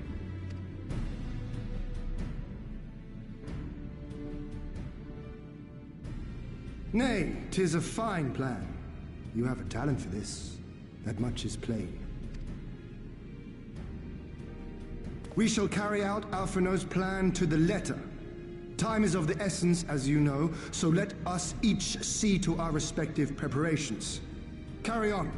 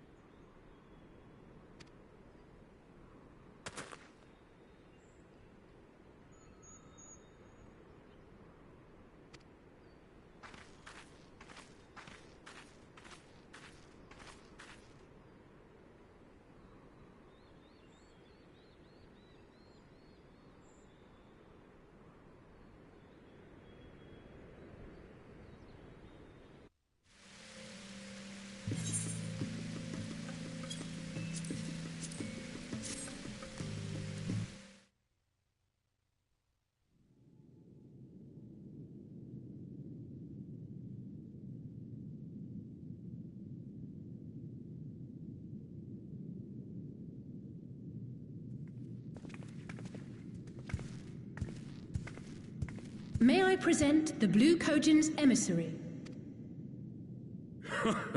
Greetings and well met, old friends. The Elder sends his regards. Soroban, it's good to have you with us.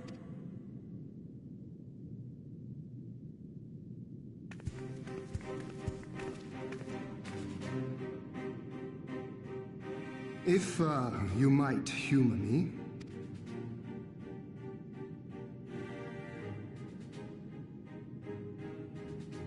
Thank you for coming, Soroban. Doubtless you have already been informed of our plans and the role we would have your people play. However, I seek your counsel as a Kojin of the Blue. Be it by spell or siegecraft, could your forces destroy the underwater foundations of Doma Castle's outer wall?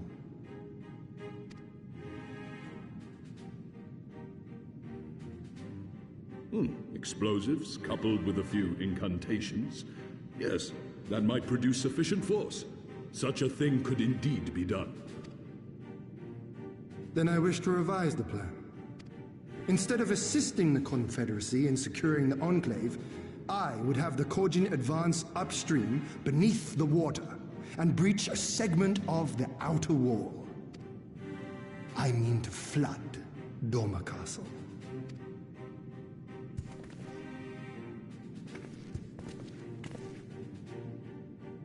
My lord, the castle is a sacred symbol, the very heart of our nation. To destroy it is unthinkable, unconscionable. You cannot do this. I can and I will if it improves our chances. By flooding the castle, we remove the better part of their forces from the field and force Yotsuyu to retreat to the highest levels of the keep. Tell me that is not a worthwhile trade.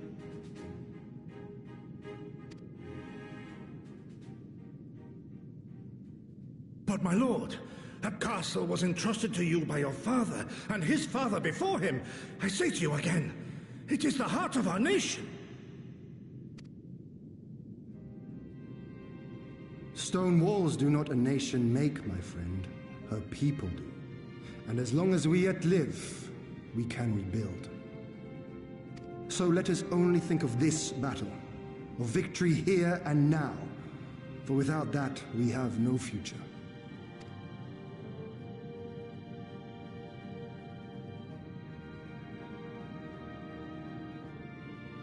I see that you are resolved, Lord Hien, and I would not presume to gainsay your decision. I will inform the Elder of your revised stratagem and instruct our sappers to make ready. Our preparations are all but complete. Once we receive word from our Kojin allies, we shall set our plans in motion. We shall fight, and we shall prevail.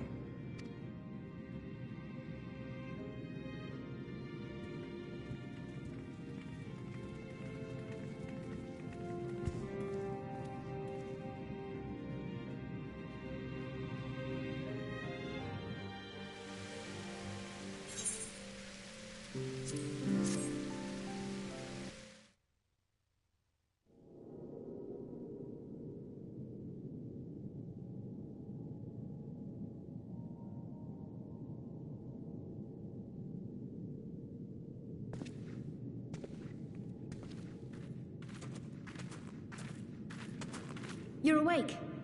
I was just, well, they threw me out, actually. Told me I needed to get some sleep. Ready for the big day. Not long now, eh? I'm nervous, of course, but I also feel like I didn't know where I was going, but maybe, finally, something's gonna change, you know? Really, really change. And when the dust has settled, we'll see what we've won, and what we've lost.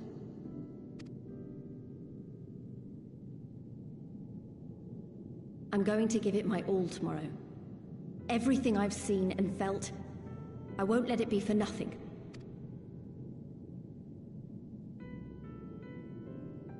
Right, off to bed. Don't want to overdo it, and neither should you. Oh, but before you sleep, you should look in on Elfino and Alize. Quietly, of course.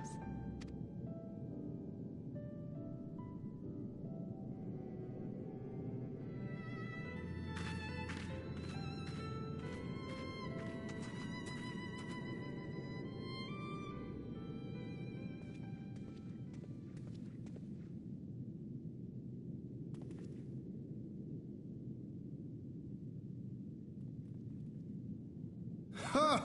Another restless soul. Come, come. Raise a glass to freedom.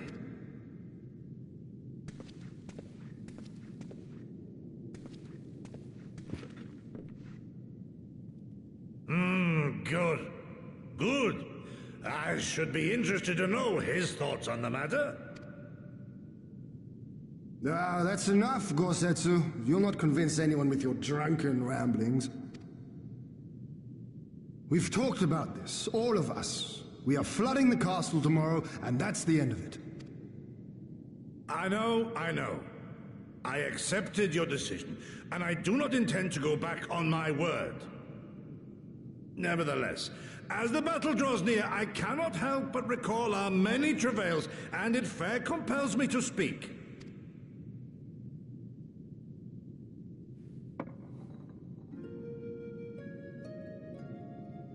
In all my time serving as a leader of men, there are two failures which haunt me to this day. The first, a defeat at the hands of the Empire 25 years past, and the subsequent imprisonment of your father.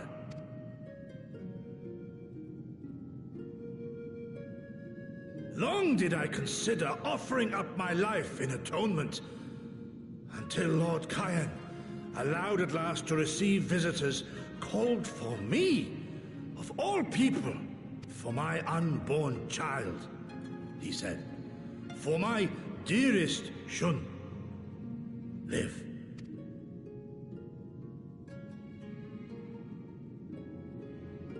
My second failure, of course, was the betrayal of that self-same command. When in the rebellion I failed to protect not only Lord Kyan, but Lord Hien too. That I yet live, having known such disgrace, is an affront to the Kami themselves.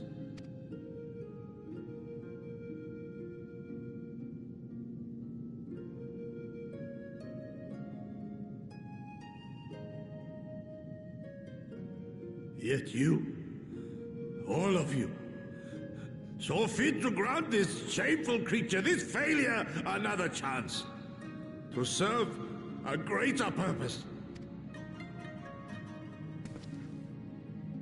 Thank you for pitying an old fool.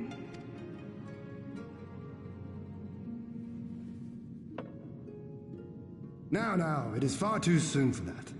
Save your tears for the morrow.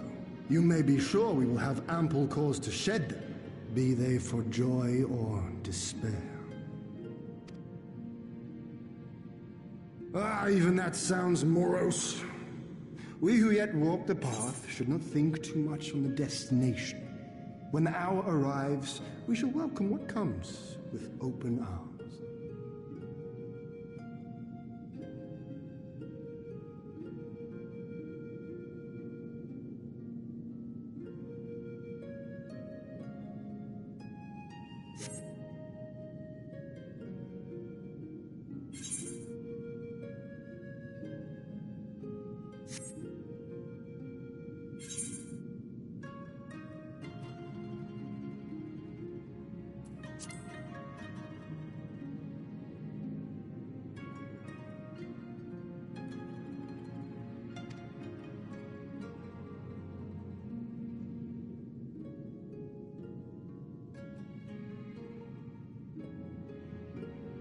He is right about one thing, though. We have you and yours to thank for this chance. All debts will be repaid. On that you have my word. But first we must live past tomorrow, no?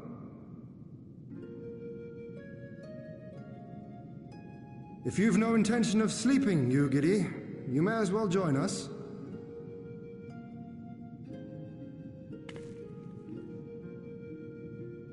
Forgive me, my lord. I did not mean to... if that is your will.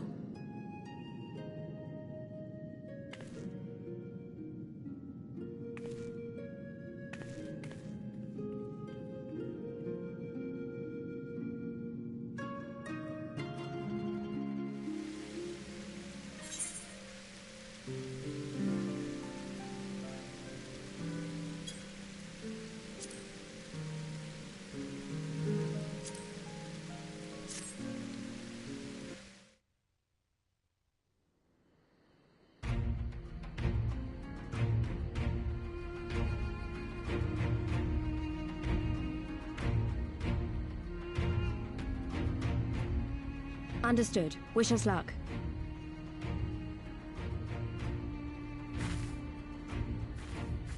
Right. You all know what you have to do. Are you ready? Yes.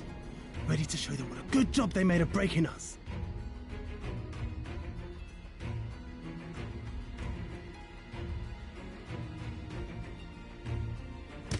Then what are you waiting for?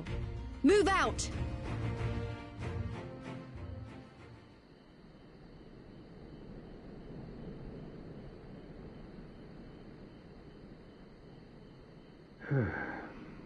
Why must we waste our time guarding this blasted...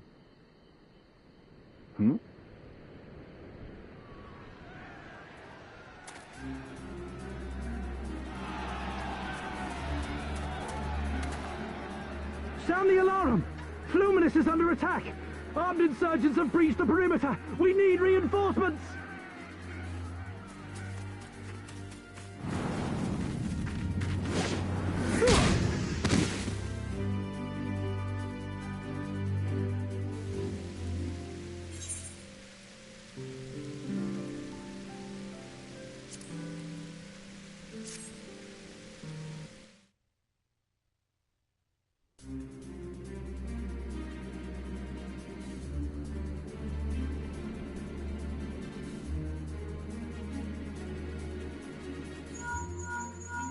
This is Lee's.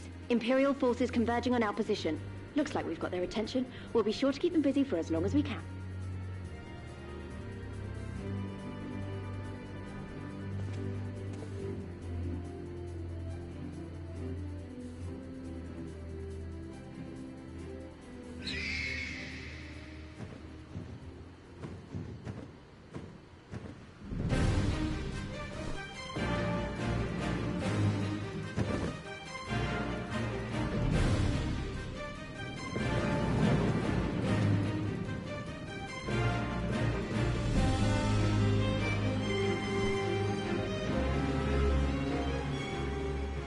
Ah, war!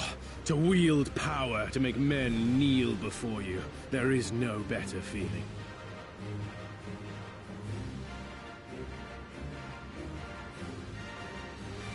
A pity I must share this pleasure with a feral dog of a Dothal. Preening, Oronir! You fear that you... Those are for you. Go, claim your prey.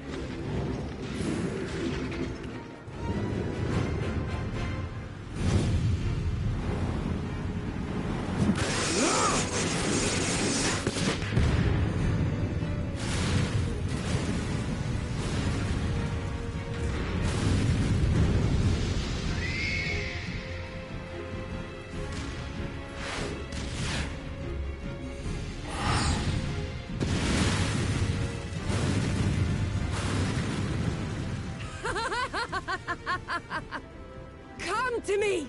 Come to your death! With each that falls, my soul soars higher!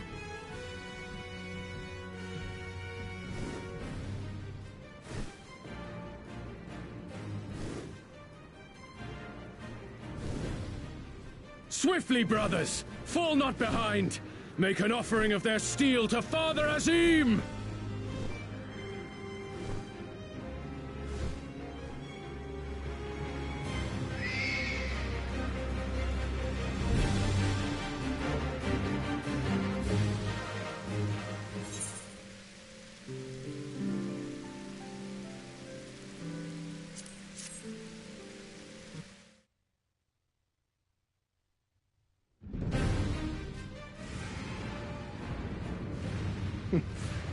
They seem to be enjoying themselves. My lord, the barrier!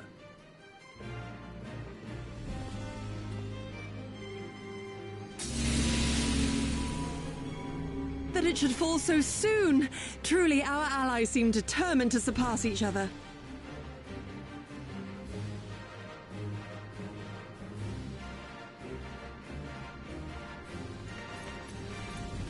The Magitech field is down. I repeat, the Magitech field is down. Confederate vessels, you are clear to advance upon the Enclave.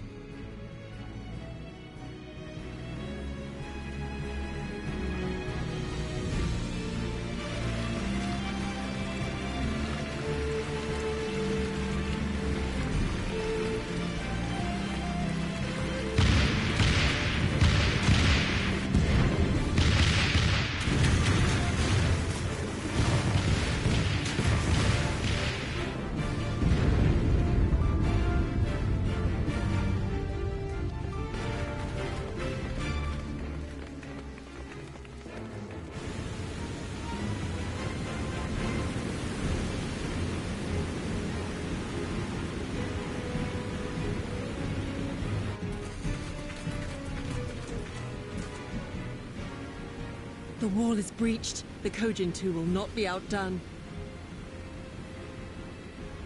Our allies have set the stage. Now we must take the castle. With me!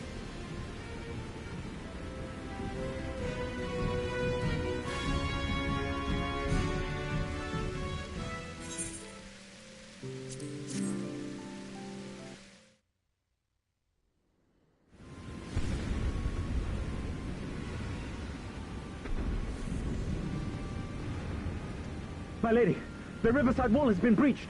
The lower levels are already flooded and the water is still rising. So I gathered. You would tear the whole thing down, all for the promise of freedom. A noble sacrifice, or the last desperate flailings of a fool. Speaking of which, how fares my boot? The procedure was carried out as instructed by Lord Owlist. By all indications, it was a success. Is that so? Then he may yet be of some use. Devotees of vengeance should rightly pursue their cause unto the bitter end, don't you think? Their hearts aflame with passion until the last few embers fizzle and fade, leaving naught but ash.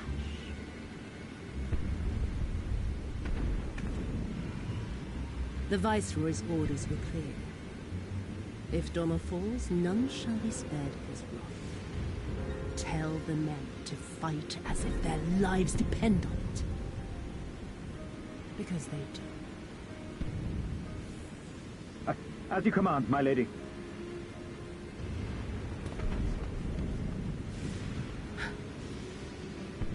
Again they come to make you kneel, to make you grovel and suffer. But you have endured their worst and survived. You know their tricks. They will not find a flower simply waiting to be plucked.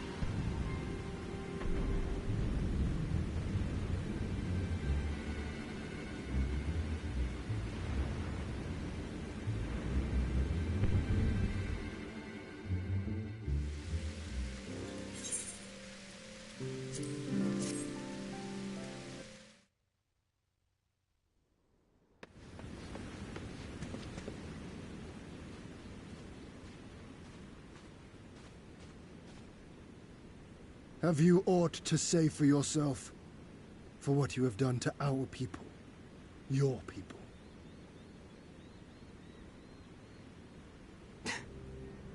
My people, he says. The precious lordling beloved by all, come to confront the wicked witch. My parents taught me no better.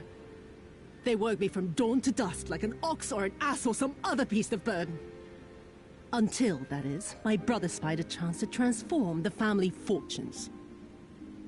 And so I was married to a vicious old drunk, who beat me as he pleased. And when I pleaded for help, I was told to grin and bear it. For the family, for him, for everyone's sake. They pretended not to notice, but they knew. They knew. What did it matter? I was nothing to them. Less than nothing. I wasn't of their flesh. I wasn't a fellow Doman. I wasn't even a person. I might just as well have been dead.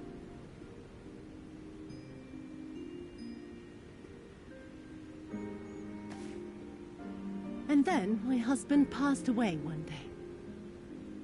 And so I was sold off yet again to pay his debts.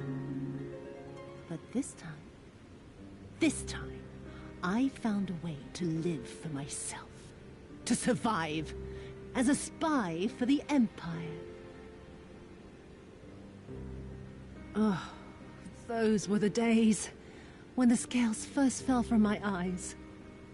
No longer would I be a slave to my parents or my husband or the pleasure house.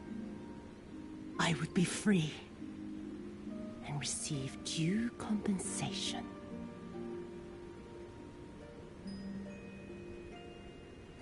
That would be enough, I thought. Until I saw a doorman in the road, beaten and broken. And my heart skipped a beat.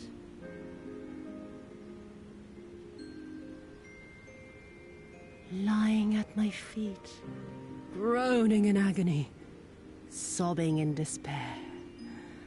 Powerless, helpless, hopeless.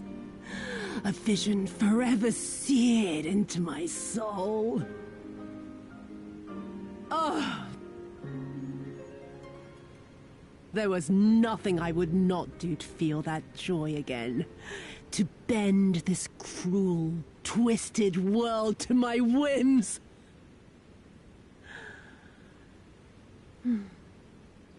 Now, having borne witness to my life's work, have you aught to say to me?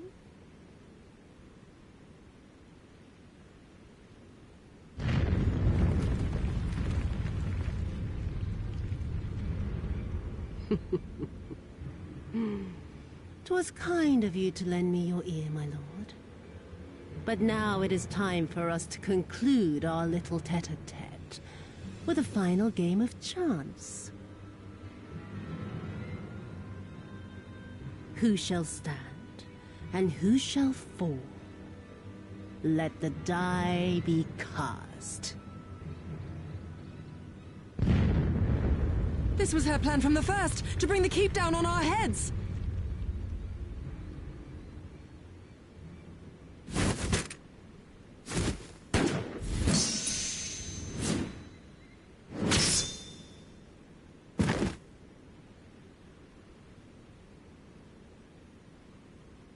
I will remember your words.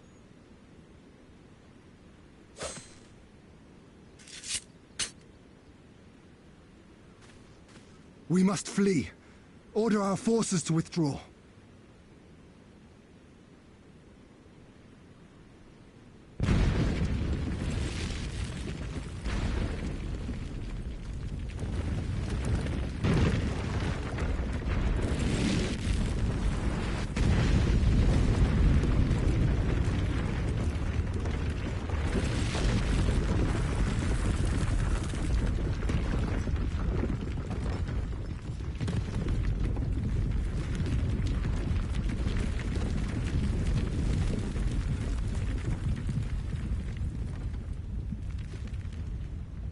Go, my lord!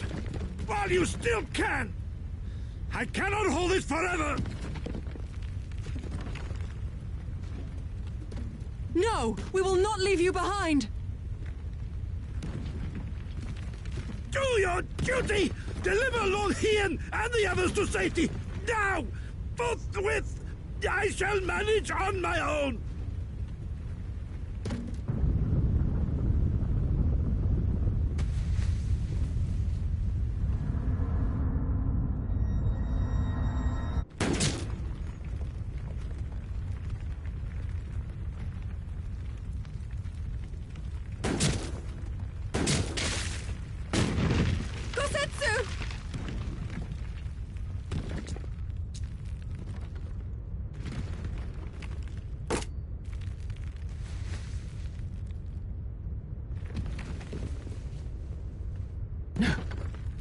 No one leaves. Not you or anyone else.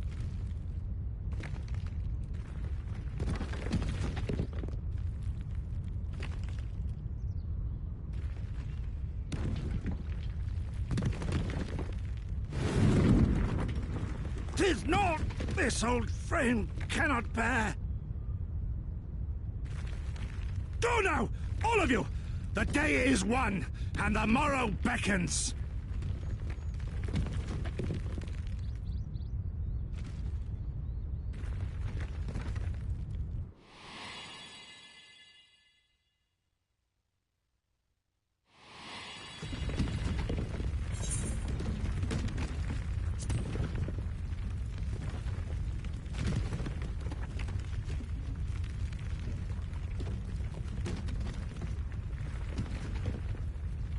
Do not despair, my friend. Never before have I felt so alive. My eyes unclouded, my purpose clear. This is right.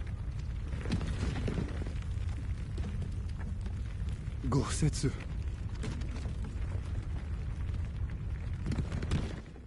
You never failed us. Not once. You served my father faithfully. And I'm a better man for your guidance. And the Doma we built together shall be better for it too.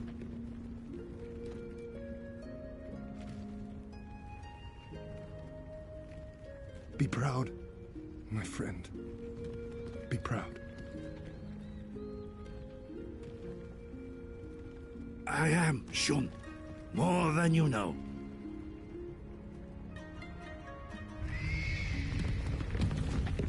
Hien! Hien!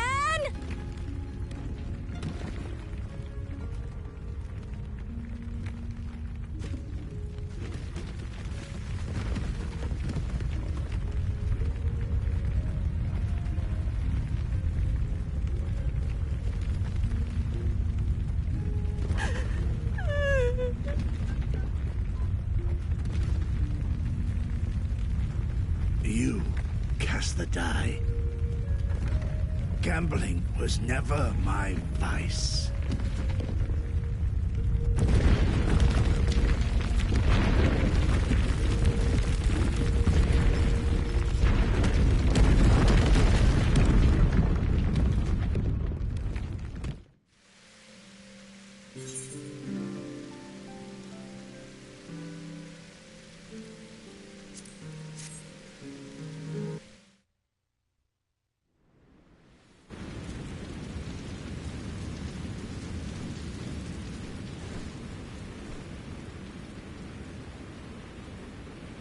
How merciful the gods that I should find you in time.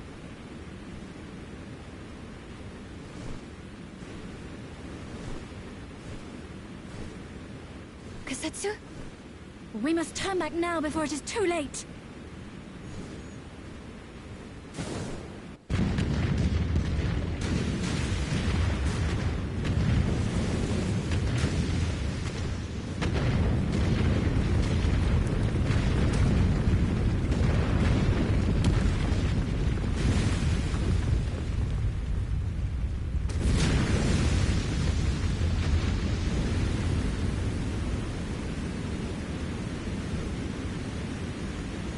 Eyes forward, Cyrano.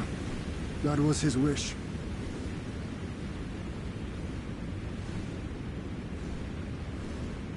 I will deliver you to safety.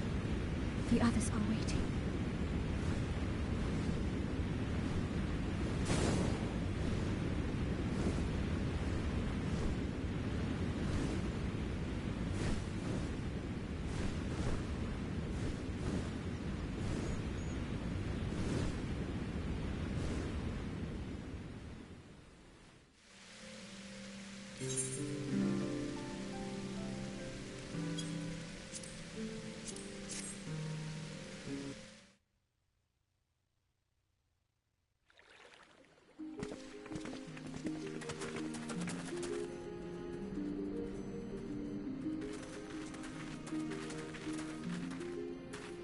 We brought everyone here. You were the last to arrive. I see. Thank you. We owe the Confederacy a great debt. I have waited 25 years for this moment. You owe us naught.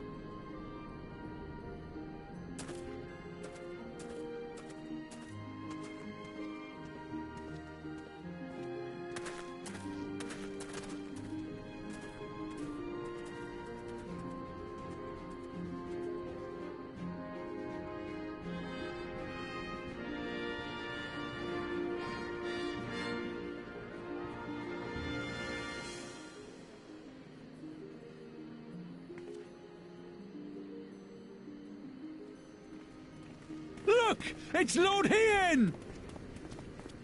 Lord Hien! It's him! He lives! He lives!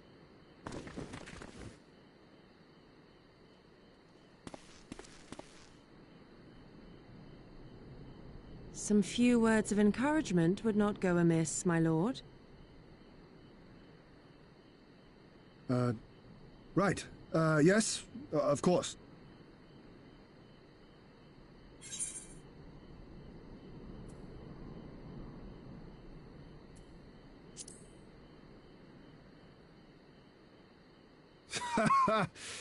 Hearing you say that, I find my courage somehow renewed. Much obliged.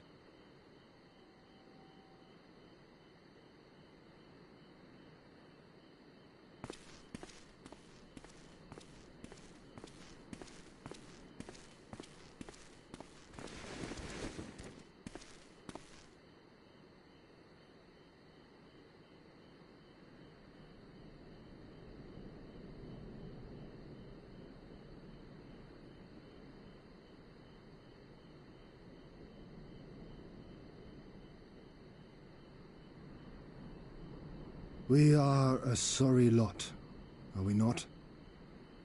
Tired, dirty, stinking of blood and sweat and ash. The people pushed to the point of breaking.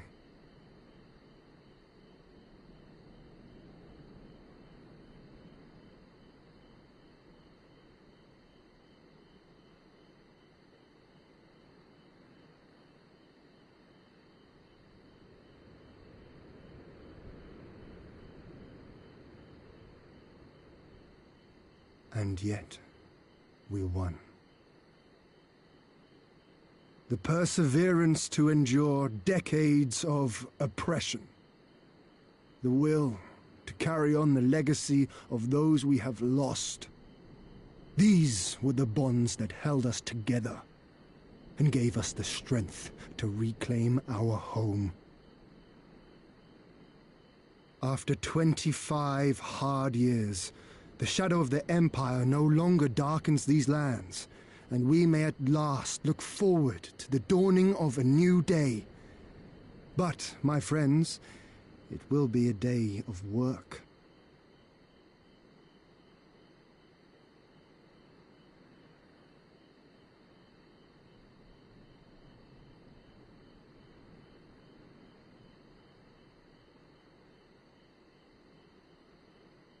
So I ask you, have you yet the strength to stand?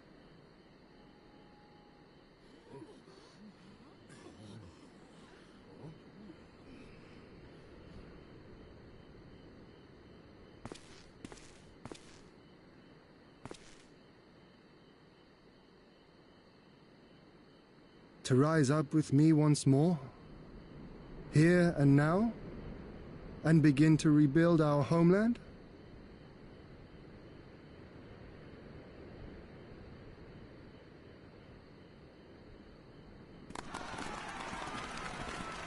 Lord Hien! Doma!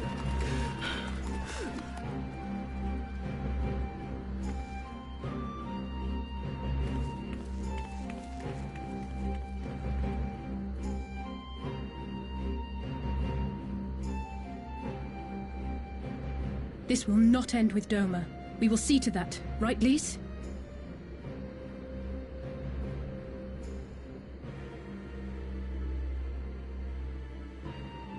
Right.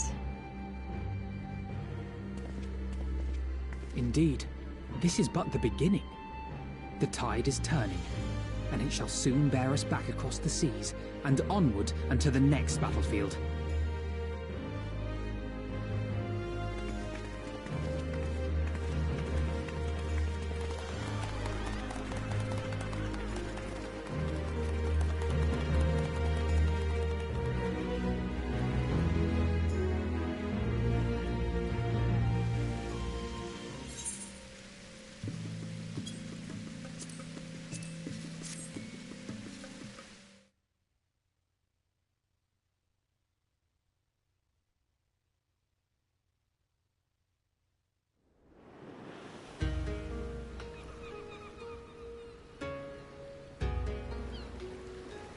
Ah, there you are. All packed and ready to go? To the best of my knowledge, yes. Apologies for the wait. The task of tying up loose ends invariably takes longer than one allows. Happily, however, all now seems to be in order. Then there's nothing left to do but to board the ship. Do try and enjoy the journey, won't you? It may be your last chance to rest for a while. That would depend on the good captain's choice of route. As ever, Tataru, I pray you take all due precautions while making your inquiries. Better to avoid the local authorities altogether than risk a repeat of our Ishgardian episode. And what sordid episode is this, pray tell? Naught to speak of, I assure you. You there! Hold that ship!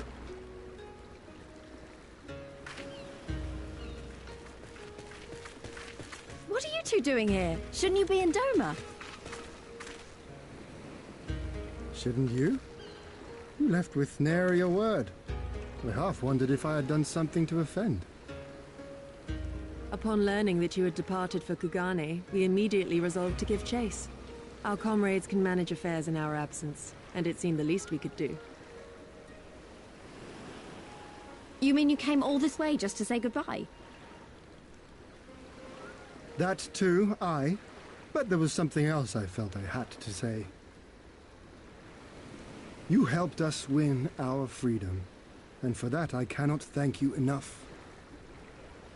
Accordingly, after we have established an interim government and so forth, I think it only meet that we repay the favor by dispatching our own forces to Eorzea. If you would have us. We harbored no expectations of such generous aid, and as there is no telling when the Empire might strike back at you, would it not be wiser to concentrate your resources on the defense of Doma? I had a mind to pursue a more aggressive defense, to which we will send forth shinobi to provinces far and wide to spread word of our victory, that we might inspire others to take up arms as we did. Even the Empire has its limits. If the Garleans cannot be certain where and when the next rebellion will take place, how can they commit another force to Doma? And besides, so long as this debt remains unpaid, how am I to face myself and Gorsetzer?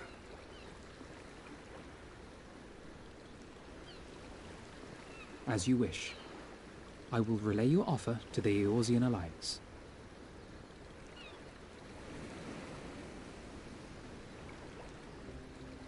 All of Doma is counting on you to finish what we have started. You have it in you, Lys, to seize the future you want. Never forget. I won't, Hien. Not your words or anything else. Everything that led us here, that will drive us forward, I'll carry it with me always. And that's a promise. I will hold you to that.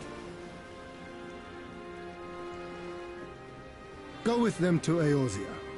Tell their people of our triumph and of our pledge to stand with them. By your leave, I shall pave the way for our new alliance.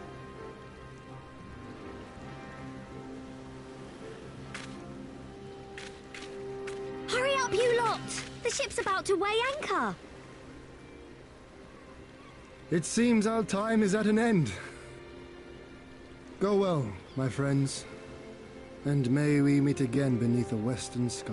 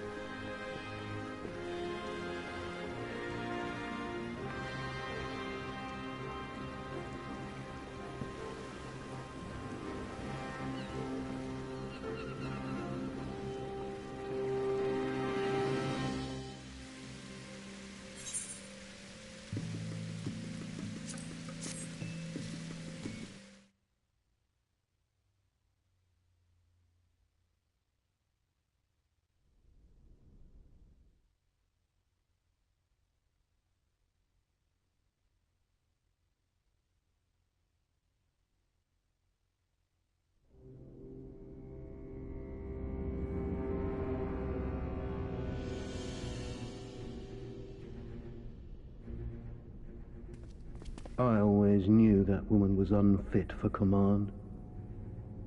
Aye, when you think of all the resources we've poured into that hole, and for what?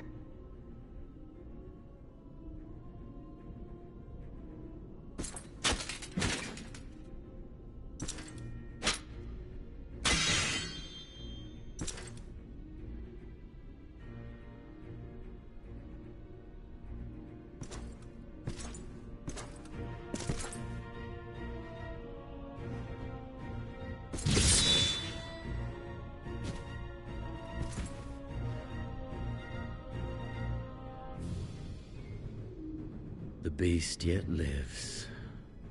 Mayhap it is time I sharpen my claws. I wonder, will you walk into my parlor once more?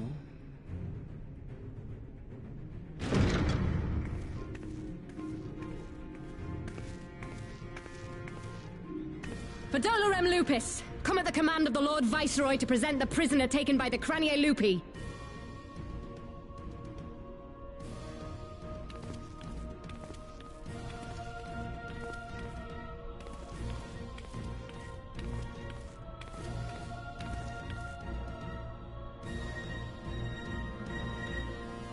Xenosier Galvus, I presume.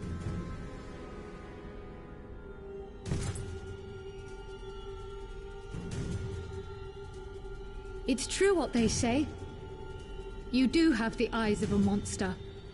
A ravenous, insatiable fiend.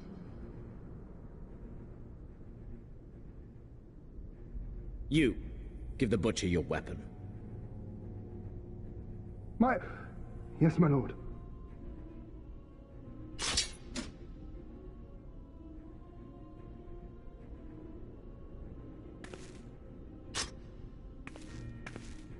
My lord, this is...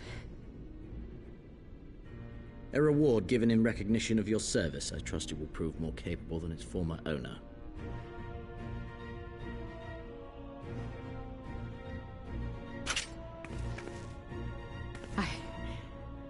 I swear, I'll not disappoint you, my lord. Good. Now, silence that mewling little piglet. I would not hear another sound pass her lips until I strip the fat from her.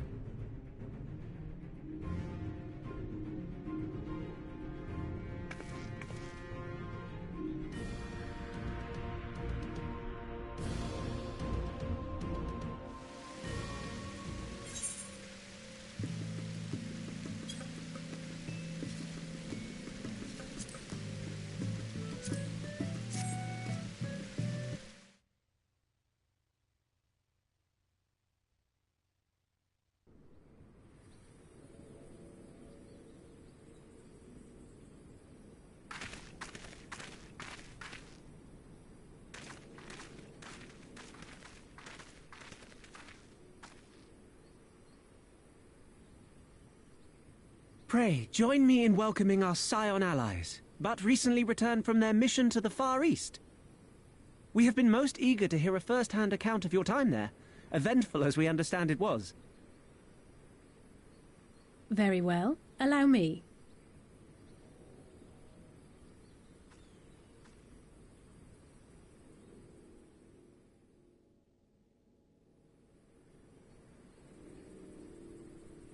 Such victories are rarely won without sacrifice, but the prize is worth the price. Doma, free after all these years.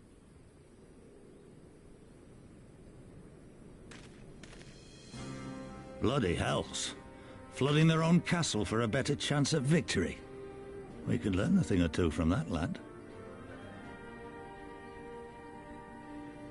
Our agents report a flurry of communications between Garlemald and Alamigo in recent days. 'Tis plain they are in the midst of deliberating their response to the Doman uprising.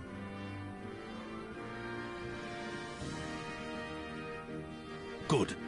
Every Imperial unit in occupied territory will be on the lookout for civil unrest.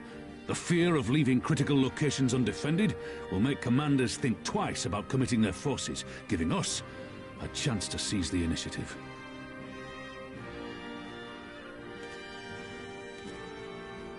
We have a chance, aye. Mayhap the last one we're ever going to get. While we've done our best to rebuild the resistance, the Imperials have only increased their efforts to root out sympathizers. If we keep on playing for smaller prizes, it's only a matter of time before they crush us again. And that we won't come back from. A swift advance seems best for all concerned, not least poor Mistress Kryl.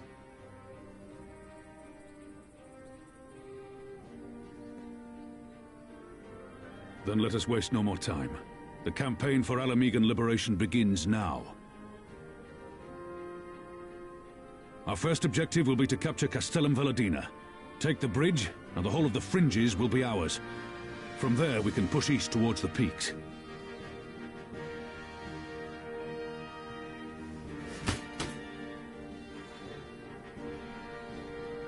I name this operation Rulga's Beacon. For as Rulga once sent his star to guide our ancestors to these lands, so too shall it see us home.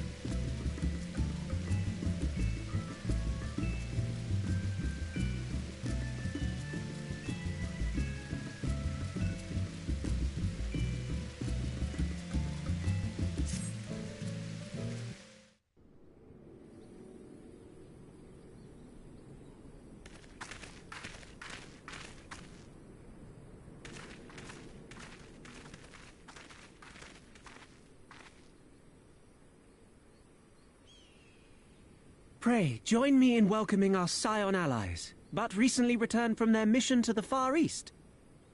We have been most eager to hear a first-hand account of your time there, eventful as we understand it was. Very well. Allow me.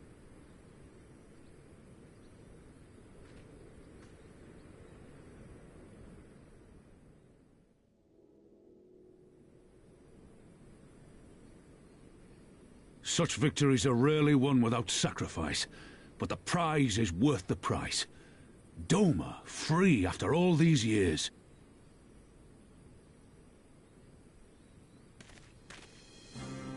Bloody hells. Flooding their own castle for a better chance at victory. We could learn a thing or two from that lad. Our agents report a flurry of communications between Garlemald and Alamigo in recent days. 'Tis plain they are in the midst of deliberating their response to the Doman uprising.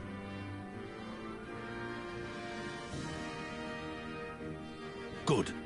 Every Imperial unit in occupied territory will be on the lookout for civil unrest. The fear of leaving critical locations undefended will make commanders think twice about committing their forces, giving us a chance to seize the initiative.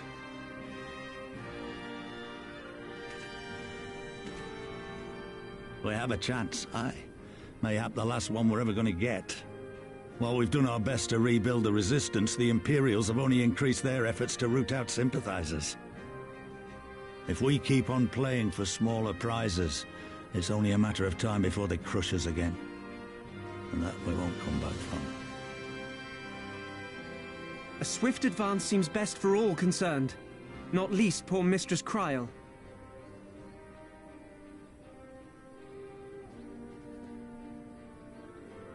Then let us waste no more time.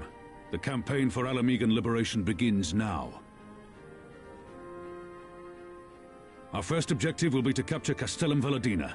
Take the bridge, and the whole of the fringes will be ours. From there, we can push east towards the peaks.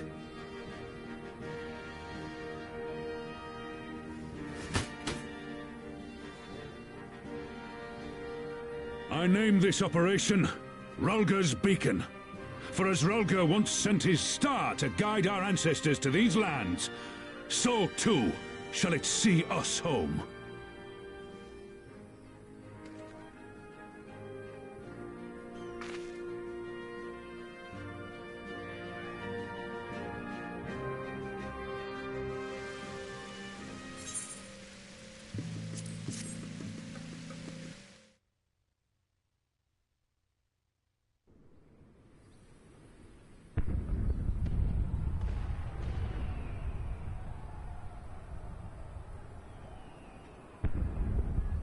It's begun then.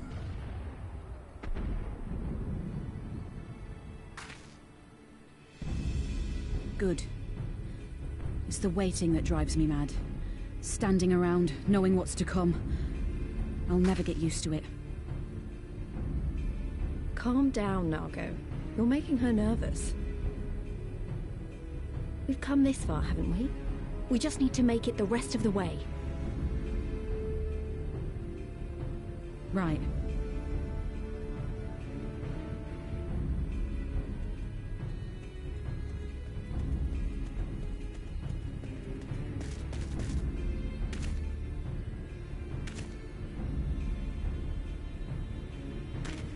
Looks like the bastards went for the bait. The bridge is ours for the taking. Now remember, Monargo, I want you to make for the tower as soon as you see an opening and get that flag flying. We'll see to the fighting. I won't let you down, sir. Come then. Rulga's star shall burn bright this day.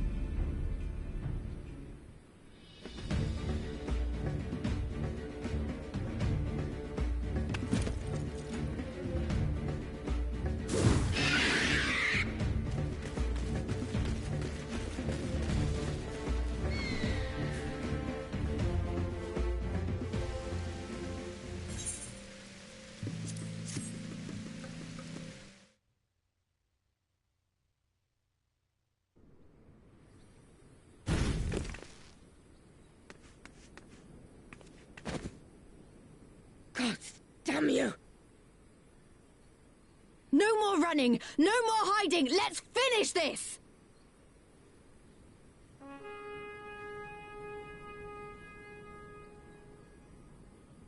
Look! The flag!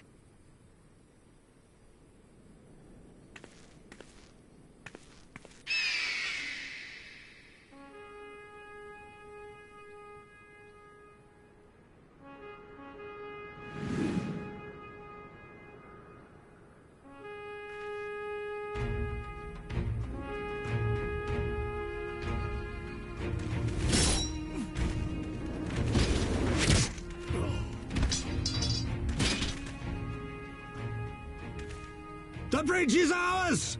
Al amigo! Al amigo! Al amigo!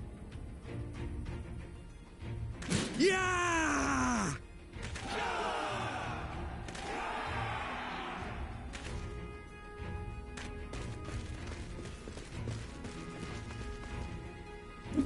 Stand your ground!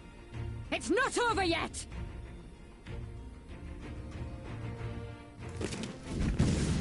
Damn it!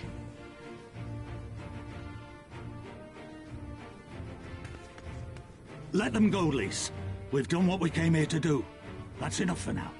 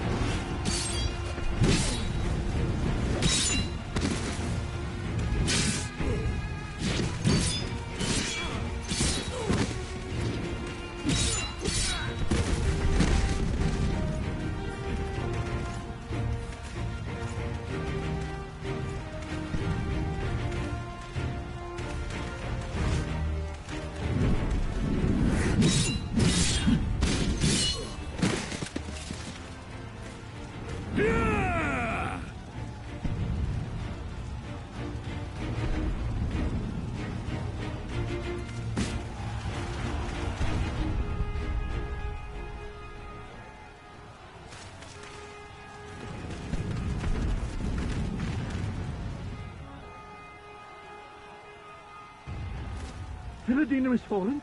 Impossible! We have them on the run! Forward! No mercy! Regroup! Regroup! We have to regroup! All units, fall back!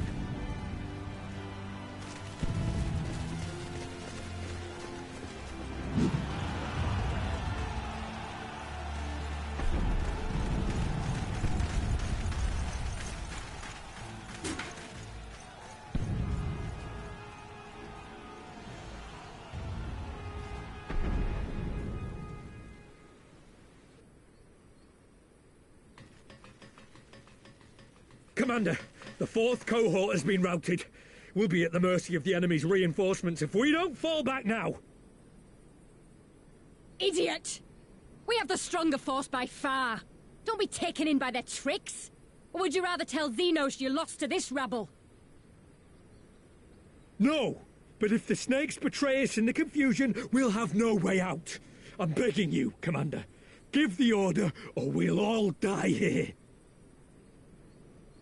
As common traitors who drank of muddied waters. For all the good it did us. Skulls with me! The day is theirs, and so is this bastard bridge. Someone bring the snake.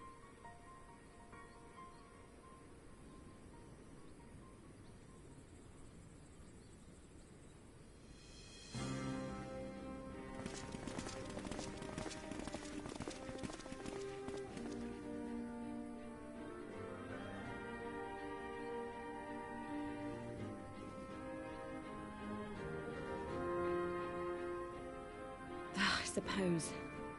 It's our first victory, isn't it? And that has to be worth something.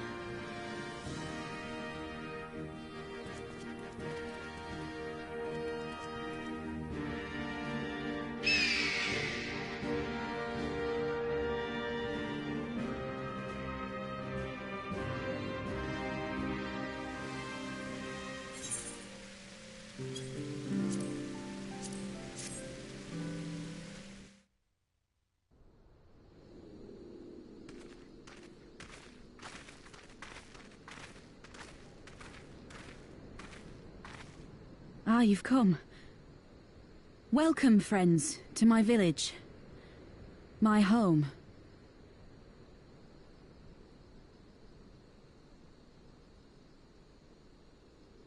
How fare your people? Good, all things considered. Better than the Ananta at any rate. They've sent an emissary. I'll take you to her.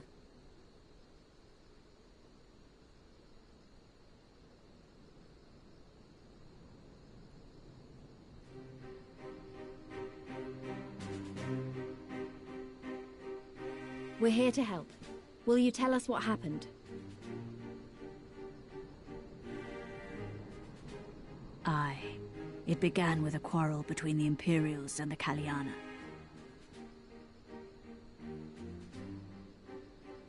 The Kaliana are another Ananta tribe. The strongest and the most influential. Unlike the Vera, they want no part of our troubles. They swore fealty to the Empire, and were content to remain within their borders. Just so. The Kaliana forsook their pride in the fight and yielded to Garlemald long ago.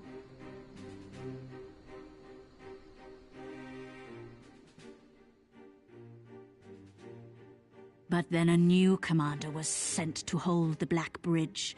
She demanded the Kaliana surrender a hostage, this butcher. Fordola. It doesn't make sense, though. The Vera are the ones working with the Resistance. Why would she threaten the Kaliana? Because she is ignorant like all Imperials. She knows not the difference between Kaliana and Vera, nor does she care to learn. I see. All Fordola knew for sure was that the Resistance would come from the west. She reasoned, therefore, that if the Ananta on the east bank turned their coats, she would be trapped.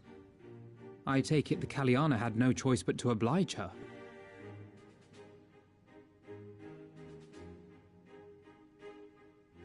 No, they did not.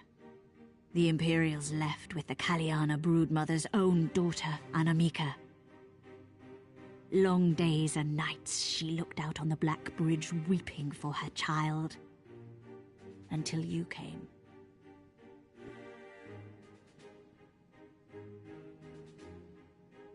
The broodmother knew at once which way the winds would blow. She and her warriors met with the fleeing Imperials in the road and demanded that her daughter be returned.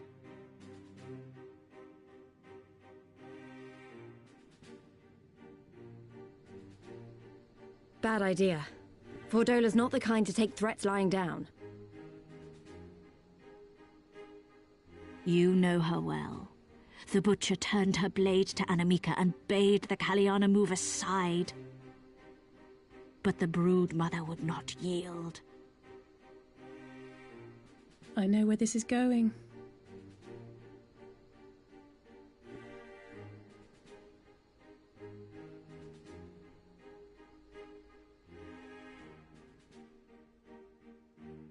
The Kaliana surrounded the Imperials, one of whom, whether out of fear or stupidity, cut the child down.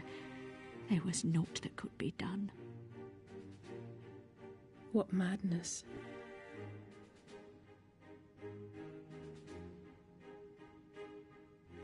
The true madness was yet to come. For in her despair, the Kaliana broodmother cried out for her daughter to be restored to life. She beseeched Sri Lakshmi's intercession. She summoned a primal then and there?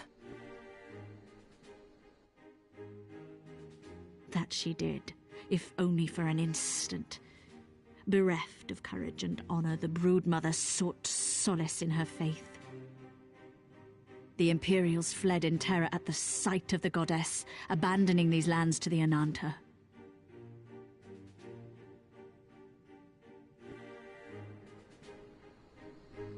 Now the Kaliana bid us make pilgrimage to pay proper respects. Yet though we Vera revere Sri Lakshmi as the holiest of the holy, we will not prostrate ourselves before her. And so you turn to us. Aye. All who have fought with the Resistance have heard tell of the warrior, the Icon Slayer.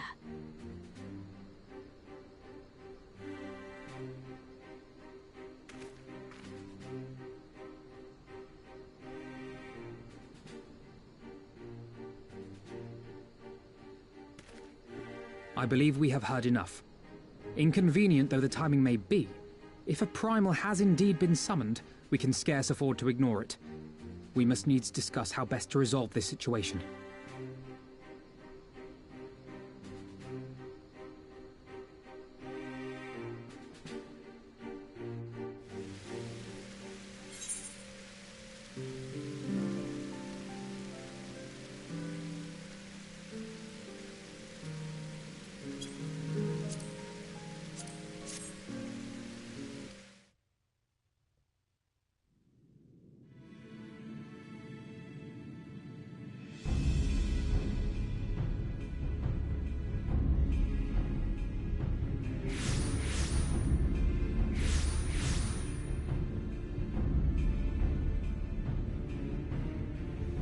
Why, mistress?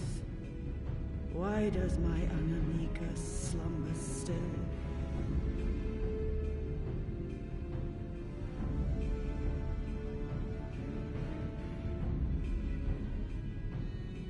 Look thee on her face, supplicant. Thy prayer hath been answered. Flesh sundered hath been made whole. Blood spilt runneth through her veins. Breath stolen filleth her breast. But she hears not her mother's words, nor sees her mother's face. She's silent and empty. Only the vessel may be remade. Not so the flame which flickered within. Her soul hath been scattered to the four winds.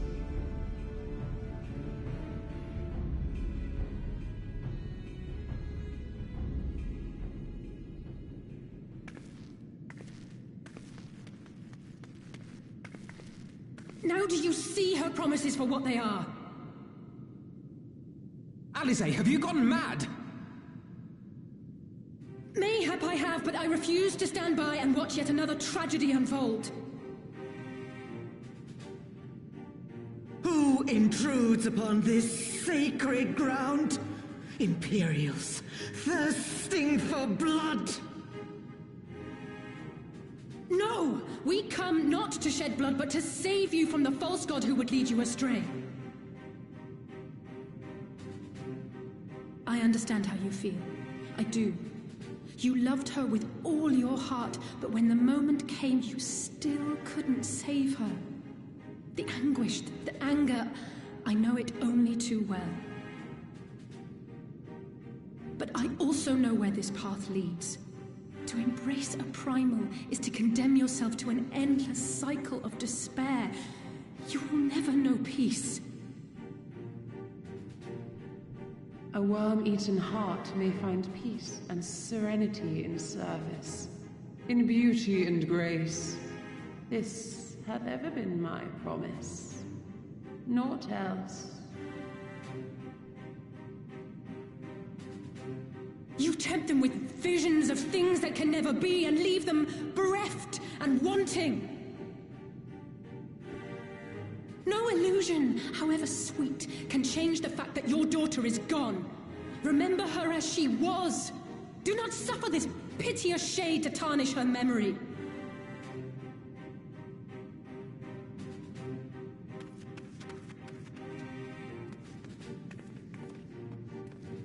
For every prayer that primal answers, it'll demand payment in kind. Do you have any idea how many more Ananta will die to feed its hunger for crystals? They would have thee suffer man's spite and live in fear. Far better to dwell in my beauteous dream than endure so ugly a reality. She's wrong! We hate the Empire as much as you, if you just listen! Poor, misguided children. I would spare you the torments of this cruel and misshapen world. Come, bask in my radiance. Let it fill your hearts and free you from your burdens.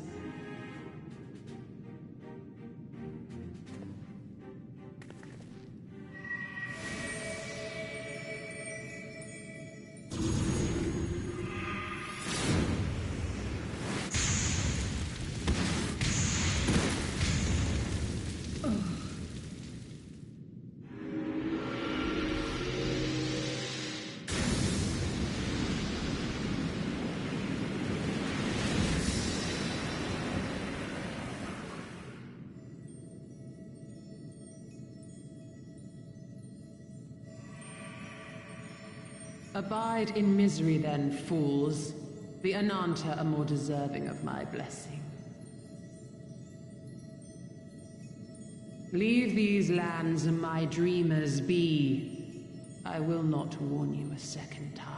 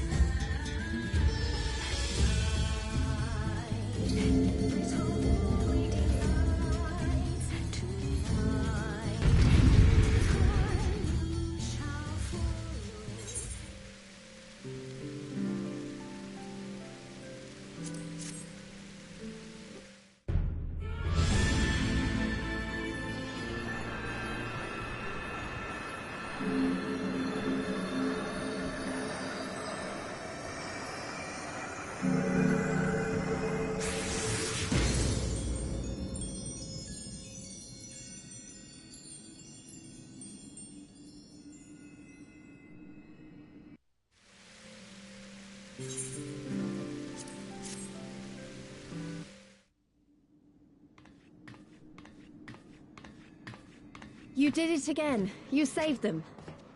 I just wish I could have been more help.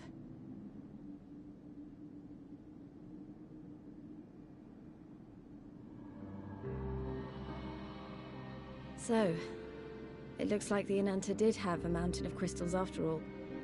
Like every other tribe. Gods were all such slaves to our weaknesses. You slew our mistress! She was our hope! Our salvation! Is there no end to your cruelty? Listen to me, please. I know that you're only trying to protect yourselves because you feel frightened and alone. But that's how we all feel. Don't you see? If we could just turn to each other for help instead of the gods, I'm sure we could find a way to live in peace. Your crystals are important to you, aren't they? Reflections of your souls, right? Well, you shouldn't have to sacrifice something so precious to a primal. Who are you to question our choice? You who fight without fear? We wish only to live in peace. And if this be the price we must pay, then so be it! I know there's nothing I can say to convince you. But I hope that one day you look back and see we only ever wanted the same thing.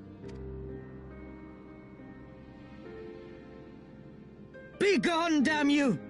Spare me your hollow words, and leave me to mourn.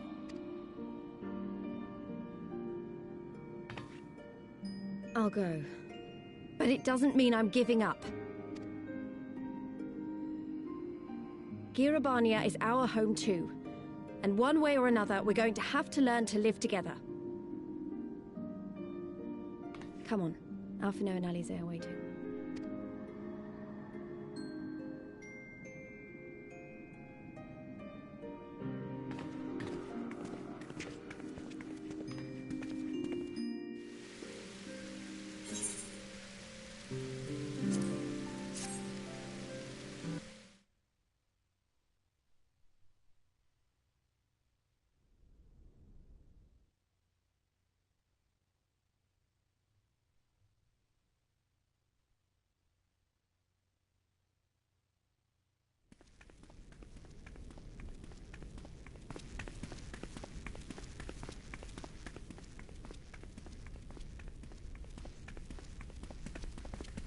Ah, the savage returns, and with her tail firmly between her legs, beaten by beastmen, I hear.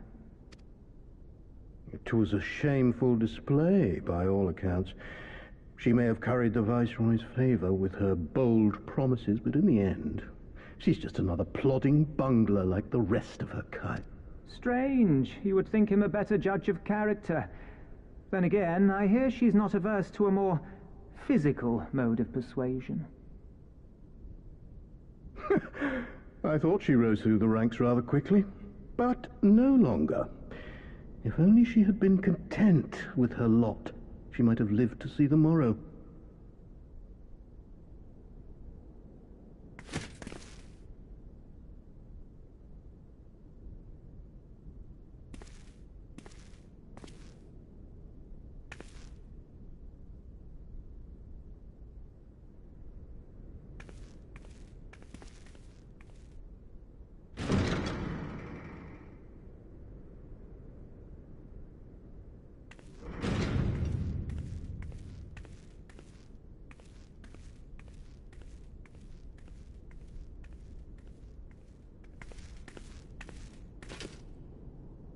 Fedola Rem Lupus.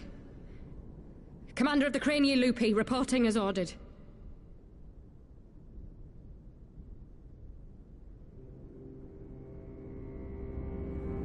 Why do you tremble so? Could it be that the Empire's butcher is afraid? That she who walks with death is terrified of her own? I'm terrified of dying having achieved naught. Gladly would I give my life to win a great victory on the battlefield, had I but the strength. Alas, you do not. Indeed, you are weak. And born of this weakness is a blind fervor, a raging inferno which threatens to consume not only you, but everyone around you. Yes, my lord.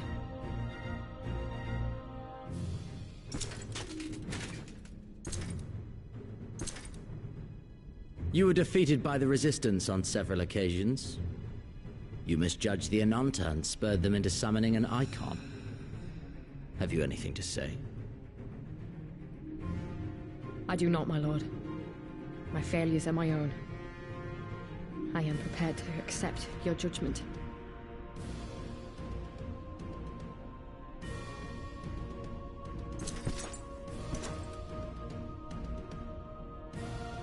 And that is very admirable. However, I've had enough of this dumb show. Give voice to that hunger I see in your eyes, or I will pluck them from your head.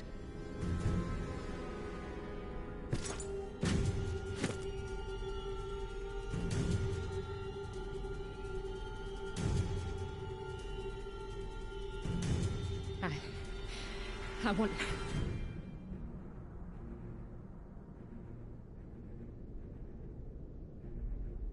I want to make them pay! All of them! Everyone who ever mocked or looked down on me! I want the power to make them pay!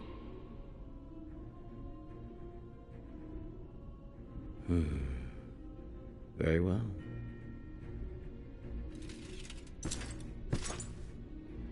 Then I shall give you a chance. A chance to transcend your mortal limits. Assuming, that is, you are prepared to wager your life for such power. Transcend, my lord. I came here prepared to die. Tell me what I must do.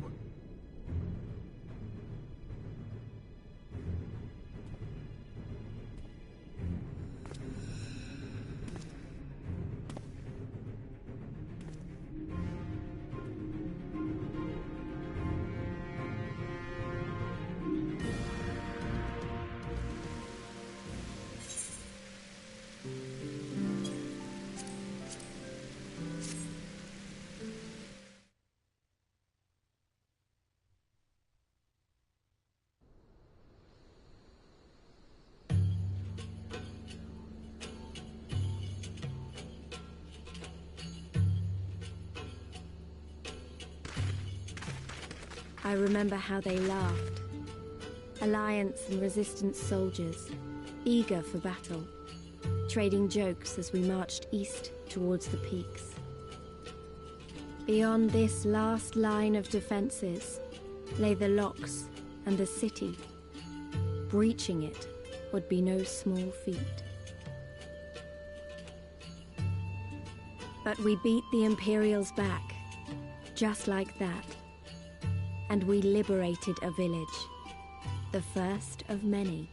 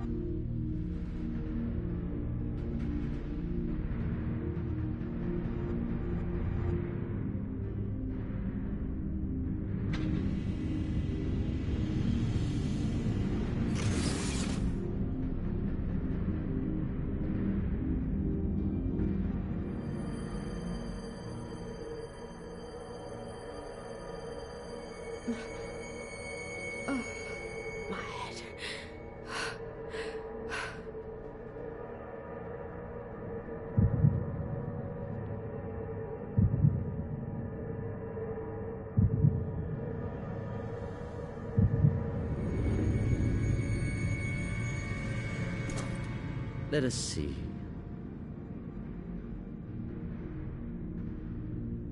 So, she lives. Impressive. Or merely lucky, though that too may prove a useful trait. My lord, what have you done to me?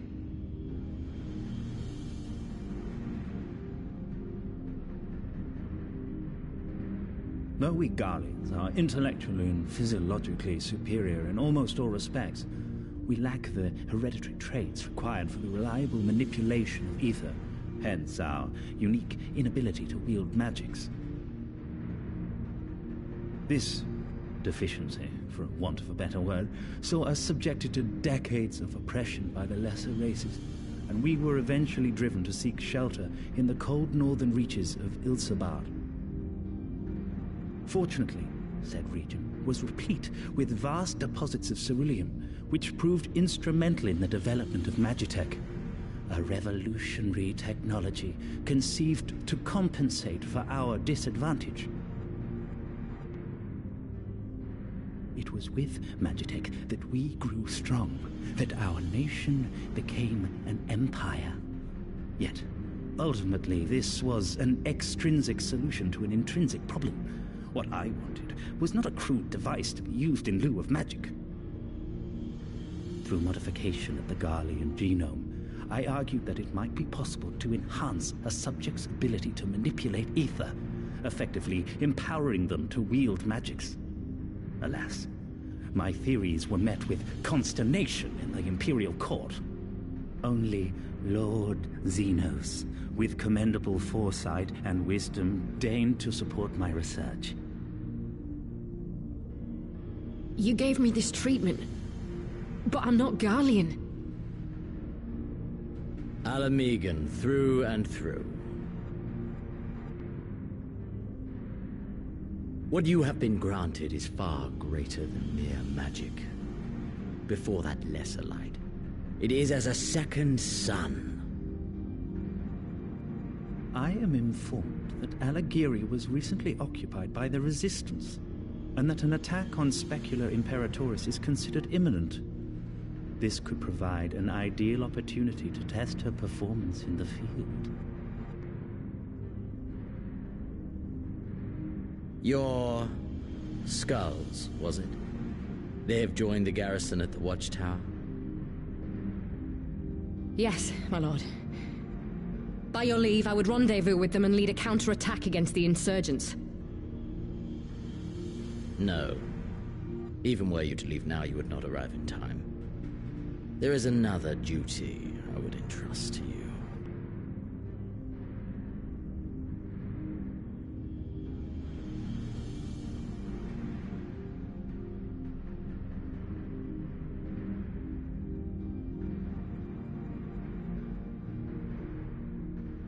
Found you.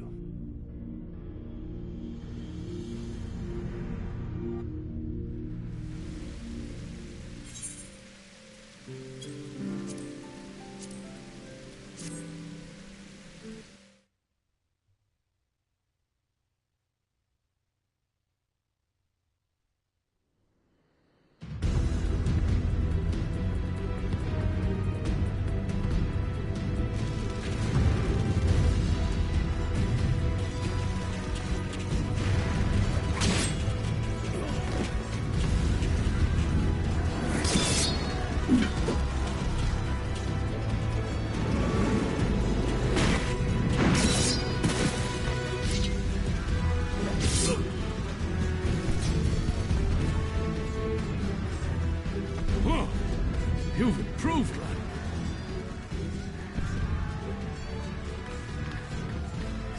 Come now, father. You lured the fool onto my blade, and do not try to deny it.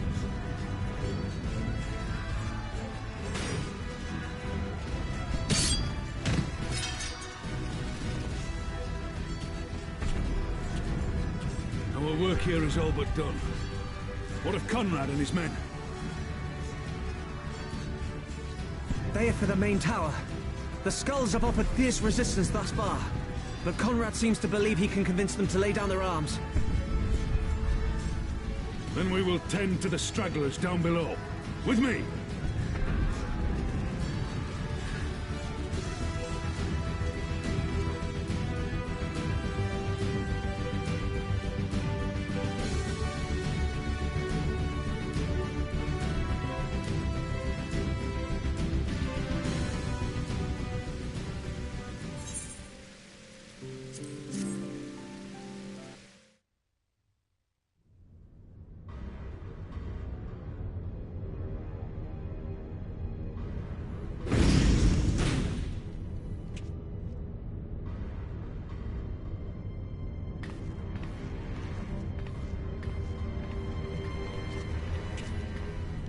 Report.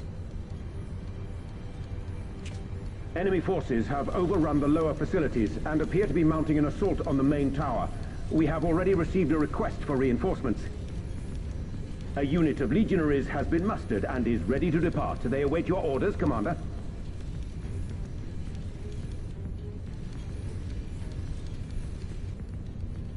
Stand down. Commander? Tell them to stand down. Commander, if I may, our people, your people are still in there. They will be slaughtered. You think I don't know that? I want nothing more than to help them. To lead the bloody charge. But I have my orders. Lord Xenos said no reinforcements. He would have us use the main cannon to destroy the installation. What? Kill our own soldiers? You must be mistaken.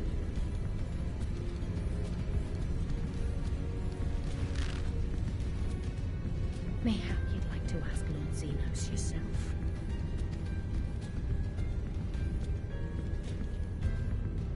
I thought not. Initiate the firing sequence. Wars are won on the backs of the dead. Theirs and ours. There is no truth but this. We must remain firm and resolute and always, always do our duty. Now, give the order.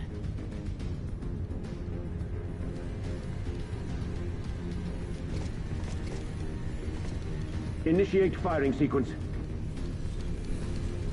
Aye, aye. Initiating firing sequence. Release safety locks. Deploy main cannon.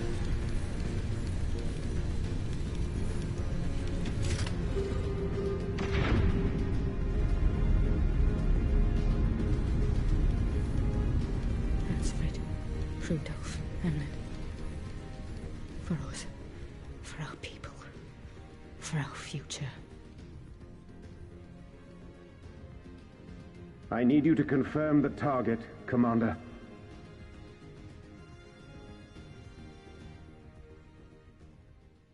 Specula Imperatoris, main tower. Fire when ready.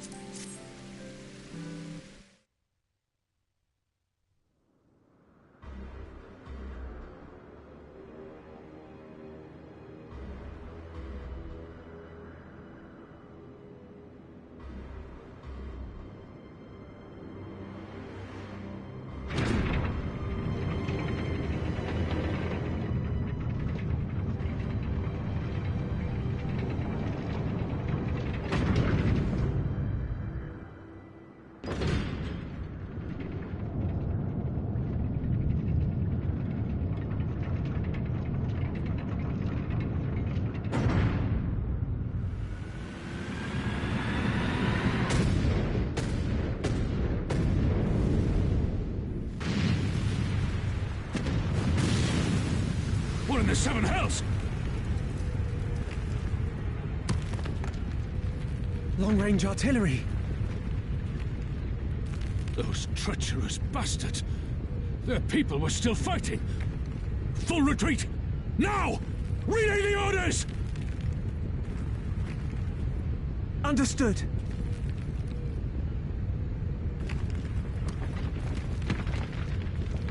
All forces retreat! I repeat, all forces retreat!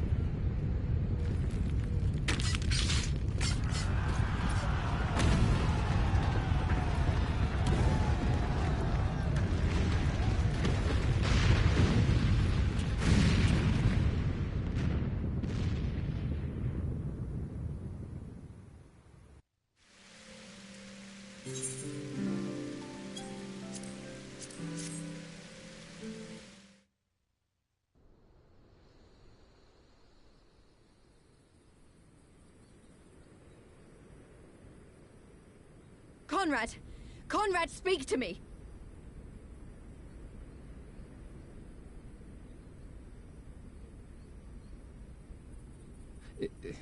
It was all so sudden. Conrad had just convinced the last few skulls to surrender when we heard the bang and everything started to shake. We carried the survivors to safety, but Conrad's...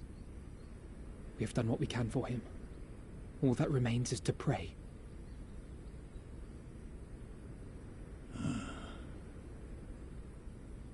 Conrad?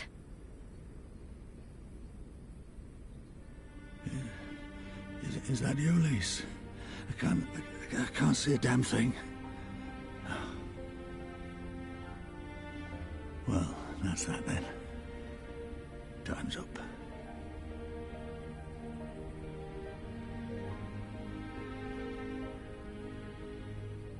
What are you talking about? You'll be on your feet before you know it.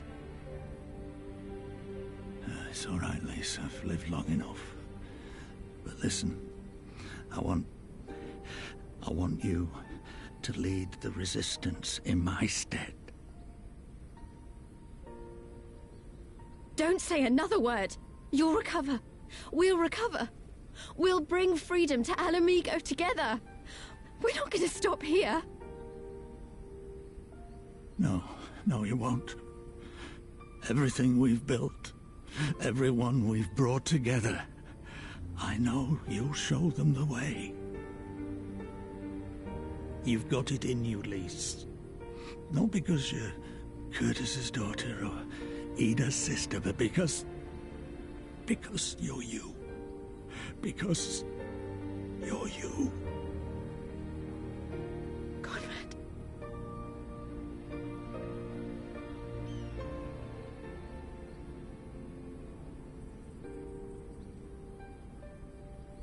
Lead them to victory. To freedom.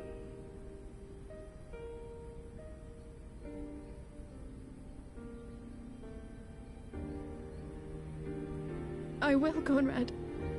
I will. I promise.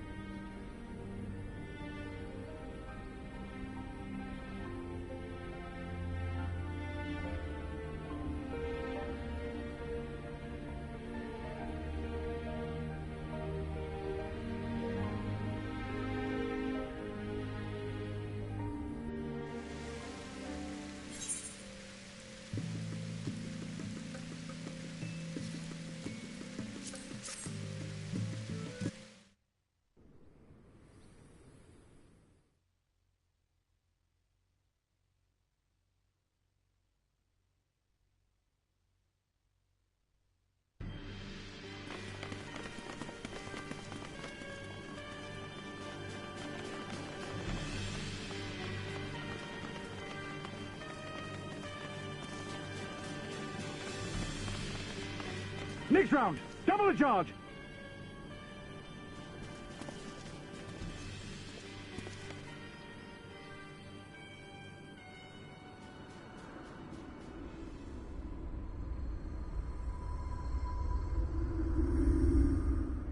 Come, Nidhogg. We are needed.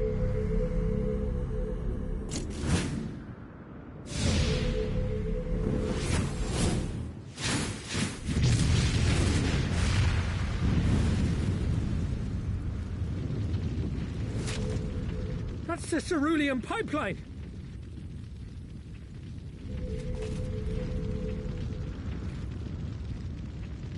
Impossible! How can one man... Shoot the bastard! Shoot him!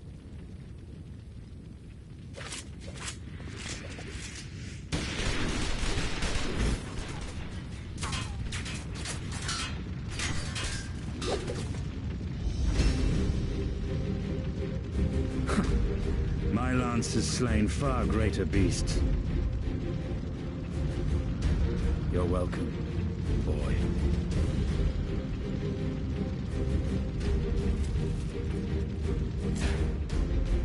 Notify all units! I want that intruder found! And get the engineers to fix my bloody cannon!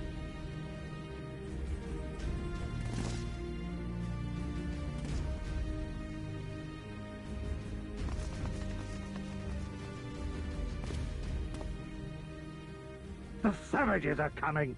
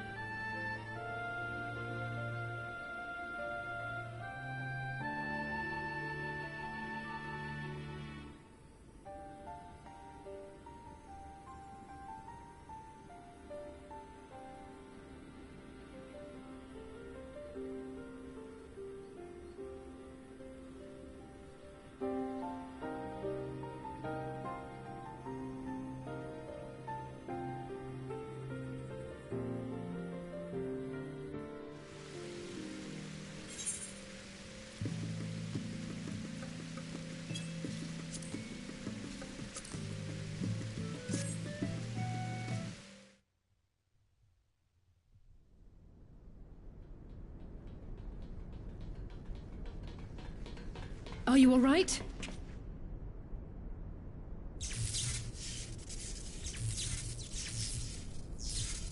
Ah, I think that answers my question. We've accomplished our objectives as well.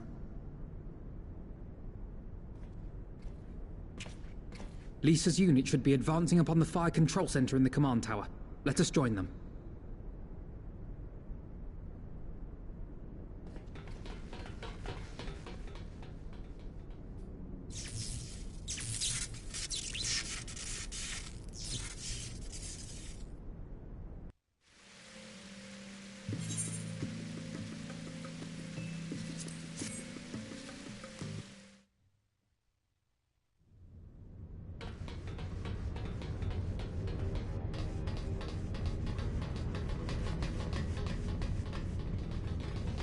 Lise!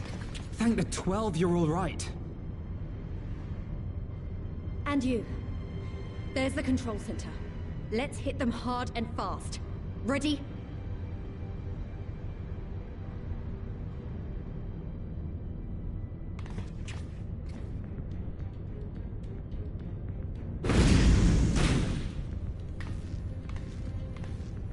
They're here!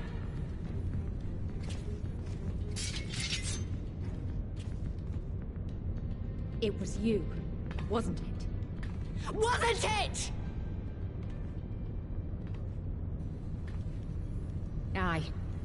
I gave the order to fire. It was over! The Skulls had surrendered, no one else had to die, and you killed them! Your own people! Your own comrades! You're right! I killed them.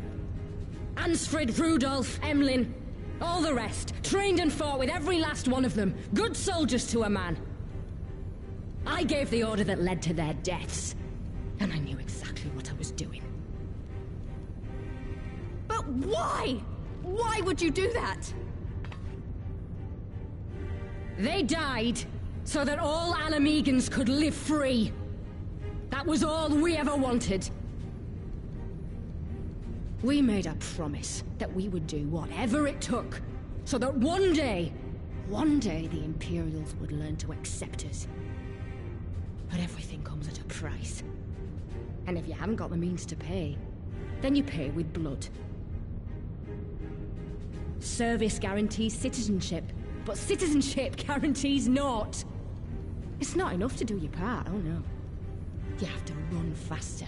Fight harder, kill more and more and more, and only then will you be equal. That's just how it is out here in the provinces. You buy your freedom with blood. There is no other way. Shut up! Shut your mouth! You don't get to talk about freedom! You killed your own! They trusted you, and you killed them! Murderer! Butcher! Traitor!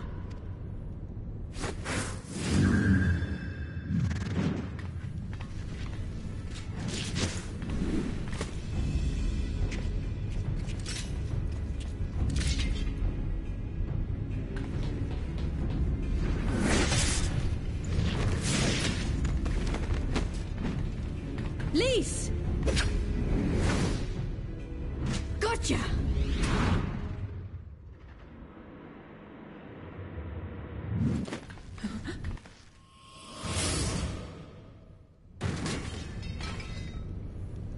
I know what you can do. I've already seen it. Alize!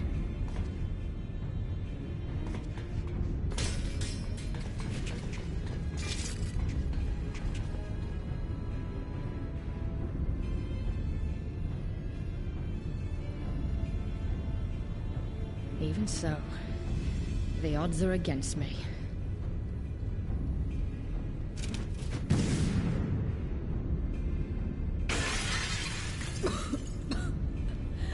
Coward! Get back here!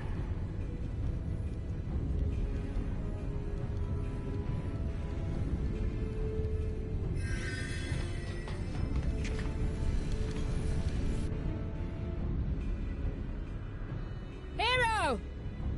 Lord Xenos invites you to join him for the royal hunt, to be hosted at the palace. You may bring your horde, if you like. All are welcome.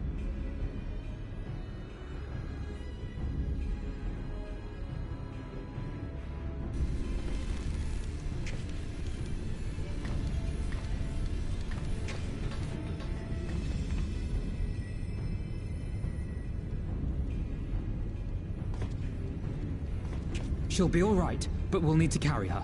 Will you help me?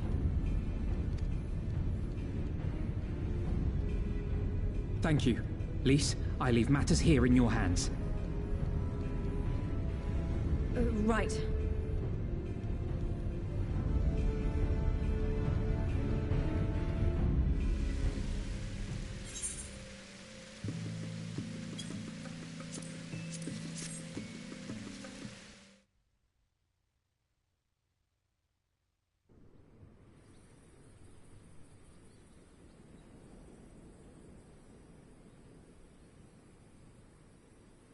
I wanted to show you this house.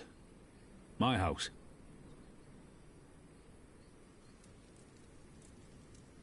You mean, this is where you grew up?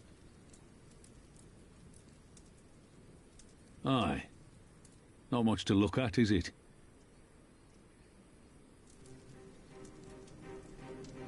Same could be said of the village. It was damn near impossible to live off the land, barren as it was. Which is why so many of us traded our plowshares for swords. Swords and uniforms, mind. We became military men. Tensions were rising between Alamigo and the Empire, and there was always a need for more soldiers to watch the border. It was only a matter of time before the first skirmishes broke out. It's a frightening thing to face Magitech armor for the first time. But after a lot of trial and error, we found ways to bring them down.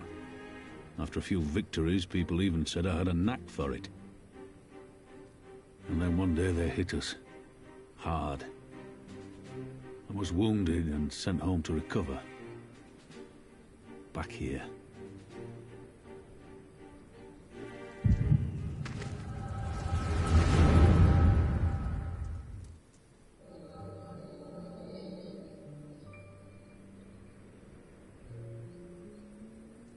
Will you remain silent for fear of the Mad King's vengeance?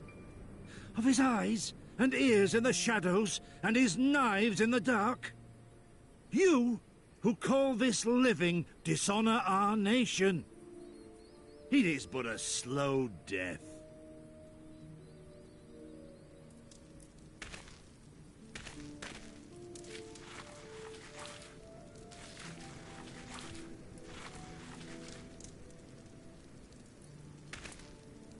Liberty or death? Liberty or death! If this be your creed, then raise up your hands, raise up your voices! Together we will tear Theodoric from the throne! Together we will reclaim our freedom!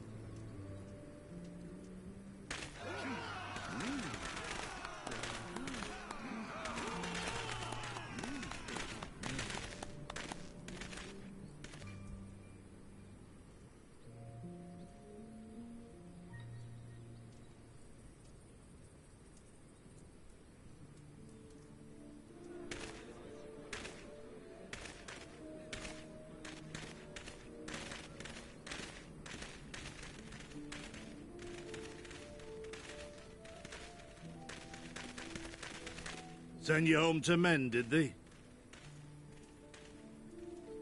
Aye, sir. Garlean's got the better of us. The chirurgeons say I'm healing well, so it won't be long now. Liberty or death, is it? Tell me, soldier. What do you think those words mean?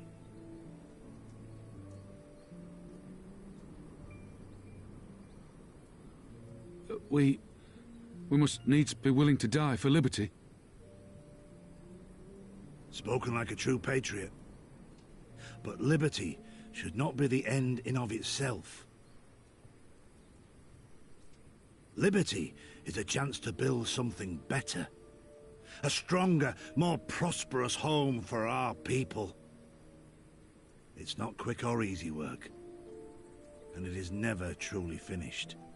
But if you neglect it, then sooner or later, you look up to find you've traded one tyrant for another. Well, sir, I've never asked for much. Never wanted to live like a king, just wish it were a little bit easier is all. For me and everyone else. And I'm willing to die for that, if that's what it takes. Dying is easy, soldier. Living is harder. Rest, mend. Regain your strength. You'll need it in the days to come. And mayhap one day we will need it too.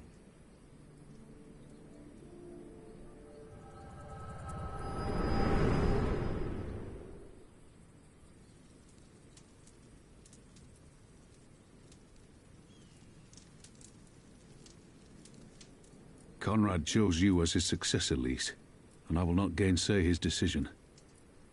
I have but one question to ask. Liberty or death? Those were Curtis's words and his creed.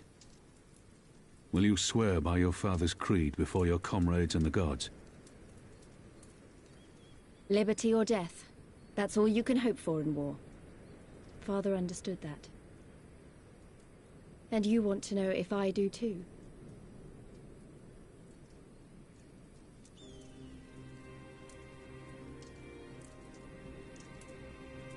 I swear to you, here and now, I will fight until the end. Be it liberty or be it death. But the freedom we win must be for every Alamegan, even ones like Fordola, though they may hate us, and the Ananta, though they may fear us. We'll fight, and we'll talk, and we'll find a way to make it work for all of us. Compared to all that, retaking our home will seem like the easy part. A good oath. And there is naught else to say. You are indeed your father's daughter.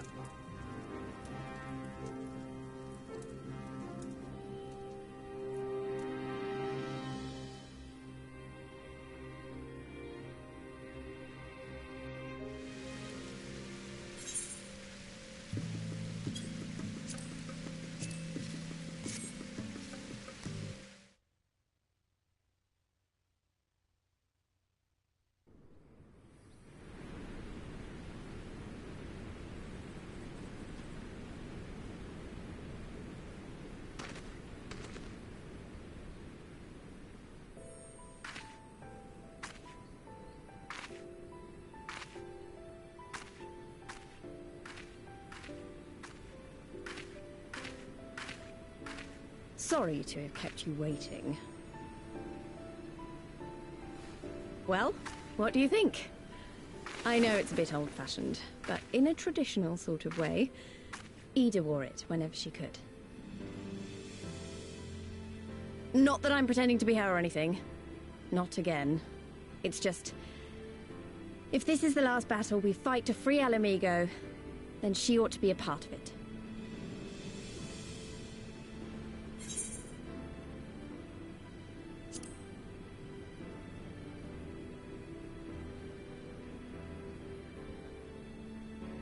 It's nice of you to say so. And a bit embarrassing. But mostly nice.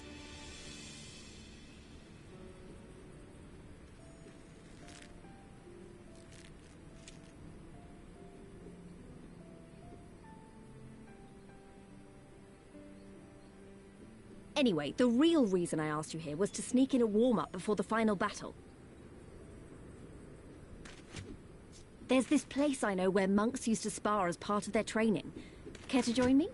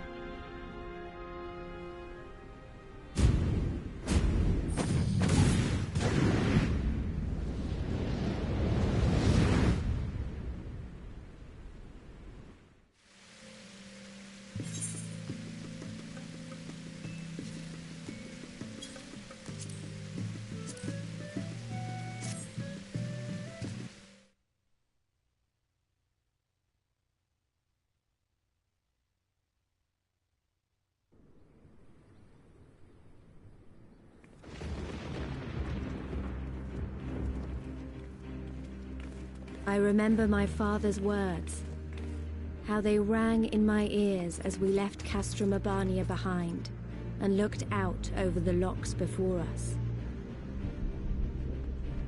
Comrades brave and true, they had come from all across Eorzea to stand with us, to stand against oppression and tyranny. 20 years the Empire had ruled us, but no longer. Liberty or death. Liberty or death.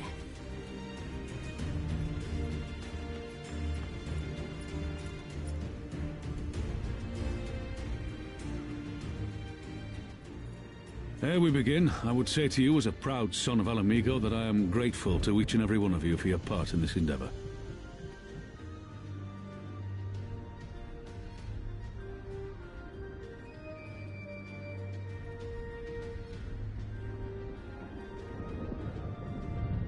Now, to the heart of the matter. The enemy appears content to remain within the city walls and await the inevitable siege. Open conflict has been sporadic thus far. Whether Xenos is biding his time until reinforcements arrive, or attempting to bait us into a trap, none can say. We know better than to trust his word. Regardless, we can ill afford to present Garlemald with a chance to ready her legions. It would be in our best interest to press for a swift resolution. A long siege wouldn't be good for the people in the city either. If food becomes scarce, you know who'll starve first. Just so. Therefore, I propose we commit our forces to an all-out assault. What say you?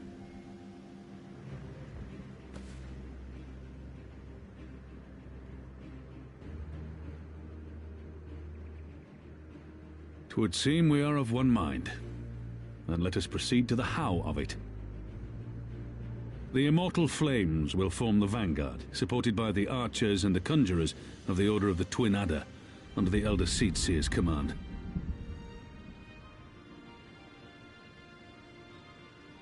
Once the main host has cleared a path to the walls, we will bring forward the artillery of the Maelstrom and the Temple Knights. I would have your cannons pound the gates and punch a hole right through the middle of their defenses.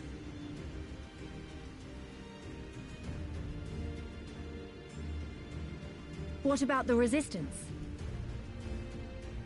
Your part will be to occupy the residential district and keep civilians out of harm's way. The people are more like to trust their own. Of course. You can count on us. Remember that there is a second entrance to the city proper there. If all goes to plan, we will have secured 2 points of entry. Once both objectives are complete, we press on into the city, surround the palace, and hunt down Xenos.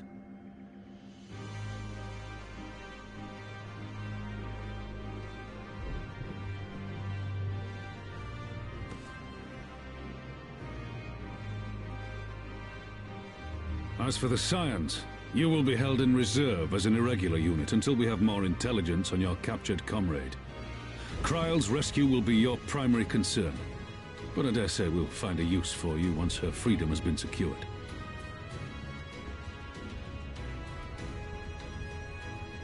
Thank you, General. I pray we find her quickly.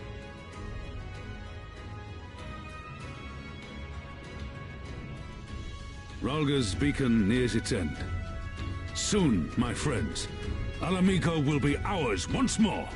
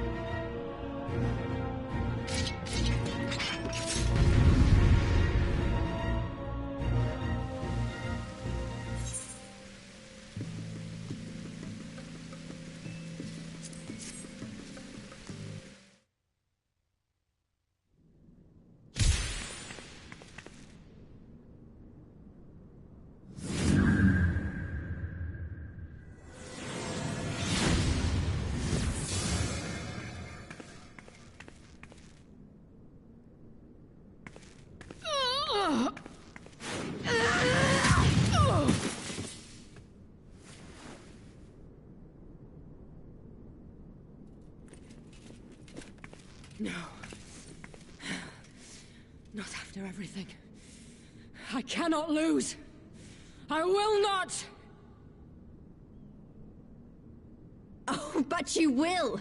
Without your tricks, you're nothing! Conrad, Mefrid, your own comrades! I should kill you here and now for what you did! But there's no place for that kind of justice here. Not in my Alamigo. Oh, how very bloody noble of you. Why, you'll pardon me my sins, will you? After you and your freedom fighters come and tear down everything we've worked so hard to build? We were fighting for our people's freedom.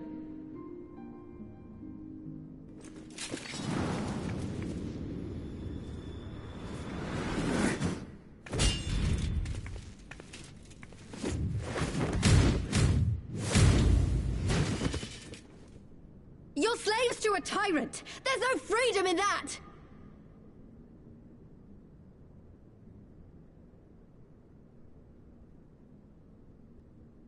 Now, my friend!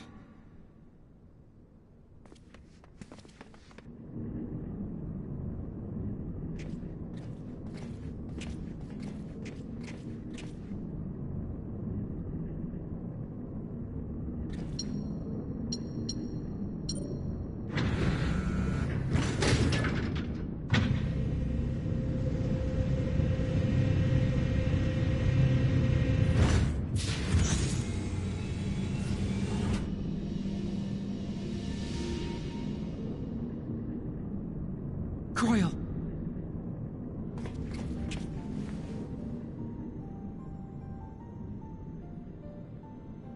Alphino? I knew you'd come.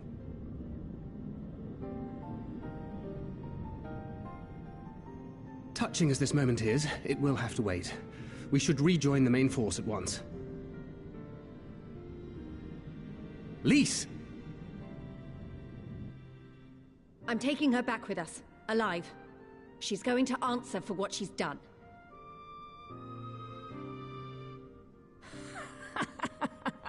Listen to you, talking like you've already won. Xenos is gonna tear you apart. He commands a power, echoing that of the Icons. What are you talking about? The hunt, you stupid cow. I'm talking about the hunt.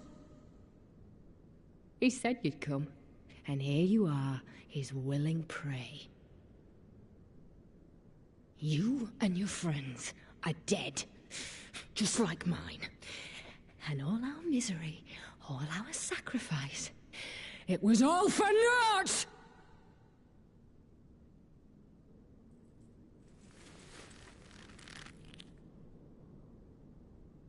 No! You're gonna live long enough to see us win our freedom. I promise you that.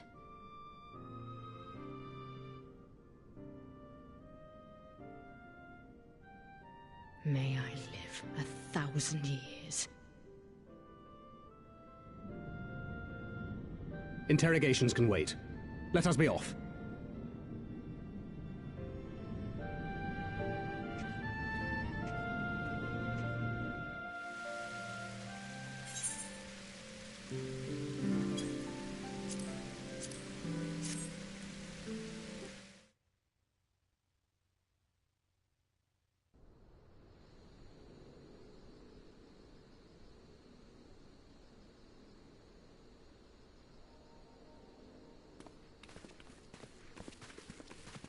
Ah, the heroes of the hour. Not content with securing the residential district, you gifted me an Imperial commander. What are you after, a medal? The work is its own reward, General. I must say, however, that Fordola's claims were not a little disturbing. What manner of power could Xenos have acquired that might equal an Icon? Might she speak of our missing Omega? Very possibly. The Empire's fondness for comparable Allagan technologies is exceedingly well documented. Have we made any progress with our own investigation? None. The search goes on in earnest, but Cid has thus far found nothing of note. Mayhap the Garleans beat us to it. If they were working desperately to repair the machine, that might explain their decision to remain within their walls.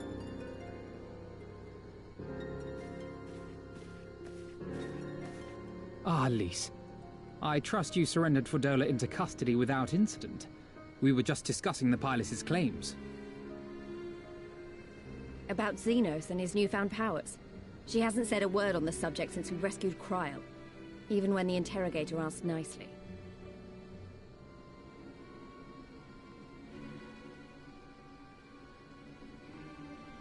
Mayhap I can offer some insight into her claims, or at least into the facility and the experiments they conducted during my time there. Though my memories of the period are somewhat muddled, there are a few things I remember with painful clarity. Thancred told us only that Fordola had undergone some manner of treatment. Yes. It is a place wholly dedicated to the creation of enhanced beings, whom they refer to as the Resonant. As I understand it, the process aims to imbue a test subject with the qualities of an individual with demonstrated magical aptitude. This entails the mechanical extraction and transfusion of some manner of primordial essence. So that's how Fordola improved so fast. I knew there had to be something. She wasn't half as strong or quick to predict my attacks when we first met. If it weren't for Oriange's siphon thingy, I really don't think we'd have beaten her. My humble scheme asked far more in the execution than it required in the conception, I do assure thee. Oh, you've got to stop doing that. In calling upon Lady Alisaie after her defeat, I was most intrigued to learn of the apparent effortlessness with which Fordola countered her attacks. 'Twas as if she knew the blade's destination ere its journey began. A most impressive feat under any circumstances, but an almost miraculous one when considered in the context of Fordola's unfamiliarity with my lady's arts. How then could she so perfectly predict an unknown opponent's every move? After much deliberation, I surmised that Fordola may be possessed of a preternatural ability to divine meaning from the fluctuations of an individual's ether and to instinctively react. To employ a metaphor, one might say that she was attuned to the whispers of my Lady Alisaie's soul. Wait, have you not just described a manifestation of the Echo? I had no conclusive proof. The available anecdotal evidence suggested only that Fordola was uncommonly sensitive to etheric fluctuations, and 'twas this which led me to develop my stratagem. I would fashion a device with the capacity to generate a massive disruption in the surrounding ether. If, as I suspected, Fordola's senses were indeed questing for the most minor of oscillations, the shock of exposure to a more amplitudinous etheric waveform would be akin to a debilitating bout of ether sickness. How ingenious. I note that the success of your plan hinged on your device's wielder remaining ignorant of its purpose, lest Fordola divine your intent. Indeed so, Master Alphino. All things considered, 'twas a most fortuitous outcome.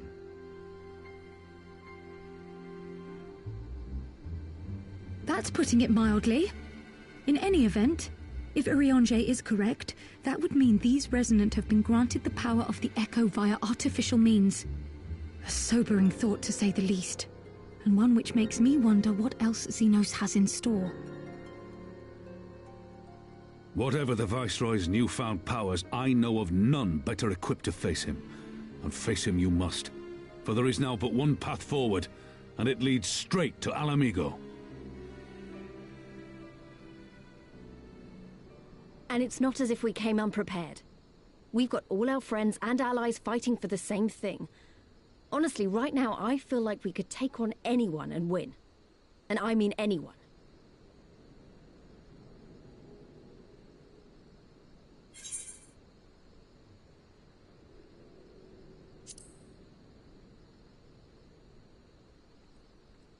Exactly. Oh, I wouldn't want to be in Xenos' boots. Not with the likes of us coming to get him. Right. I'd best get back to the residential district. Thancred and the Resistance forces are waiting.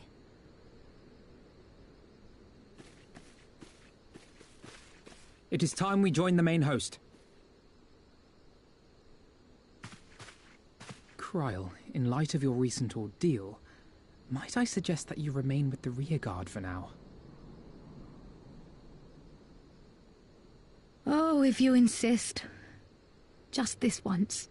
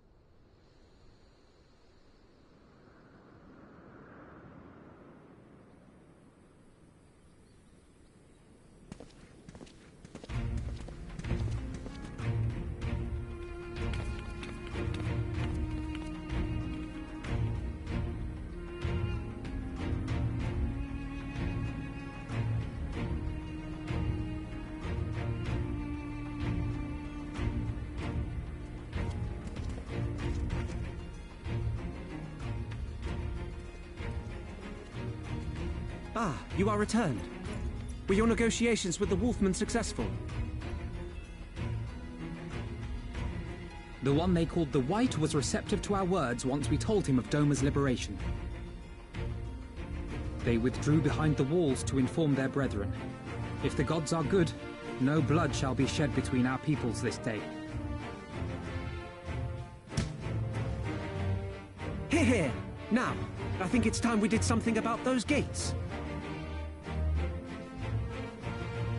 Thaumaturges, forward!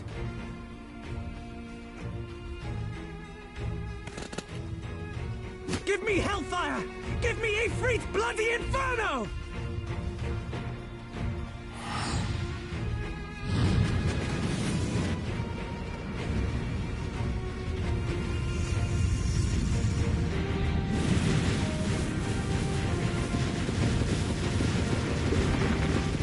Give me a Curfin winter! Enough ice and snow to bury a behemoth!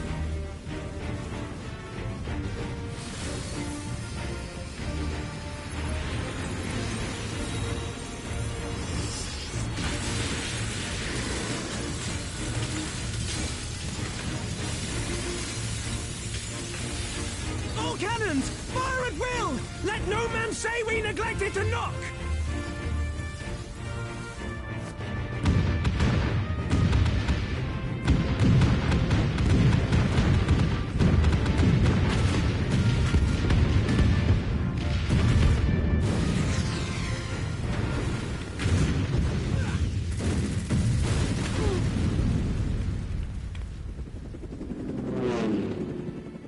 Armor! We nearly had it!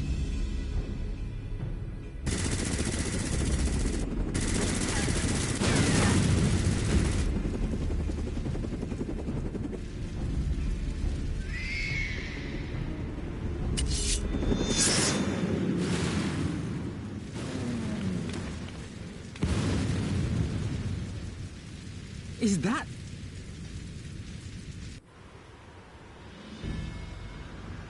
Bear witness, my Eorzean brothers and sisters! Doma is come to pay her debts! Lord Hian! We will deal with the flying machines! Forward, my friends! For freedom and justice!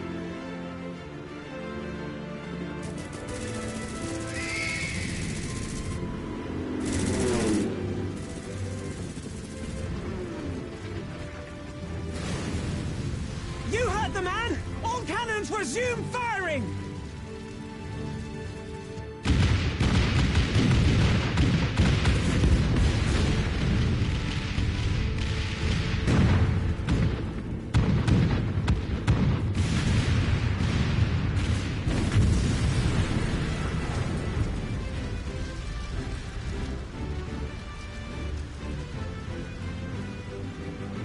We're through.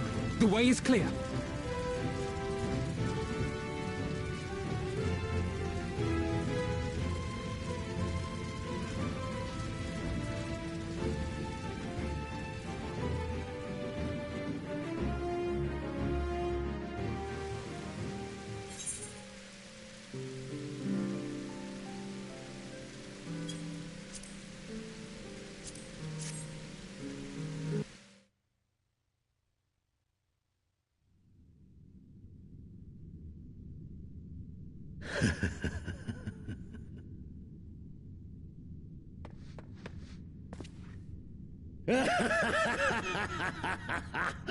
Yes! Yes! Such ferocity. Such tenacity. I am loath to recall how disappointed I was when first we fought. But finally, after bathing in the blood and offal of your enemies, finally you prove yourself worthy prey for the hunt. It fills you even now, doesn't it? The hunger to bite down on my jugular, to feel the warmth fill your mouth and run over even as you drink deep. Good. Good. This is the beast I have longed to face. As you sharpen your claws, I too sought newfound strength. But this is no place for a final contest. Come! The heavens shall bear witness to our dance.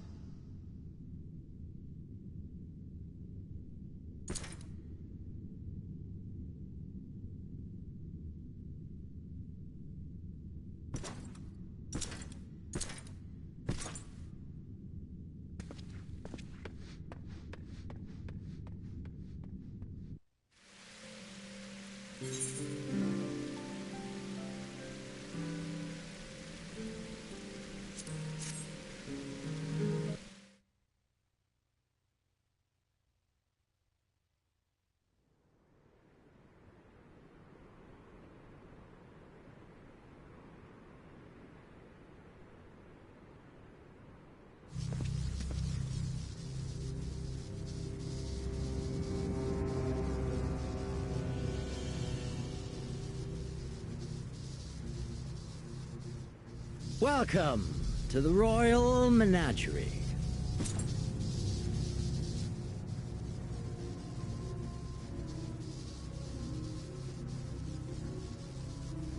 The King of Ruin built this place for his foreign queen. He kept it filled with familiar creatures from her homeland. They bored me all. This fine specimen, on the other hand, is simply divine.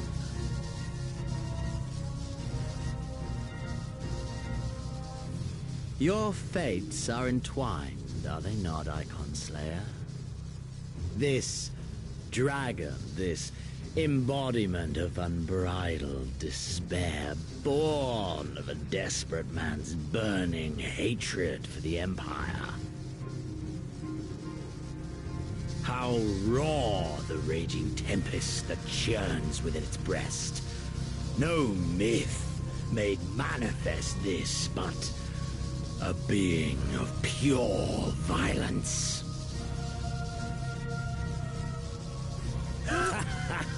Mayhap you are the true architect of our design. You who fought the very soul of vengeance to the edge and watched him fall. You who let slip the Allegan hound to drive this icon into my arms. Oh my, have I said too much? Forgive me, this sensation is wholly unfamiliar to me. A question, then, and I should like very much for you to speak from the heart.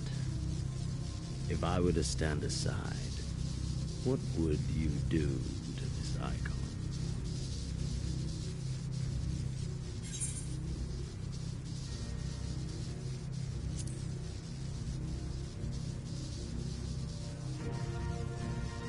But have I not already bound it with Omega's restraint?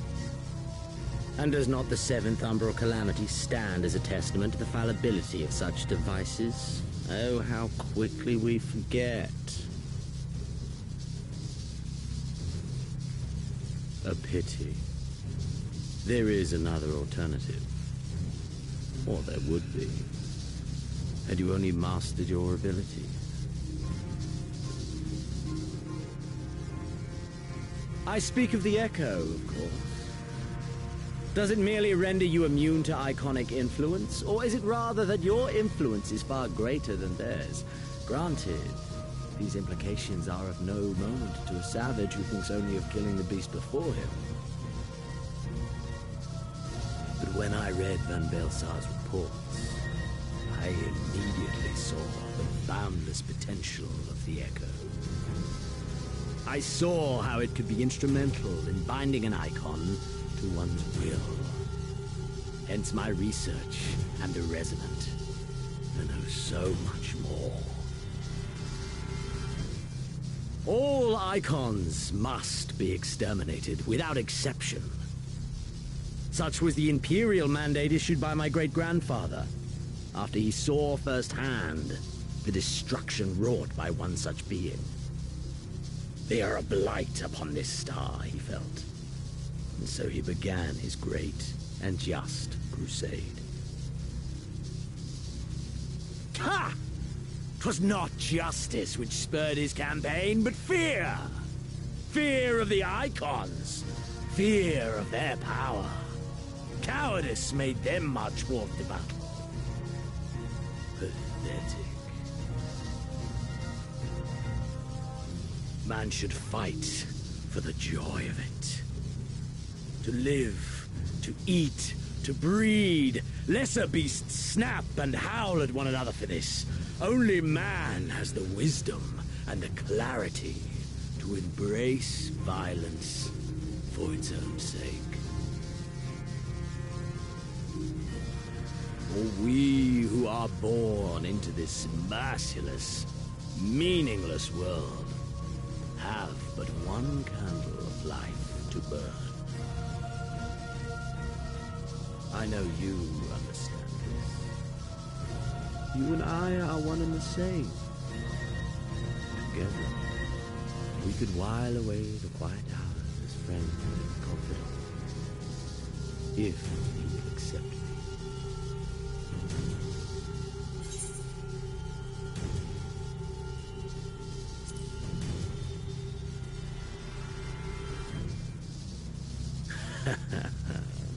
And yet, in doing so, you prove me right. We are warriors. 'Twas plain from the first how this would end. You live for these moments, when all hangs in the balance, when the difference between life and death is but a single stroke. I live for them too! This is who we are, my friend! This is all we are! Alamigo and Doma and Garlemald be damned!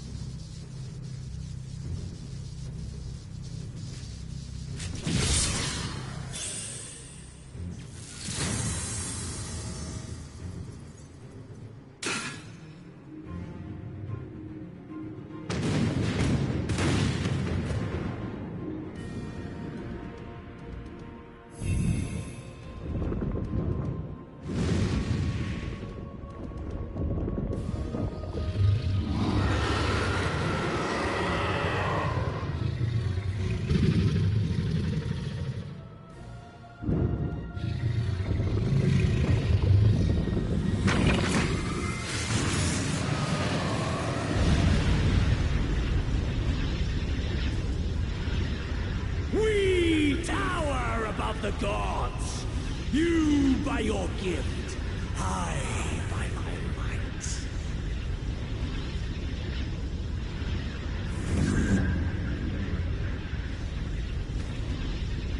And before the resonance, the gods shall be made to kneel.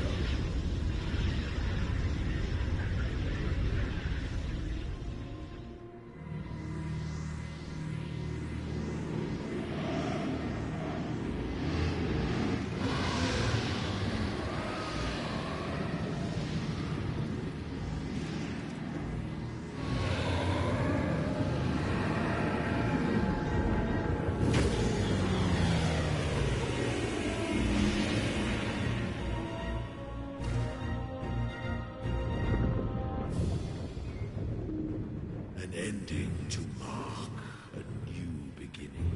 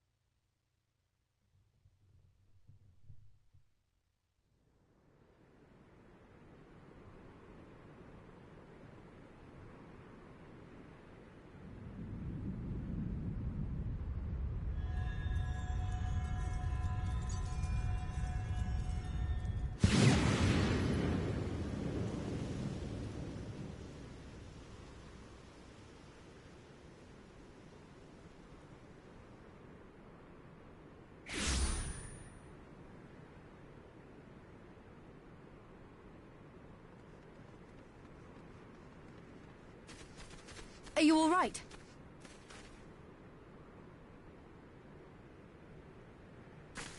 Xenos.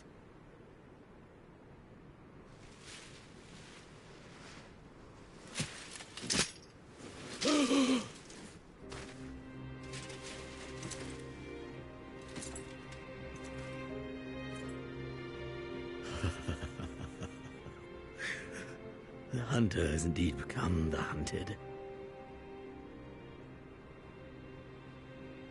And yet, there is only joy. Transcendent joy that I have never known. How invigorating, how pure this feeling. Is that what this was all about? All the meaningless death and destruction, so you could feel something? Meaningless. Men die that others may live. Those who survive are stronger for it. Not that you could ever understand.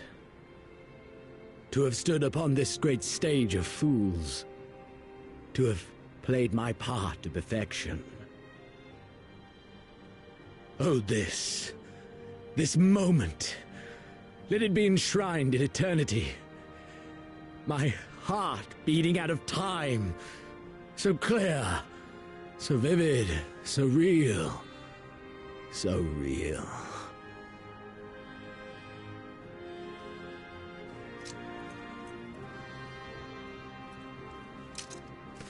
Coward! Stop!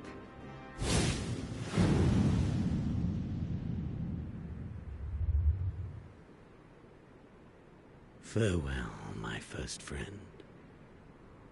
My enemy.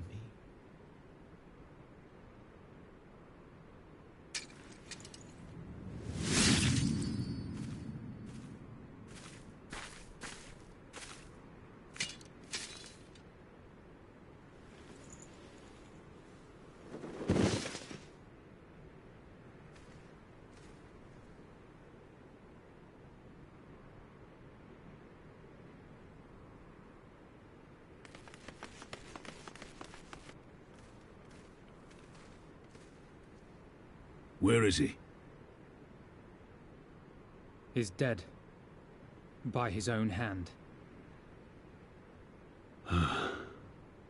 Then justice has been done.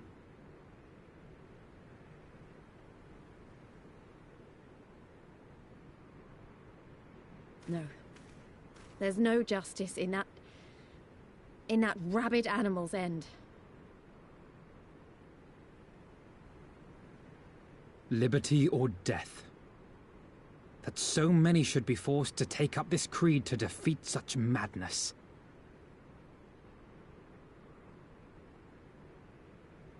We won. Forget him. The living have need of us now.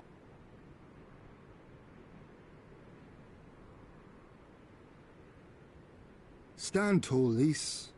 Now is the time to raise a cheer for all who fought for freedom. A cheer loud enough to carry to the highest heavens.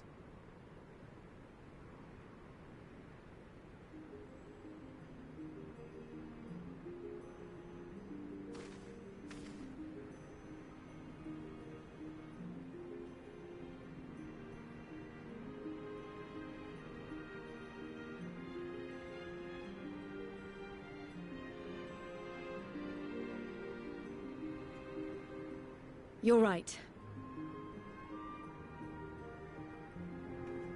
Thank you. Without you... well, you know. So let's do it together. For Alamigo!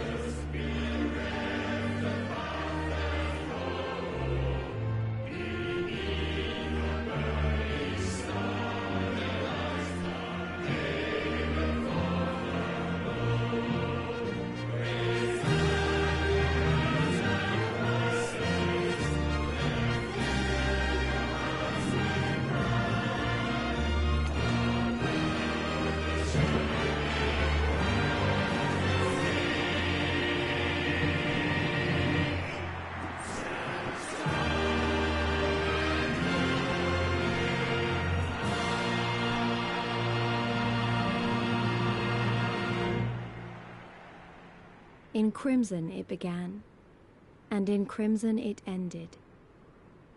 And then we were free.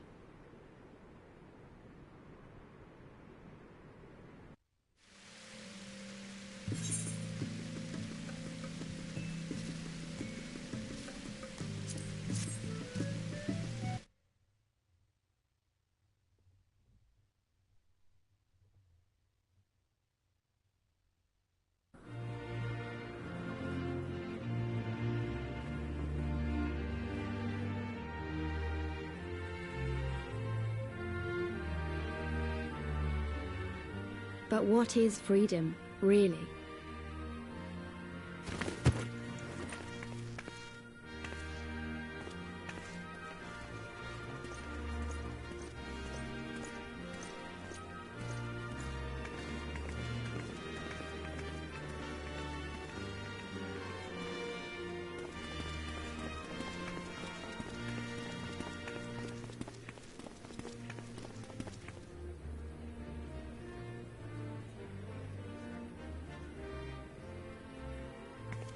We may be free to live, to love, to grow old, to have dreams and desires, and to strive for them. But in the end, we're defined by the legacy our forefathers bequeathed to us. Even Xenos was once a baby in the cradle, innocent and pure. He was made into a creature that lived only for death, not born one.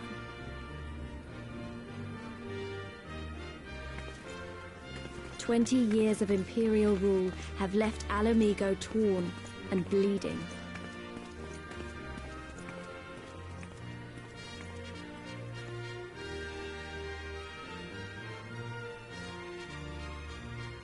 It won't be easy to heal a generation's worth of wounds, to bridge the gap. But I won't give up, Papalimo. I won't.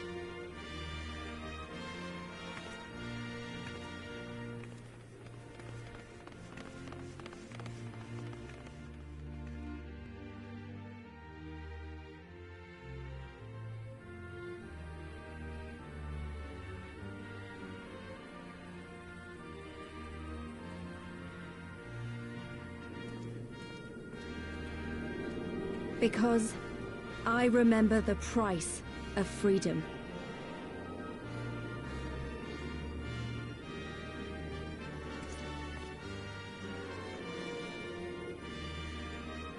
I remember the smoke, and the ashes, and the blood. I remember the screams, and the silence. And I'll do whatever it takes to honor their sacrifice, to build a home for us all. I promise you.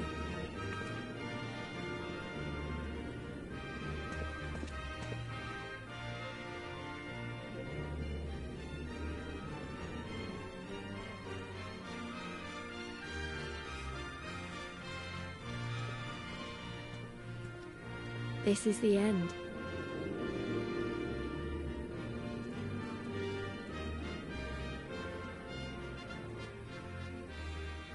The end of the Imperial province of Alamigo, and the rebirth of Alamigo, the free nation. Long may she endure.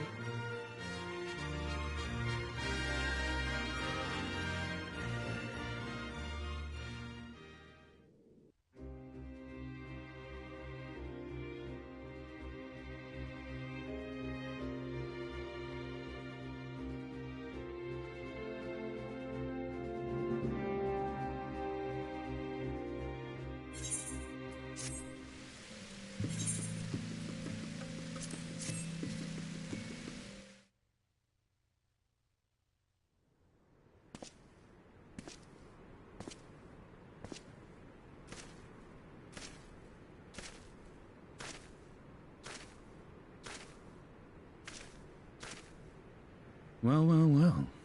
What a fine mess we've made.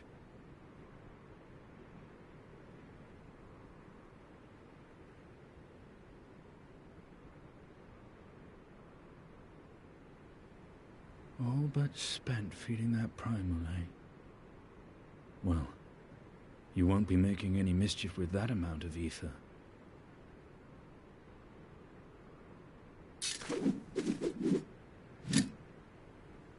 Still, better safe than sorry.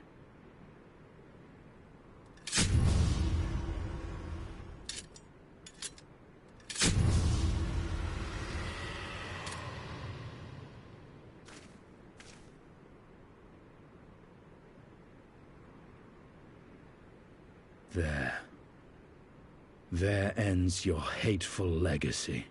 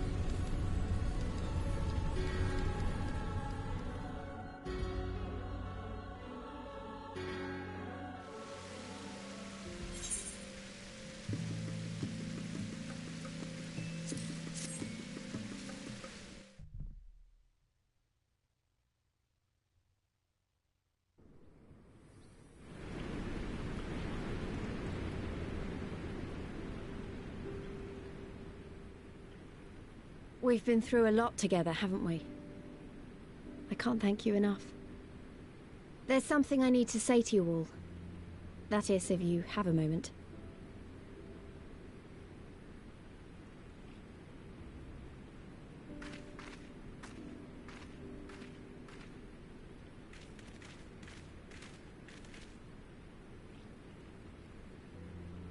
Good. You're all here. Good. Good. Thank you doesn't really suffice, does it? I'm grateful. Truly grateful from the bottom of my heart. But I know you didn't fight so hard just to hear me or anyone else say that. You fought because you wanted to help, because you believed it was right. Because you're Scions. Now, I'm obviously a Scion, but as Conrad left me in charge of things here, I also have responsibilities to Alamigo. When I put it like that, though, I realized I couldn't even pretend to be impartial anymore. So it seemed best to make it official. As long as I serve Alamigo, I can't be a scion. It might be selfish and short-sighted, but that's my decision.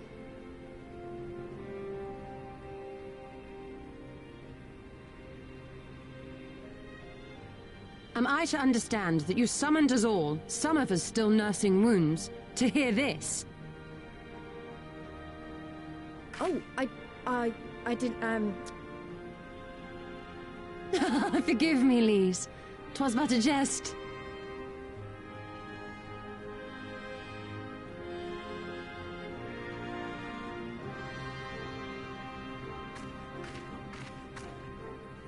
But this I say with the utmost sincerity. Scion or no, we are comrades, now and ever after. Is that not so?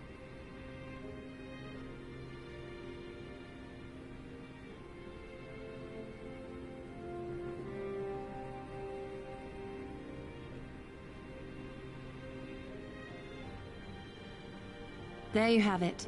Come what may, you may count on us in your hour of need. We shall never refuse you.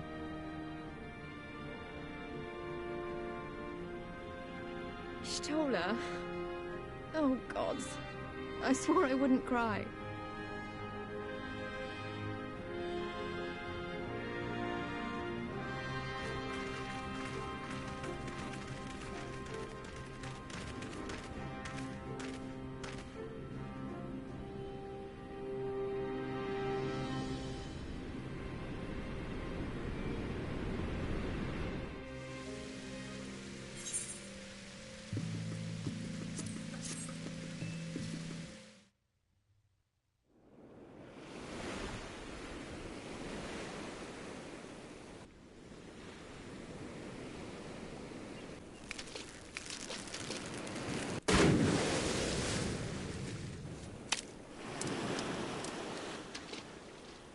Come back here, you slippery little devil.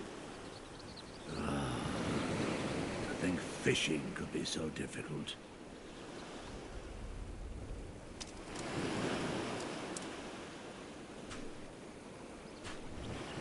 What greater proof of a man's lingering mortality than an empty belly?